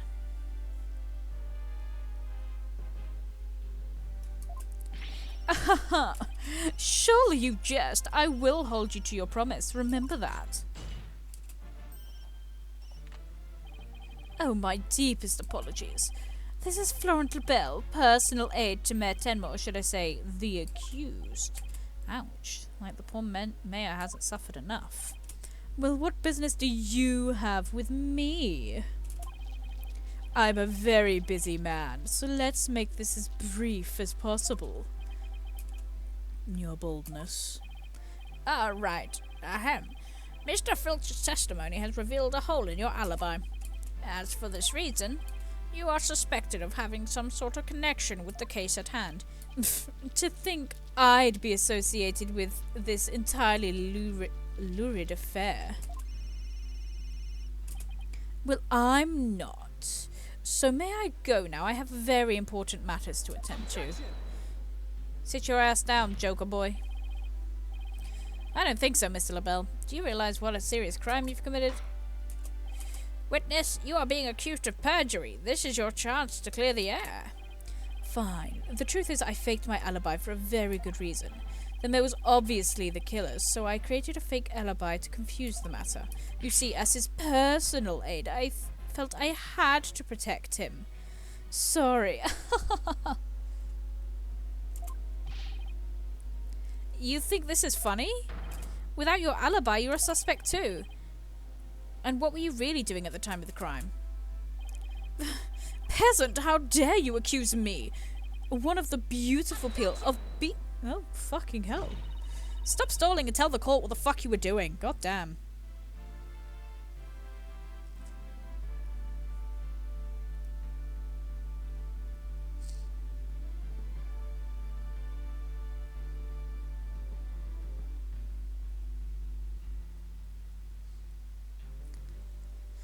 Silence. Oh.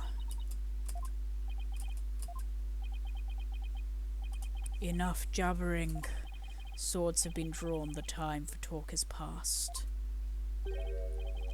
Swords? What swords? My sword. This is a drill to the death. The fate of the accused rests in our hands. Begone, ye of cowardly hearts. These shackles can't fucking hold me anymore. The battlefield hath no place for ye. Again? Oh my. Spare me, please.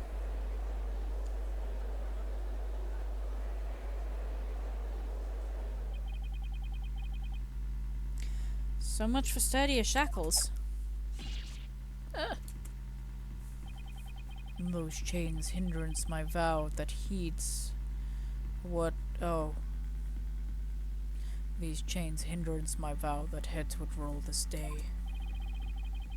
This gives keeping your head on in court to a whole new meaning. Will the witness please deliver the accused death knell? You know of what I speak. Most certainly. His goose is already cooked. Time to stick a fork in him. Huh.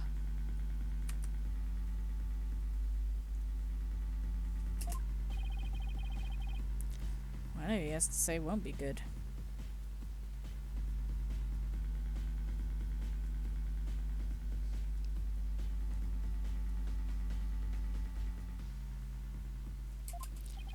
As I told Prosecutor Blackwell during the recess, I rushed right over to the Fox chamber when I heard little Jinxie scream. What? Then, drumroll please. I saw Mayor Tenma opening the Forbidden Chamber doors. But there you have it. The mystery man who opened the chamber door, as witnessed by one Phineas Filch, was the accused. There was never any third party. Oh, and that's not all. I heard something quite startling there at the scene of the crime. Startling sounds bad. The mayor, who was barely conscious, muttered this. Forgive me, Jinxie, I killed the alderman. That's right, the mayor actually confessed to the murder right there and then.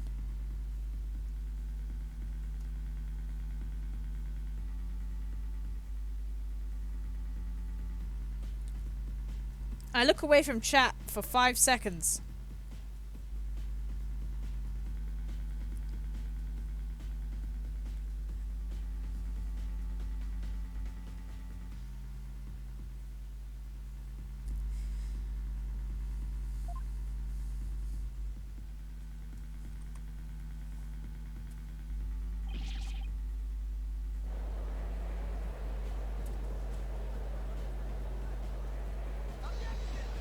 Thank you.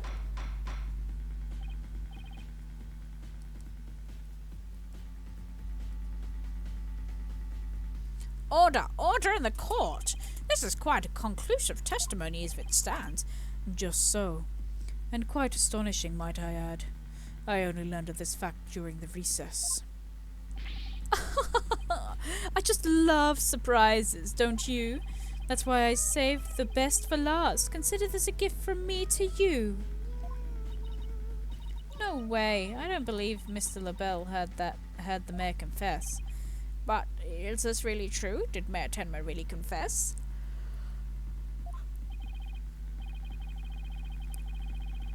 It is indeed. During the last recess I confirmed with the mayor's daughter. It would seem Mayor Tenma actually did confess. That testimony is quite favourable in the prosecution. This is LaBelle. Yes, I called earlier about some party reservations, that's right, and I'll be calling my little shindig Mayor Tenma's conviction gala. A splendid time is guaranteed for all. All but the mayor in his defense. Well, as it seems our witness is a very busy man, let's get straight into his testimony.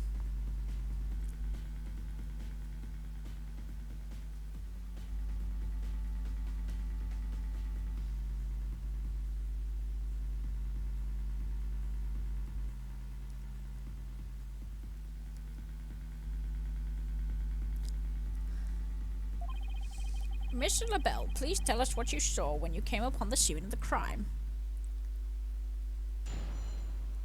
Annie, are you okay? Can't believe he's literally the fucking Joker. I was in the hallway, hiding in the shadows. That's when I heard the confession. Upon learning of her father's crime, little Jinxie fled without ever noticing me. Immediately after that, the mayor came too, stood up and opened the forbidden chamber. As I ran in terror, the demon emerged from his prison. In shock, I fled down the hallway to the right, the one with the phone at the end. Well, that's not right, because if he did that, Jinxie would have seen him.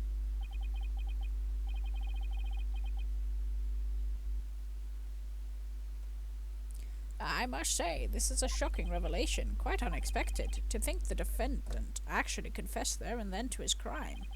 Perhaps the guilt was too much to bear, so he confided in his daughter. You do realize you should not have withheld such crucial testimony from the court. Once again, sorry. It's just I feared being accused if I mentioned coming upon the most unpleasant scene.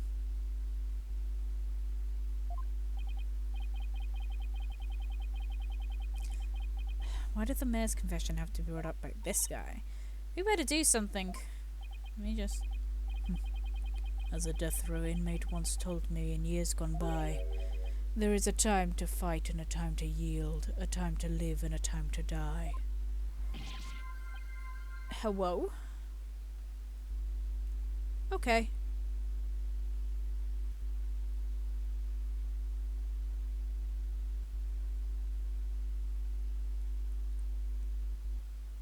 Okay, anyway. The defense may now cross-examine the witness. Alright, I was going to check the court records. Yeah, we're still going to check the court records.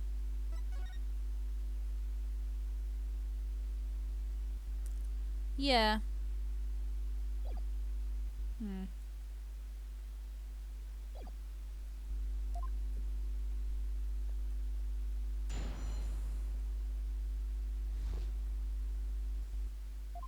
Okay, hiding in the shadows. That's when I heard the confession.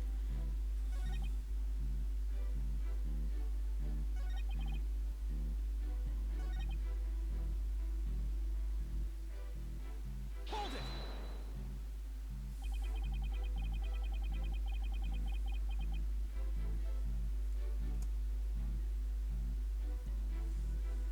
I mean, you guys can untime out her. If you want. You're both mods. So after you fled into the hallway, the phone at the end, then Matara ran off towards the foyer. Precisely. Notice any inconsistency, Apollo? Well, Jinxie also saw Matara, right? She did. So they passed each other in the hall after she made the call to the police.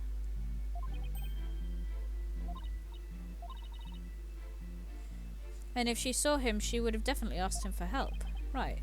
It doesn't make any sense. If we don't find some way to poke a hole in his testimony, Mayor Tenmer is as good as guilty. This is bad, very bad. We need to find inconsistency, a mistake, a conflict, anything, please, God. Okay. I'm gonna save. I'm gonna present.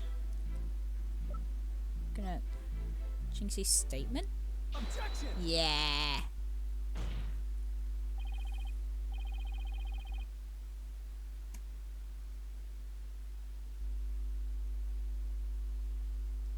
Florent LaBelle, you are lying about having witnessed these events from the hallway.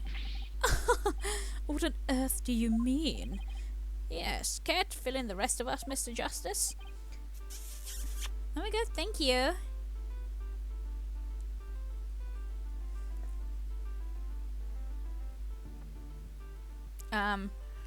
If Mr. LaBelle had really fled down the hall with the phone in it, he would have crossed paths with Miss Tenma. What's this? After she discovered the crime scene, she immediately went to call the police. Then, after making her call, she went back to the main hallway, whereupon she encountered the demon yokai, or whatever you want to call it.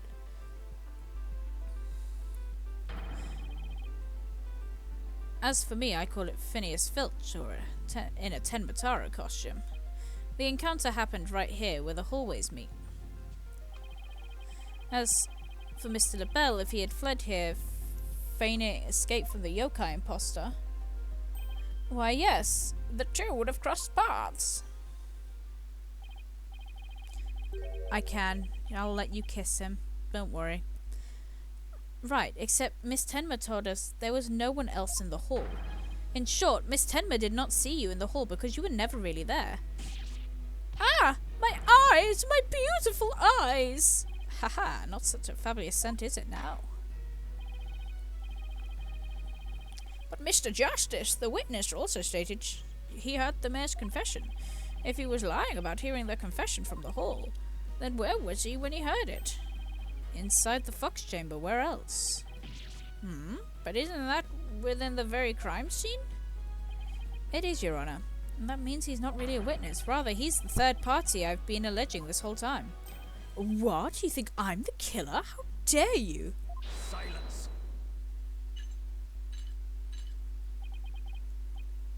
Foolish fop. A true man knows when he's beaten.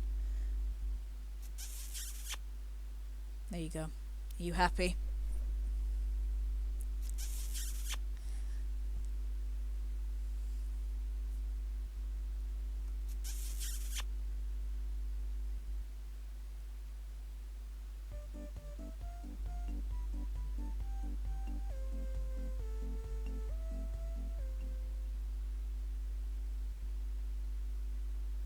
I'm Simon Blackwell now. The true fact, Nobah doesn't have legs. Nobah is legless.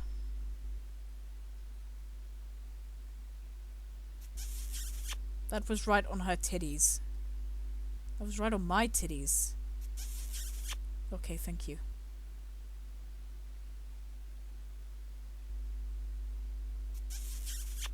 Thank you very much. I put her back in her spot now.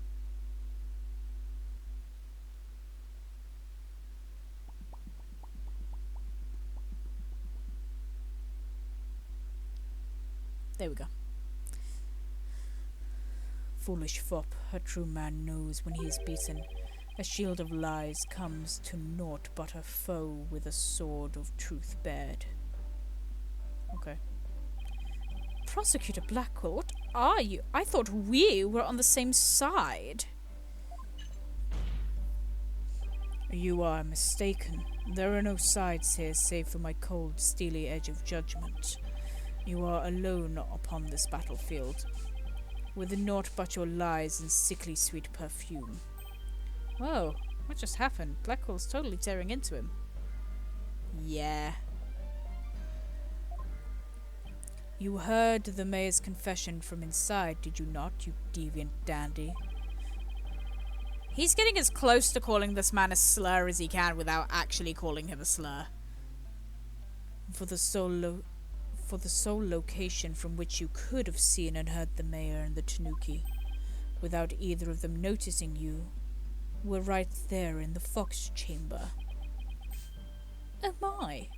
That's how it's going to be. Fine, I'll come clean then. Oh my god, Mirai, hi! Seriously? You admit to being there in the Fox Chamber? I did enter the room after the murder, but I was afraid of being falsely accused, so I lied about it. I feel terrible about lying like that, but it's a verbal cologne that I use to protect myself. You better explain yourself, Mr. LaBelle. I can almost smell his cologne through the screen. Yes, of course, I was just about to get to that. Witness, skating on thin ice. I'll remind you that perjury is a very real crime. Now, let's hear your testimony again, this time without your perfume of lies. Hello? Oh, hi! Here you go, baby. Go on, you got this. You don't got this. You too big? Hi, baby. Hi. Oh, hello, baby. Hi. I was like, where is the meowing coming from? It's just... There we go. Vinny! Say hello! Vinny, say hello!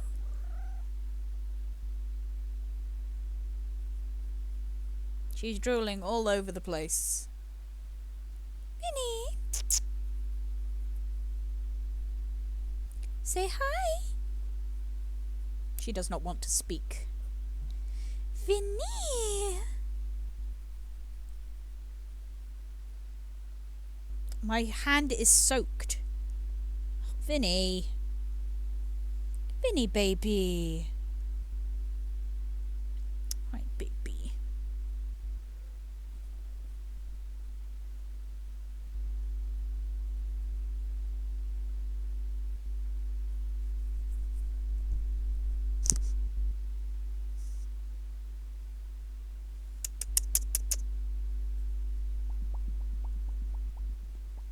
I hold her.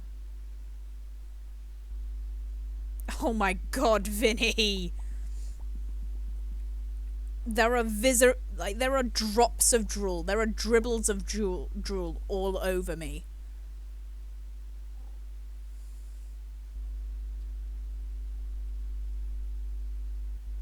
Oh, that's your leg. That's not my blanket. My apologies, my love. Hey, Vinny.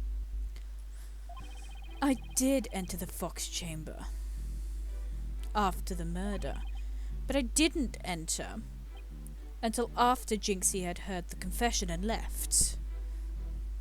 I will be nice to her, don't worry. I heard the mayor groan and hide behind the folding screen there. What I saw there up close was absolutely horrifying. So you see, I was there, but merely watching from behind the screen. Me too, I'm also watching from behind the screen. From behind the screen? Why yes, I believe you wouldn't be spotted if you were there. Just so he could see everything without being spotted by the victim or that Tanuki Filch. Suffice to say, he was a mere witness to events rather than an actual third party. This guy's as slippery as an eel. A lubed up eel. Apollo, you think he's telling the truth? No. Well, he was in the Fox Chamber. So that much must be true. The defense may cross-examine our slightly voyeuristic witness. Damn. Our voyeuristic witness. Oh no.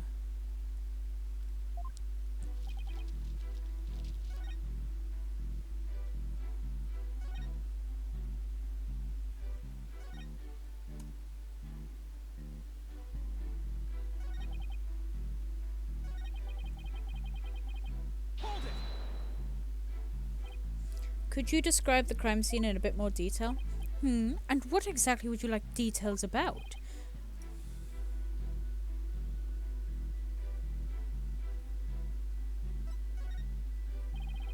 Could you describe the state of the weapons that had been used at the scene? The spear had been thrust all the way through Alderman Cuby, and there was a statue that the alderman used to bludgeon Mayor Tenma. That incredibly inspiring symbol had fallen onto the floor. Why did you find it inspiring? Why exactly did you find it inspiring? Well, when I saw that statue, I felt as if the merger had been realized. It was like a celebration of union between town and village, an inspiring symbol of goodwill. I got him! A broken statue next to a bloody corpse. Real inspiring. Well, Mr. Justice, I do. Very important, and I know exactly what to do next. I believe that is extremely important. I request that it be added to the testimony. I'm using all my brain. Why does my brain only work at 2:30 in the morning? No.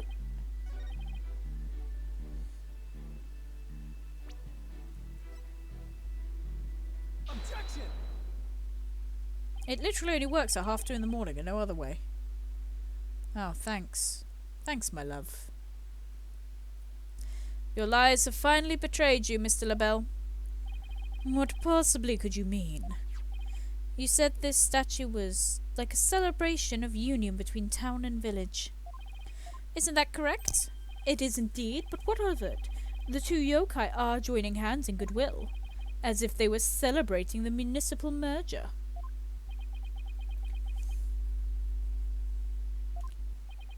Something the matter? So, how did you really know that what the statue was meant to be a symbol of goodwill again? What? Justice Dono, explain yourself and make it quick. This statue was meant to be a symbol of goodwill in its original form. That was a secret. A secret? Whatever do you mean?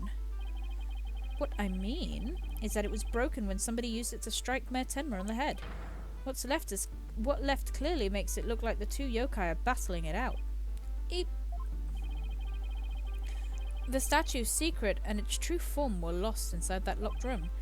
For Miss Tenma is the only living soul who should know what it once looked like. So, Mr. LaBelle, where could you have possibly seen the statue in its original form? The only possible answer is this. You saw the statue in its original form, right there in the room where the alderman was murdered before it was broken. How dare you! Mr. Justice, are you accusing the witness for some sort of crime? I'm accusing him of murder, sir. Yes, I am. Florent LaBelle, I accuse you of the murder of Alderman Rex Cuby. Ah!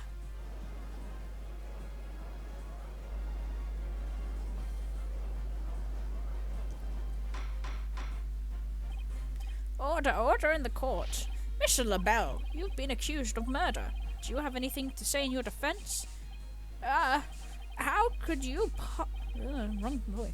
How could you possibly accuse me, the embodiment of beauty? Way to go, Apollo. This is conclusive evidence we needed. Magnifico. We've got you now. We know you killed the alderman. Now admit it. Silence. Ooh.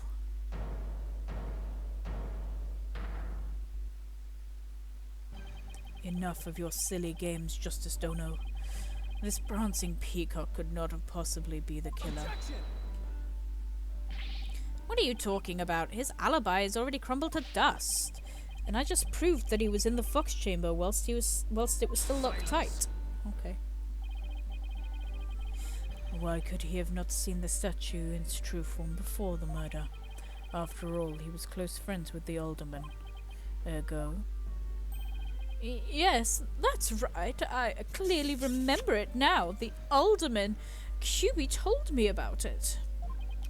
About what the statue actually looked like. I mean, he was a good friend of mine.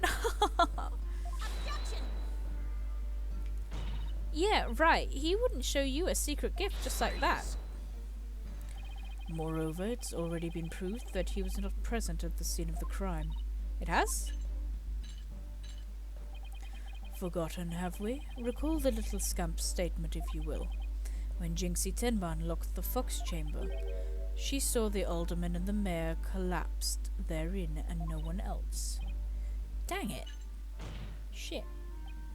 The fact is, it was you two who had made that apparent yesterday in yesterday's court session. Thus, Florent LaBelle could not have possibly been in that locked room. Oh, fuck. Well, I mean, I'm sorry. I just don't get it. How could Jinxie not have seen LaBelle? Well, I mean, he was hiding behind the screen. The proof is incontrovertible. No room for debate exists. Am I not right, your boldness? It does seem awfully conclusive. The fact points to the defendant and the victim being the only people in that locked room. Moreover, the defendant already confessed. Objection! Silence. Damn, he didn't even get to speak. You cannot defend the indefensible. Your role in this charade is over, Justice Dono. But... Your boldness. This trial would last an eternity if we were to keep crossing blades with these simpletons. It is high time you brought down the hammer of justice. A point well made. I believe it is time to declare a verdict. The court finds the defendant, Damien Tenma. Hold it, motherfucker.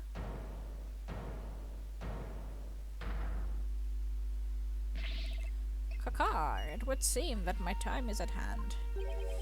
Mayor Tenma, Counselor, there is an important matter for which I will testify.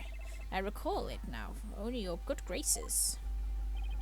Counselor, right, it must be me. Has he finally remembered what happened before the blow to his head? Bailiff, don't just stand there, seize him. It's no good, I can't restrain him. He's too strong. Kaka, know me in despair, for I am Tenma Taro, Demon Lord of the Yokai. Hi. Hi, pretty kitty. Mr. Justice, do something! Since when am I responsible for court security? Apollo, this is our chance. We might get some new information out of him. Your Honor, seeing as our client has something new to say, I believe due process demands that we hear him out, even if he is a yokai. When you put it that way. Still, I believe testimony by a yokai is unprecedented in the legal world. Unprecedented in absurdity, more like.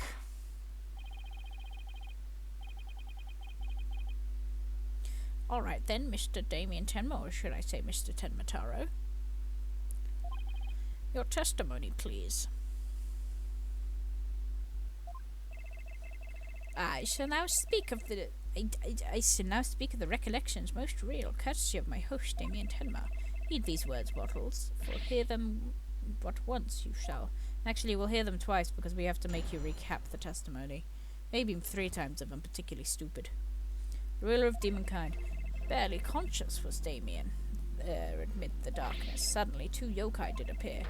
On one side, I, Tenma Taro, ruler of demonkind. On the other, my mortal enemy, the nine-tailed fox.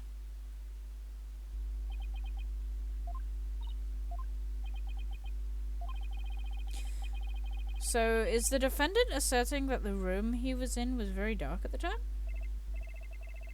Strange as it may be, indeed, all was in darkness.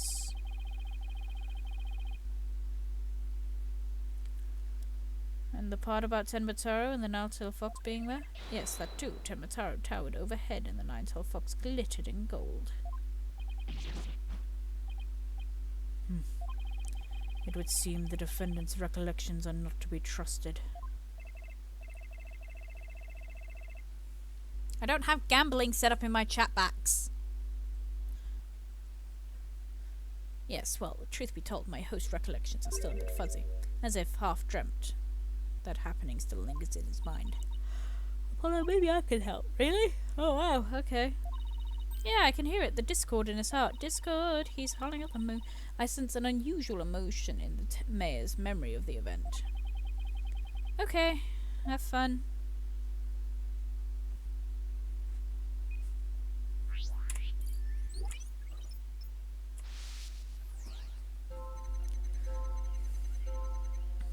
Barely conscious was Damien there amid the darkness. Suddenly 2 yokai did appear.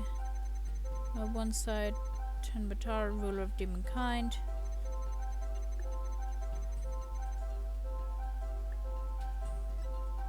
Okay, cool. Sounds like the mayor saw the same thing as what's shown on the scroll. What's with these Tenmas and their yokai visions? I think it's sweet how father and daughter share something like that. Yeah, they share mental illness. Woo! I don't think a shared nightmare really qualifies as sweet. Anyway. All I need to do is point out an unnatural reaction like last time, right? Our conflict usually indicates a thought or emotion that's being suppressed. Wow.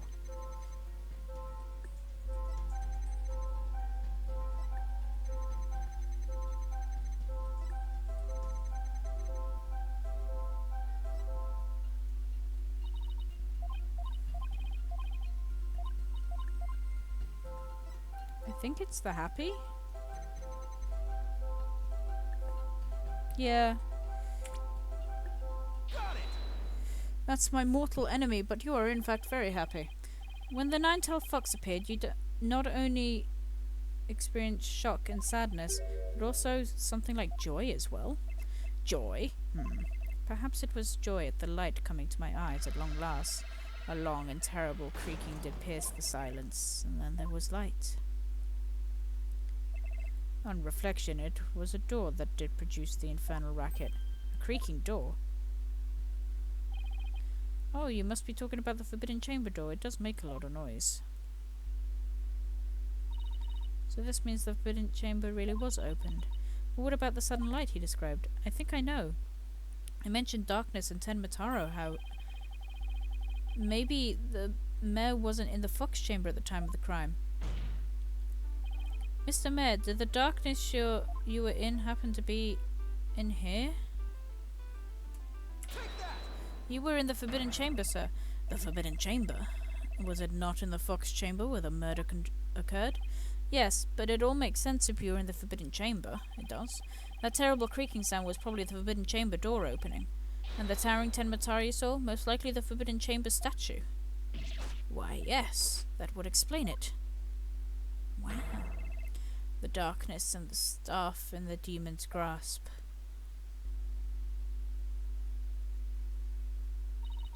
But even if that's true, then what about the nine-tailed fox?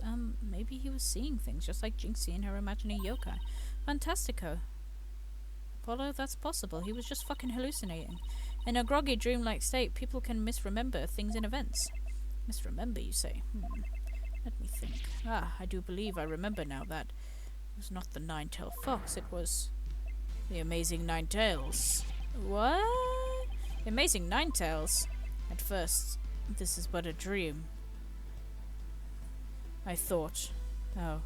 At first, this is but a dream, I thought. Now, however, most clearly I do recall.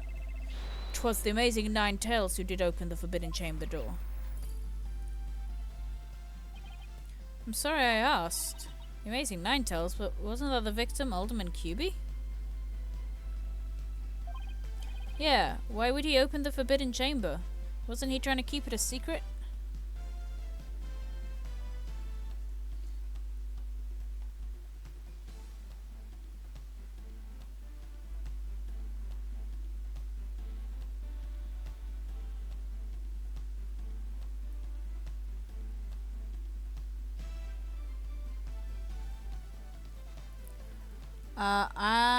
No. I plan to eat food after this. I'm very hungry.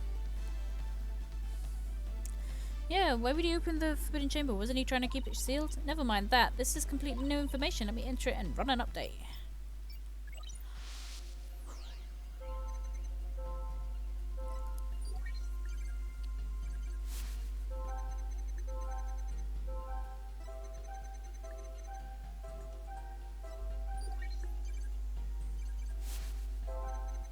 Look at him and his Spanx. The amazing Nine Tails had come to the rescue.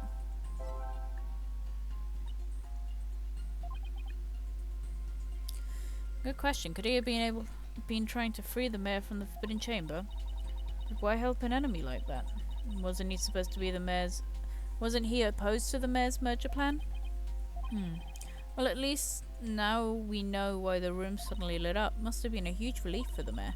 I mean, just thinking about being trapped in that pitch black room freaks me out.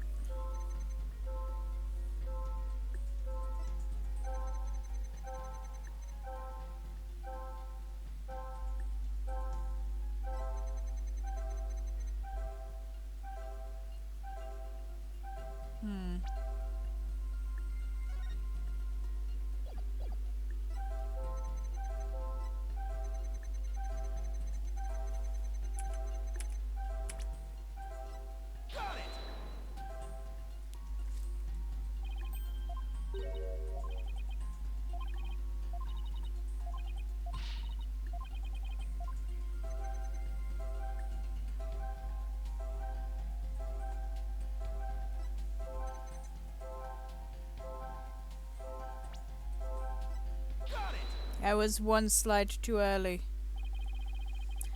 When the amazing Ninetales opened the chamber, banishing the darkness within, you felt joy, but didn't you also feel shock and sadness?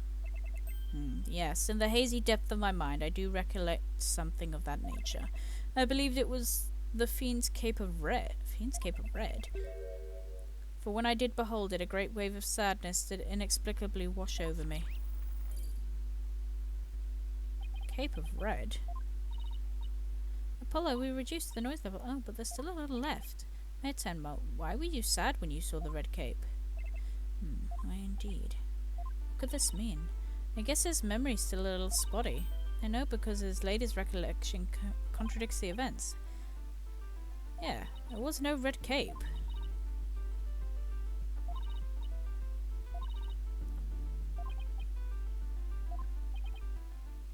Okay, time to review the evidence. Look out for the contradictions. Here comes justice.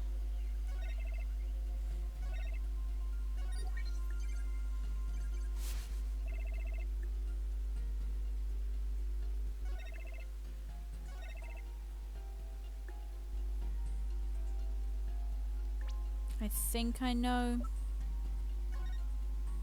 Yeah. Objection! He doesn't have a red cape.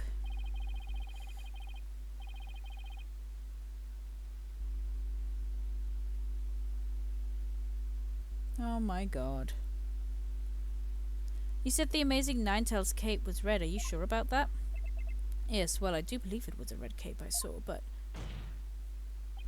Mayor Tenma, does this cape look red to you? Oh, that certainly does not look red. Not even scarlet or crimson either.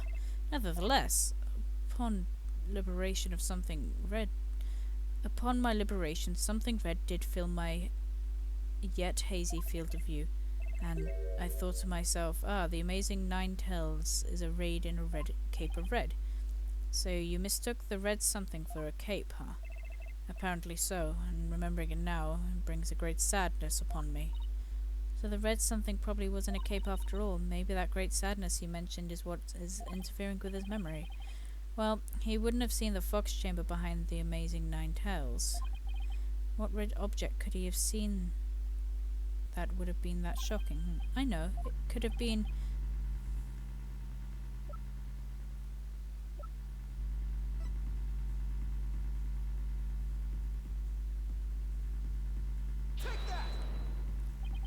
something red that could produce a deep sadness. Could it have been Mr. Tenma, that what you saw was the alderman's blood? Blood? Why yes, it was blood. I'm having traumatic flashbacks. Help me. I need a therapist. It's all coming back to me now. It wasn't a red cape that I saw. It was lying behind the amazing Ninetales, the alderman's bloody body.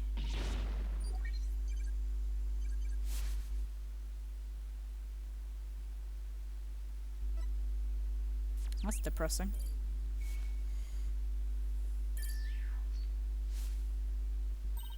His noise level is down to 0. We just re-traumatized him, but he's completely fine. Does this mean the amazing Ninetales killed Alderman QB? But the Alderman was the amazing Ninetales, so how exactly would that work? Hey, I asked you first.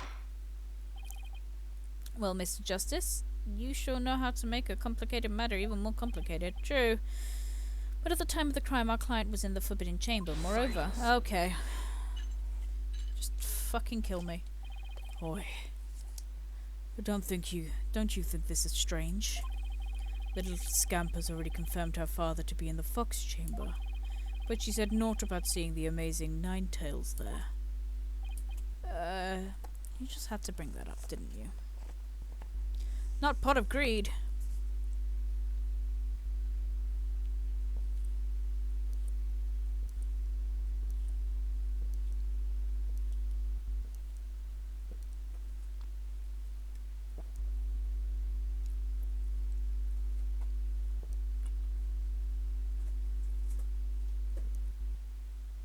The cat's in the box again.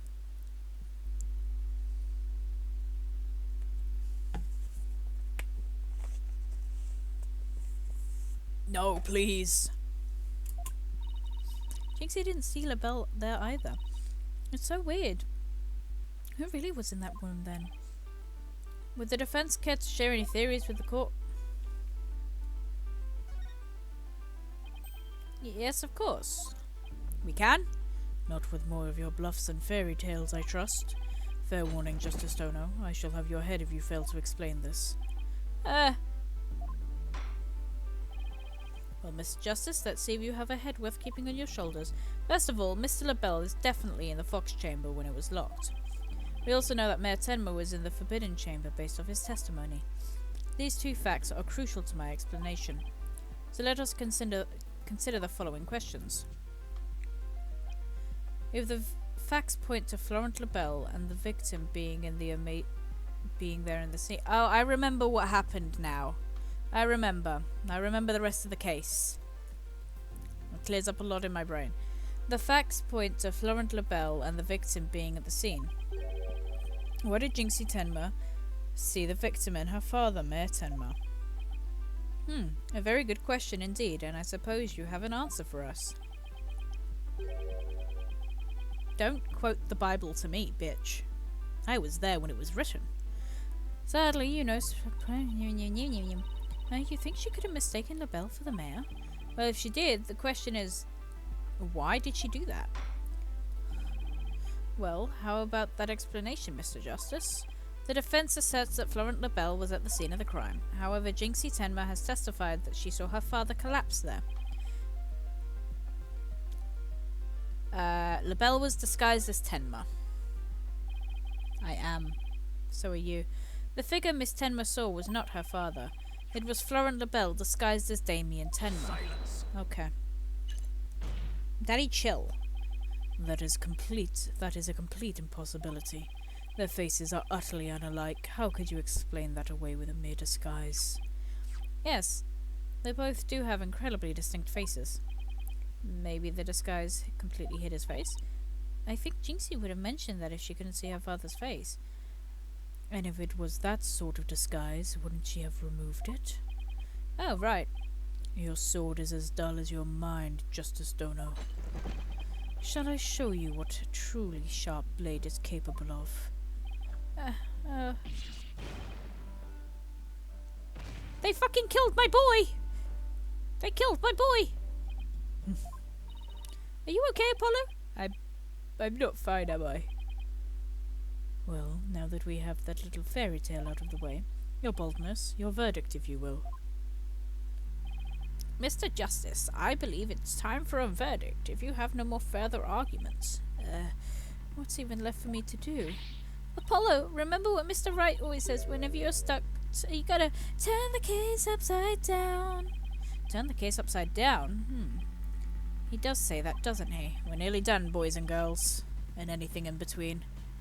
But I don't quite see how that applies here. Still, never hurts to give it a try, I guess. Let's see.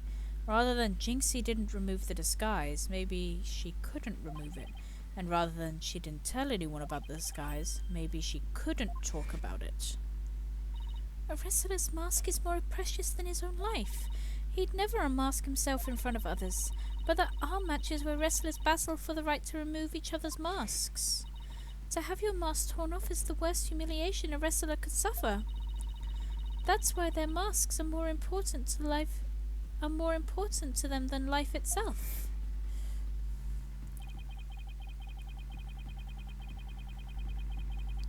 And what about... Oh, okay. A mask that couldn't be removed in front of others. Can these facts turn things around?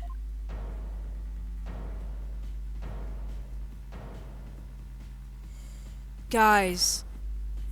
He's the amazing Ninetales. It's not Alderman QB.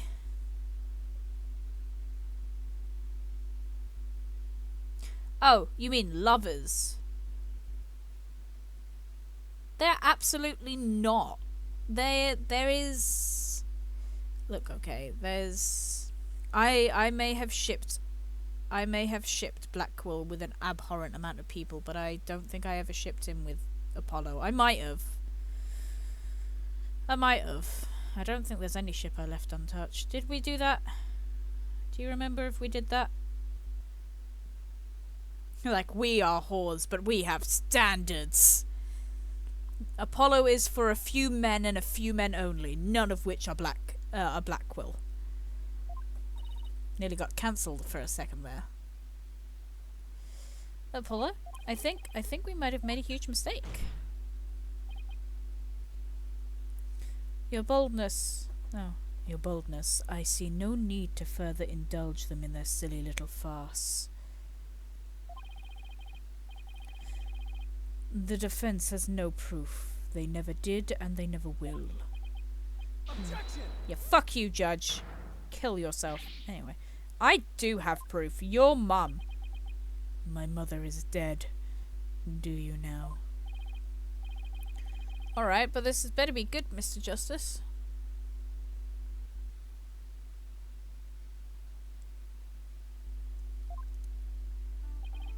We can solve the remaining riddles by turning all of our assumptions upside down. Why Jinxie Tenma mistook Mr. LaBelle for her father? Why she couldn't remove the costume or tell anyone about it in the first place? These riddles are inextricably linked to Mayor Tenma's secret identity.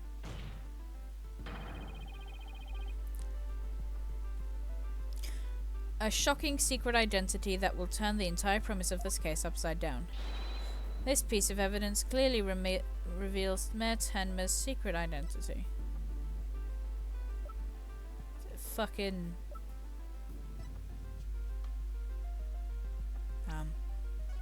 Sorry, I'm a bit of a...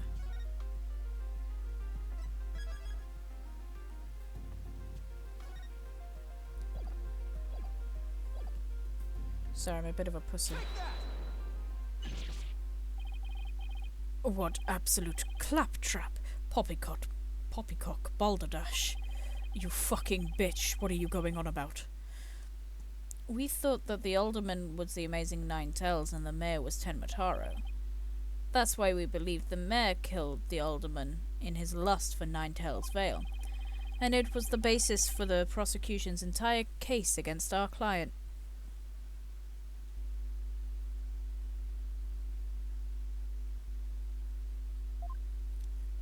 However, we got the whole thing backwards. Ooh, it slaps! The dark age of the law!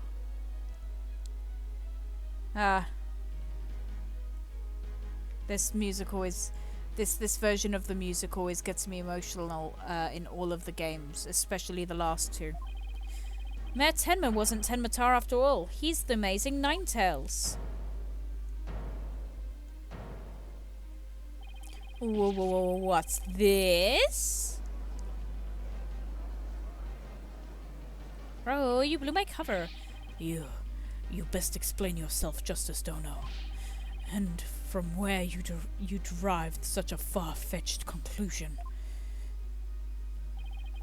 Jinxie no doubt knew the true identity of the amazing Ninetales, but she couldn't tell anyone, no matter what.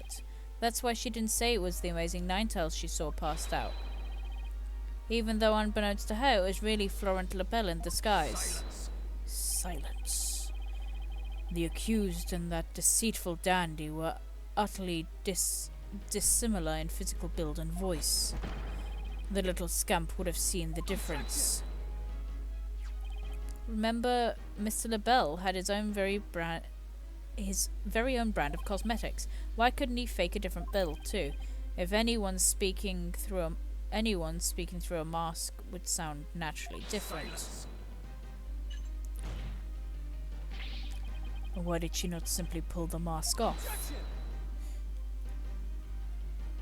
A masked wrestler's disguise is more precious than life itself.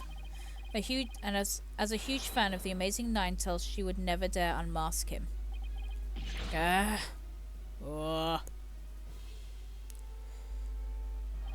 This is a case of mistaken identity, or rather, this case of mistaken identity also explains the riddle of the locked room.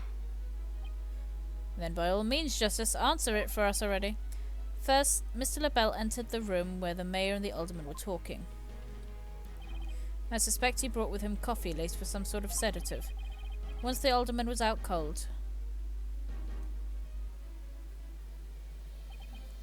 that's when Mr. LaBelle killed him. Next, he took the mayor, who he had also drugged, into the forbidden chamber. Then he returned to the fox chamber, slipped into some of the mayor's spare clothes, and completed the disguise by donning the amazing Ninetales mask. With his entire charade in place, Mr. LaBelle then let out a scream. The scream that led Jinxie Tenma to the scene. Ah, so then the person who said I killed Alderman QB was... Yep, that was Florent LaBelle in disguise, and the mayor never actually confessed. Silence. This is no more than guesswork and speculation. Now stop your jabbering and... No, you twisted samurai. No, you son of a bitch! This time, you stop your jabbering and let me finish making my case. Ugh.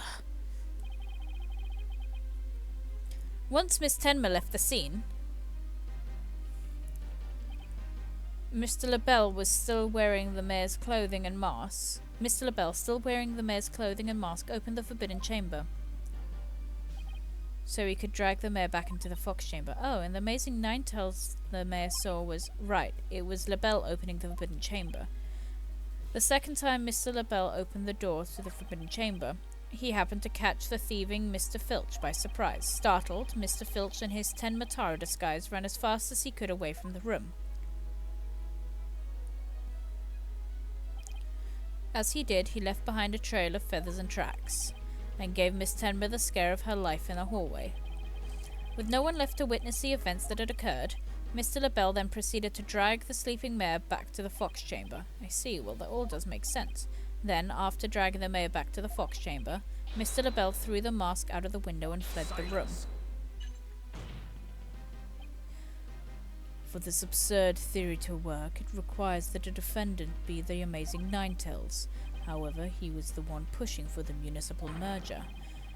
That such an individual could possibly be the amazing Ninetales is preposterous. The mayor was being blackmailed into pursuing the merger. Miss Tenma's life would have been in danger if he had openly voiced his opposition. That's why he created the secret identity of the amazing Ninetales. This is madness. No one could possibly hatch such an insane plot. No one except a killer as insane as his plot, and I'd say Florent LaBelle is more than qualifies. Foolish mortal, it is at your own peril that you forget who I am. Shut the fuck up, Tenma. Mayor Tenma, it's okay now. Jinxie will be safe as soon as Mr. LaBelle is arrested. You are the amazing Ninetales, aren't you?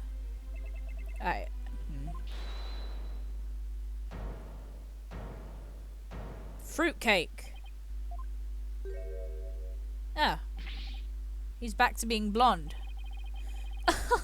You have quite the active imagination. Mayor Tenma is not the amazing Ninetales. What do you mean? Well, the mayor has the mayor admitted to it yet? But that's just... And even if he did admit to such nonsense, I would reveal the truth behind Ten Mataro right here and now. What? Why you would dare reveal the secret? My good friend, the alderman, told me all about it. But it wouldn't be good to expose the truth, what with the superstitions now, would it? What? The truth behind Ten Mataro? What's he talking about? So go ahead, say it. Say, I am the amazing Ninetales. I dare you. Blackmail in my court. Objection! Wait, will somebody please explain what's going on here? Mayor Tenma will do anything to keep the truth behind Ten Mataro a secret. A dark, terrible truth that has been kept secret by the village superstitions. And if the mayor admits to being the amazing Ninetales, you'll expose the truth? Right. I won't have him walking free because of some nonsense you made up. So what now, Justice Dono? Without the mayor's admission, your theory is as useless as you are in battle. I'll show you who's useless. Apollo, don't you dare give up now. I know, yeah. Your Honor, I believe Mr. LaBelle's statement warrants a thorough examination. After all, the true identity of the amazing Ninetales is the cornerstone of this case. You do have a point here. Please answer the court, Mr. LaBelle. Is the defendant the Amazing Nine-Tails or not?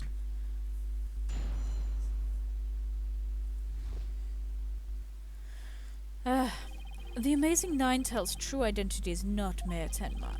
The mayor would never admit to such utter nonsense. But if he did admit to such utter nonsense, I will expose the truth behind Tenma Taro right here and now. And that would just bring ruin upon Nine-Tails Vale, as the superstition says. Talk about one out of the pot and into the fire. At this rate, the mayor will be found guilty for sure. Honestly speaking, if Mayor Damien Tenma is not the Amazing Nine-Tails, I'm afraid I don't see how the defense has much of a case here. Let's just leave it at that, shall we? We all know Alderman Cuby was the Amazing Nine-Tails anyway. I mean, that's how Nine-Tails Vale made a comeback. The Alderman was so popular. There's gotta be a hole in that testimony somewhere. But I don't even know where to start. Since we don't have any proof that the male is the Amazing Nine-Tails, we'll just have to get him to admit it himself. But if he admits it, LaBelle is going to expose the secret behind Tenma Taro. We're so close, I know it. The defense may cross-examine the witness.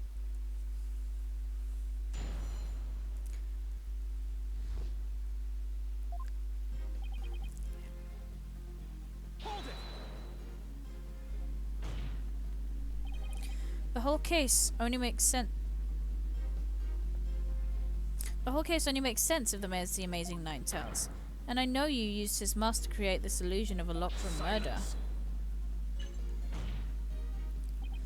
Nothing more than idle speculation. You have no evidence now, have you? Objection!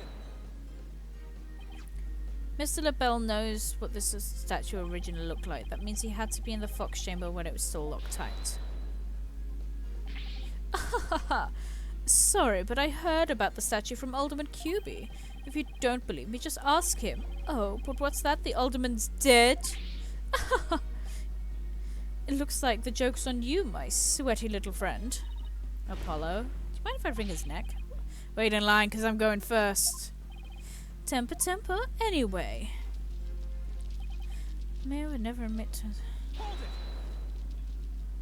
it! Only I don't know, yes, such anger is terrible for the skin, you know.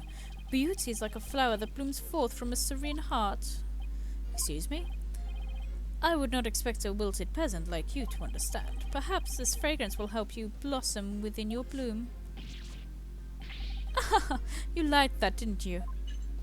Freak little bitch. Enough jabbering about blossoms and whatnot. Get on with your testimony before I slice you into a bouquet of cut flowers.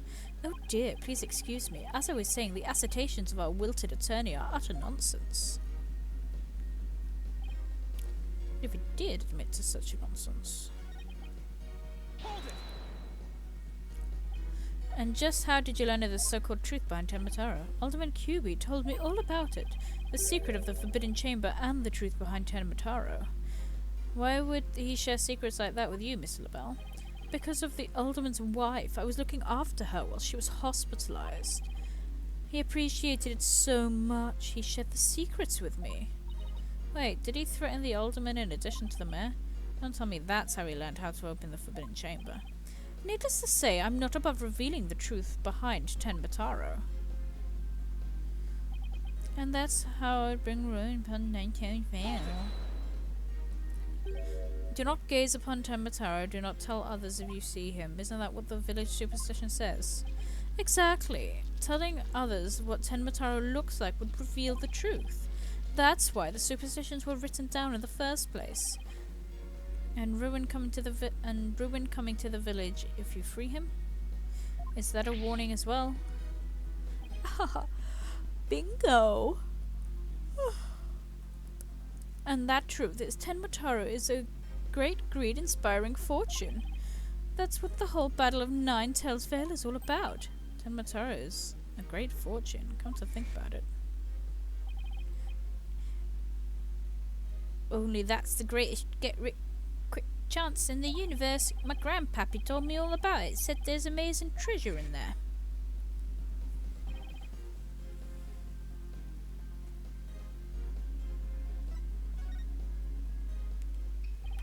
Telling the villagers Tenmataro is a terrifying yokai is what has scared them away from the forbidden chamber and the treasure within. That's how the treasure has been kept secret all this time. Ah, well, well, well. It seems our ace attorney here has uncovered the truth that must not be revealed. Tragedy is doomed to repeat itself for as long as Tenmataro exists. That's why the secret must be protected. As long as Tenmataro exists, huh? Well, he doesn't exist anymore. Mr. LaBelle, please add that testimony to your testimony.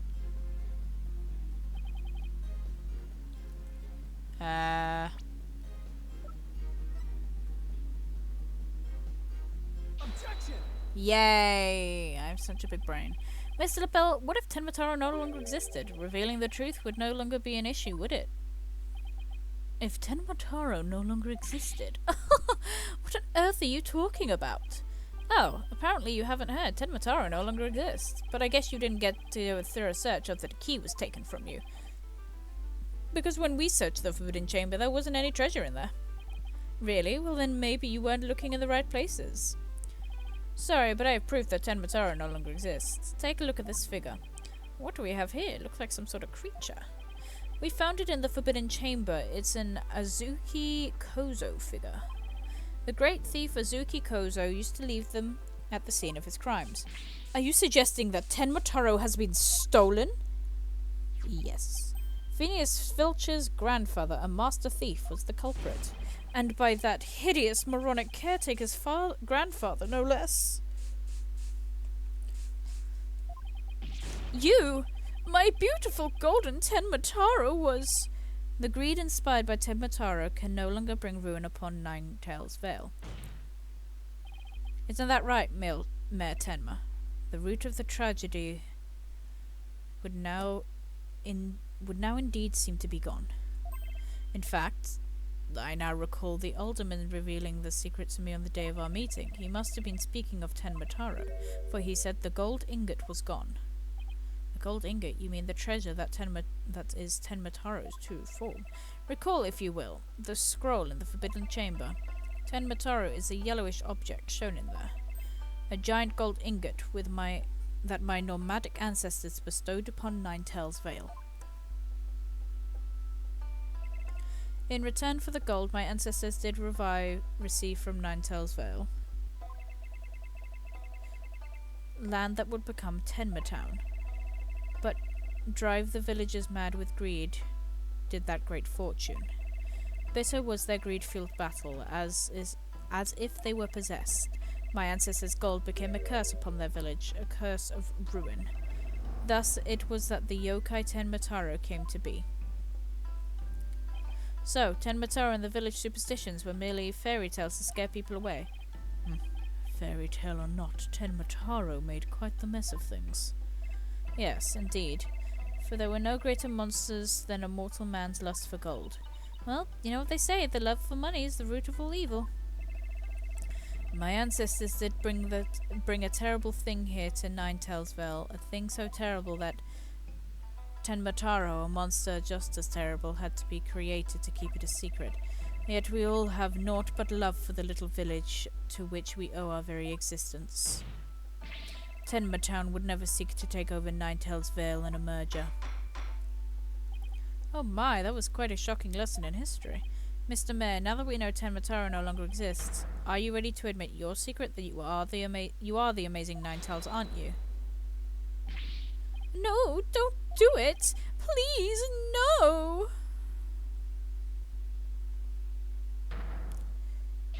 Begone, you demented demon! Ahem, now, where was I? The Golden Lord of Yokai, the amazing Ninetales, is indeed me. Ha ha ha ha ha ha ha ha ha ha ha. And that means Jinxie. Yes? The man wearing the mayor's clothes who you saw collapsed in the Fox's chamber, was he wearing the amazing Ninetales mask? Uh-huh. That's what made me think it was Papa. He said he was going to reveal his secret identity to Alderman QB that day, so it really wasn't Papa I saw there, was it? It was Florence's idea from the start. He advised me to reveal my secret identity to the alderman. Eesh. Rube Goldberg machines have less elaborate setups than this. You may rest easy now, little Jinxie. That monster's deception is thorough. See, it's literally Shirelle and Hyde. This is Shirelle and Hyde. Caca. The true facts behind this case have finally come to light. Mayor Tenma did not kill Alderman Cuby, but Florent Labelle did. How dare you, peasant! Ah! No! And my perfectly coiffed mane! Silence. Oh shit.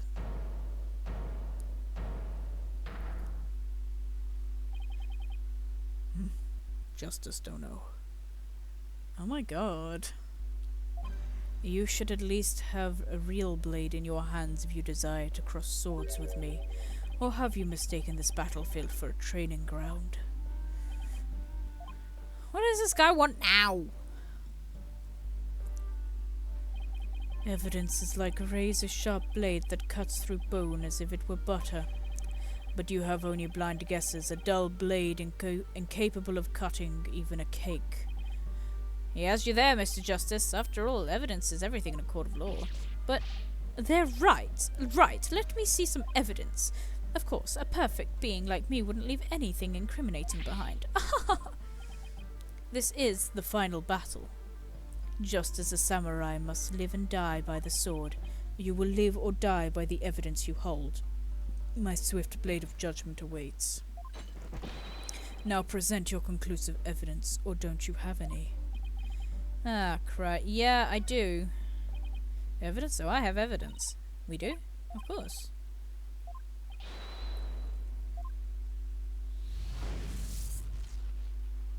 Oh, it's this. I love this segment. I'm gonna watch me be absolutely terrible at it. The most damning evidence against the mayor was the crime scene itself. The mayor and the victim were the only two people found in the room. Also, we all thought the alderman was killed because he was the Amazing Ninetales, but we know that now, of course, they were way off.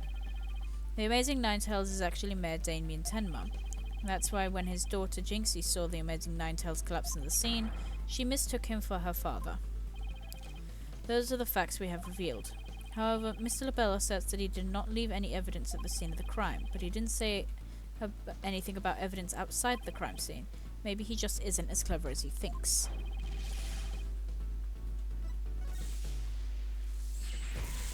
The clue inside the mask. He left hair inside the mask. The Amazing Ninetales mask was found washed up along the river.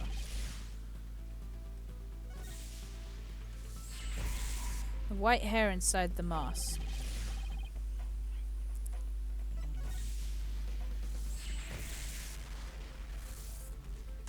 The white hair is Labelle's. Anyway, I didn't completely fuck it up. That's great.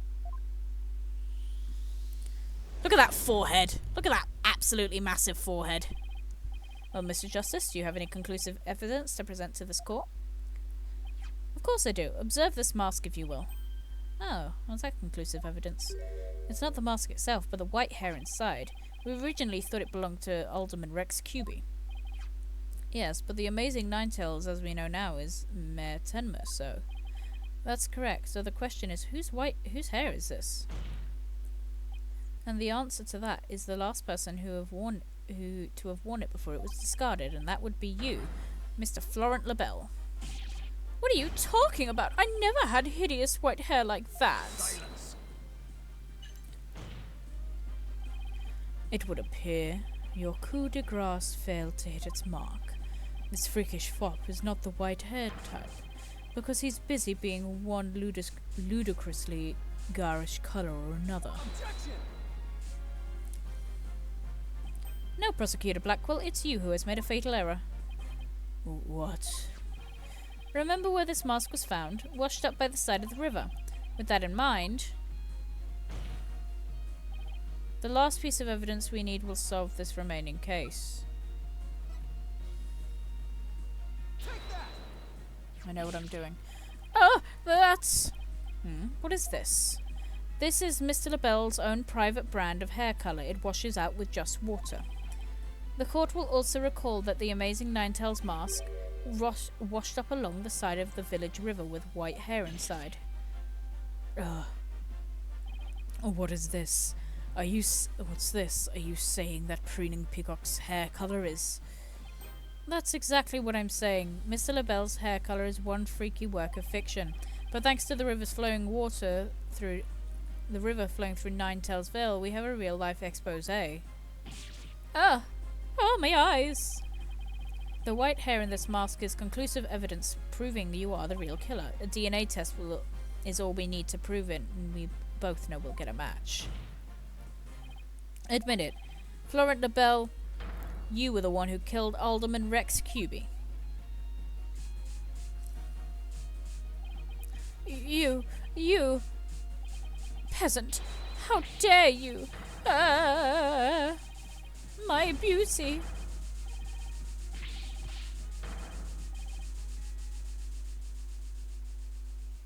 Finish him.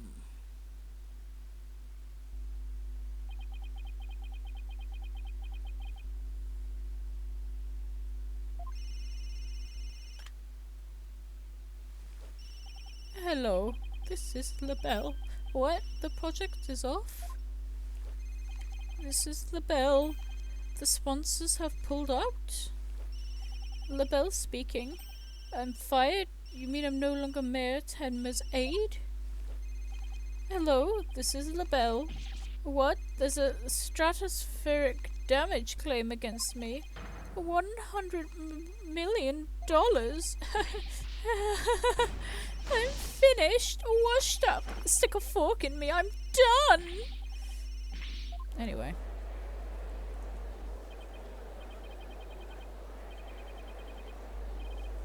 This is preposterous. Simon Blackwell defeated? Yes, bitch. Order, order, order in the court. Everyone shut the fuck up. God damn.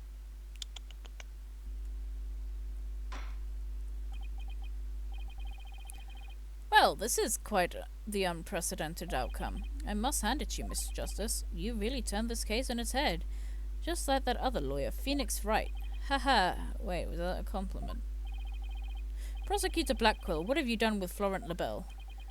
The defaced man and has withered like a flower without water. One of the officers is currently tending to him with a sprinkler. Wouldn't that just wash up even more of his makeup? Allow me to explain the actions of the guilty party in detail. The motive, of course, was to steal the golden ingot known as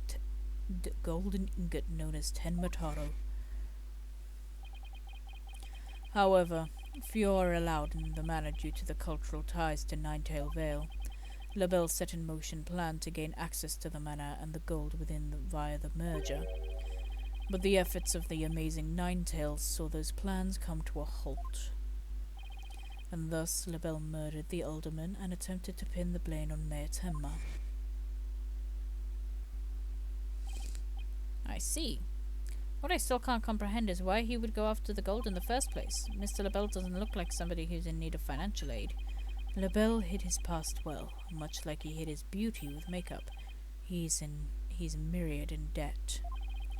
Debt due to pouring money into a brand only he could love. Which is why he sought the gold with such ferocity. Too bad for him, somebody else had gotten to it first anyway. I see, very well then. I believe it's time I declared a verdict. This court defines the defendant Damien Tenma not guilty. Woo! Look at him go. He's so happy. He's not happy. Yay! Court is adjourned. Oh my god, that's what I just said. We did it, guys. Another one in the books. That was some seriously good lawyering, Apollo. Even I didn't see that one coming. Haha, I just got lucky, I guess. You banished Tenma from Ninetales Vale like you were some sort of exorcist. Get that on his job description. There's still one thing I don't understand. How come Mr. LaBelle didn't kill Mayor Tenma too? He could have just set it up so the mayor murdered the alderman, then died from the counterattack. I would have removed at least one possible fly from the ointment. I was wondering about that too, but I have a hunch Labelle was biding his time. He was planning on exposing the amazing Ninetales' true identity himself, huh? But why? Because the mayor was the amazing Ninetales. Had Labelle succeeded in framing the Mayor Tenmo for the alderman's murder, the wrestler's popularity would have plummeted once his identity was revealed. Oh, I get it. If the amazing Ninetales was just killed, he'd die a hero, but if he was proved a villain, his fans would abandon him, making the merger much easier. Right, and then the merger was complete and then everything cooled down. Absolutely. That is something that needs to exist. He'd be able to search the Forbidden Chamber at his leisure. What an insanely intricate plot. Kaka! A most excellent job clearing my name. A feat worthy of the Demon Lord's approval. Why are you selecting like Tenmataro again? Let this be of no concern to you. He's like, I like it. How could it not concern me? Tenmataro, be gone! Ah! Jinxie, seems like ages since I laid eyes on you. Papa, you're finally back! Yes, it would seem Tenmataro is no match for you. I'm not scared of that silly yokai anymore. Your father is a free man, Jinxie, isn't that great? Thank you for all you've done. Seeing you guys in action, it made me feel like I don't have to be afraid anymore. Damn, her bag's gone. Wait, is Jinxie actually smiling? This is all thanks to you two. Too bad the amazing Ninetales will have to retire, though. Aw, how come? Once everyone hears I'm the amazing Ninetales, my fan base will nosedive. After all, I'm not the most popular of people, another reason for my secret identity. I don't see how I could possibly continue. I think you just misjudge yourself. Take a look outside. Say, now that you mention it, what is all that noise out there? A big crowd gathered outside the courthouse once the news broke. Seems like they all want to get a glimpse of Mayor Damien Tenma, the man behind the mask, and to root for your return to the wrestling ring. Rooting for me? But I thought I was nothing more than a malefactor in their eyes. The only one who really matters is Jinxie. Show her how cool you really are. Yeah, you're the coolest when you're out there fighting in the ring, Papa. Jinxie. Here, I think you'll be needing this. Take that! Are you okay? Oh, cutscene time.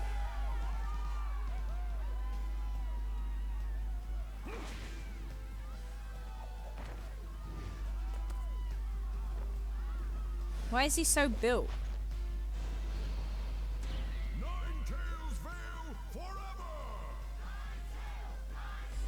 Why is he so built?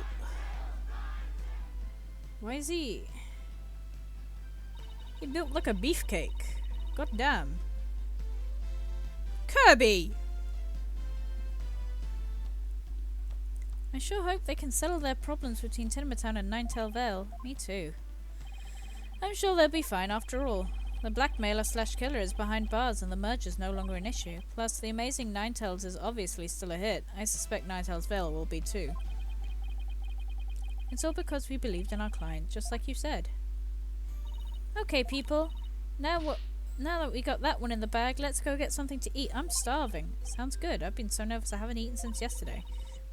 Better keep eating, Apollo, or you might have to start looking up at me. Ha! I'm definitely past my growth phase, and you should be about past yours too. Are you kidding me? I'm just getting started, ready or not. It's face stuffing time. Keeping it. Wow. Keep eating like that, and the only direction you'll grow is sideways. Very funny. But I've got a hollow leg. I can eat as much as I want without gaining an ounce. Really? Wow, I can't wait to see that. Calories? Ha! I'll just let them try and stick on me. Alright. Alrighty, you two. Let's get going before the old man closes shop. Eldon's Noodles isn't an all-night stand, you know. I'm with Mr. Wright. Let's go. I've been waiting to have a bowl from there ever since Mr. Wright told me about them. Well, what are we waiting for? The noodles are on me today, so I expect some serious eating from you two. Yay, thanks, boss. I won't let you down. Athena has no idea what she's getting into. Mr. Eldon noodles are so hot and salty. 2 bowls would kill a man. The little did I know. Had it all been lurking all along right there behind us. The first time it made itself known was during the murder at Themis Legal Academy. Oh, is that next? Oh, cool. That case would mark the twilight before the dark, cold night that was to come.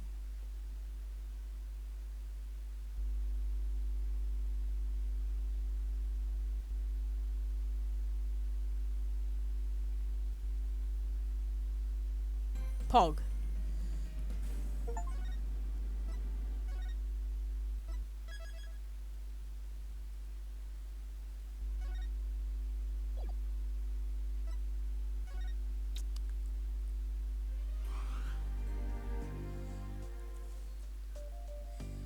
Okay. So, if I can... There we go. Let me exit the game. Okay, so thank you very much. That was a tidy 5.5 hour stream.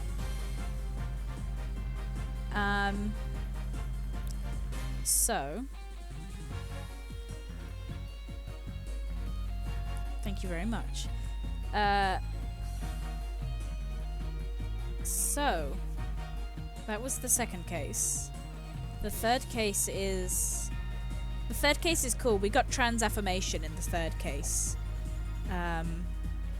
It's very trans affirming in the third case. It also has some of the funniest lines in the entire thing. And very thinly veiled sexual innuendo, so I'm excited to go through that. I'm going to go and get something to eat and then go to bed. Probably a lot of fingering, if I'm completely honest. Everyone gets fingered in that case. Don't clip that. Anyway, so yeah, good night. Yeah, good night. It's been a long day.